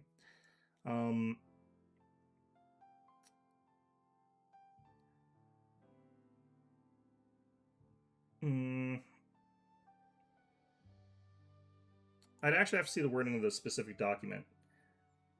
He was surprised at work too? Yeah. They may have chosen to be awful people, but it's not as if the system gave them any reason to stop. Theodore Redmond thought he was killing someone evil. He was. he legitimately was. I think that Theodore was done dirty. Beatrice had everything taken from her, so she tried to take it back no matter the cost. Don't get me wrong, Theodore should have gone to jail. Beatrice, I think, is a weird case, because the person should have actually been considered like a threat to the state, so not only should she have gotten away with it from the political perspective, but I also think that she should have gotten away with hers on the legal perspective. Even Ruby, she only worked with criminals because of what the nobility was capable of. I haven't stopped thinking about what Von Sanctus almost did to my hometown. It was planned to succeed, and I knew about it. Even I might have. Celeste, you were manipulated and tempted by demons just like they were. I don't think that Sanctus was tempted by demons. You are, and you always will be, extremely important to me. One betrayal won't change how I feel about you. Tyrion and I won't abandon you no matter where you go. We're going there together. Tyrion, we might be heading to a pretty bad place. You'll protect me. Well, I'm not one to celebrate a victory prematurely. But if you're already admitting defeat, I won't look to gift horse in the mouth. Eris, I can't believe you brought me here. I will never hear the end of this from my father. Where are we? The courtroom of the gods, the place where truth and reality are determined, the court of Azathoth. I'll give you one last chance, Tyrion. You made a rash decision, but I can still send you back. I knew it. What? I didn't come here without a plan. I noticed something. The statistically playful demon ear has been cracking since we brought Celeste into the stand. You're nervous, aren't you? There's a reason why you didn't want me to bring you here, and I'm going to find out what. Sire, your persistence was endearing at first, but now it's just irritating. I do think someone brought you back, most likely Eris, but maybe it's Celestial. It's possible, yeah. I feel like, given the nature of how Eris works, though, she'd be contractually bound to bring me back when I actually did die. But were we near Celeste when we died? Yes.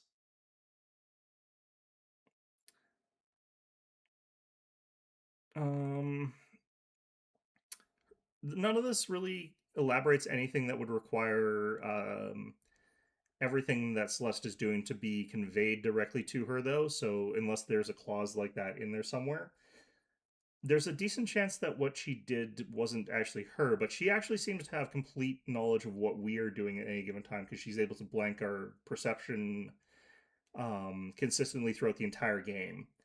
So, anyway, let's see what the actual courtroom looks like. Suppose we'll have to do this the hard way then. Don't say I didn't warn you. Wait, is it just here?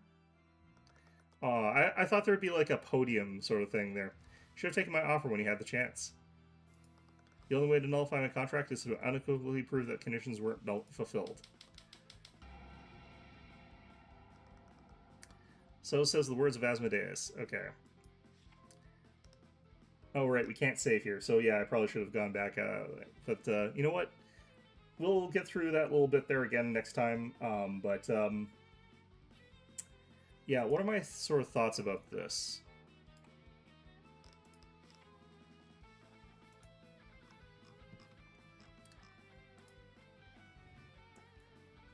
So, with the apparent death of Tyrion Cuthbert, so it doesn't. We don't have to actually die. The Empress of Discord shall revive him. Okay. Contingent upon the eternal servitude of Celeste McCoy. Henceforth, Celeste McCoy's soul shall be eternally bound to the abyssal hells. Okay. The apparent death makes it feel like you can't call her out on that. Yes. As part of her servitude, blah, blah, blah. But that is where it's going to be, is the apparent death. Did she revive me? The answer is no. Because the person who revived me was actually Beatrice. That's where we're going to get her. And actually, the fact that we were actually killed doesn't matter anymore after that. Because apparent death, we were resurrected by Beatrice. It's in the last paragraph of her contract? No, it's not. It's in the first one. When we had our apparent death, the Empress of Discord didn't revive me. Beatrice did. So that means that... because the reason is that the person who cast Feigned Death on us, we're going to find out, is Beatrice. And that Feigned Death ability, that means that the resurrection occurred because Beatrice stopped concentrating on Feigned Death. Yeah, so the fact that it's apparent death actually matters because when we actually died and Eris brought us back to life, that doesn't matter because with the apparent death, she failed to fulfill her contract.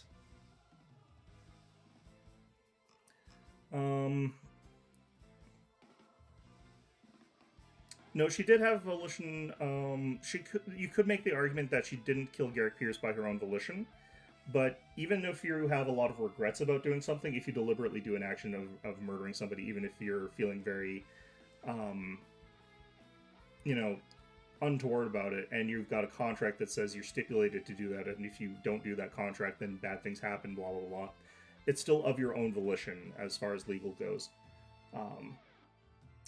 My take is way more solid. You never know. Like, yours does have some say in it, but, like, you can't, like, say, oh, I had this contract, so it couldn't have been by my own volition, ergo, that doesn't mean that I did it by my own volition.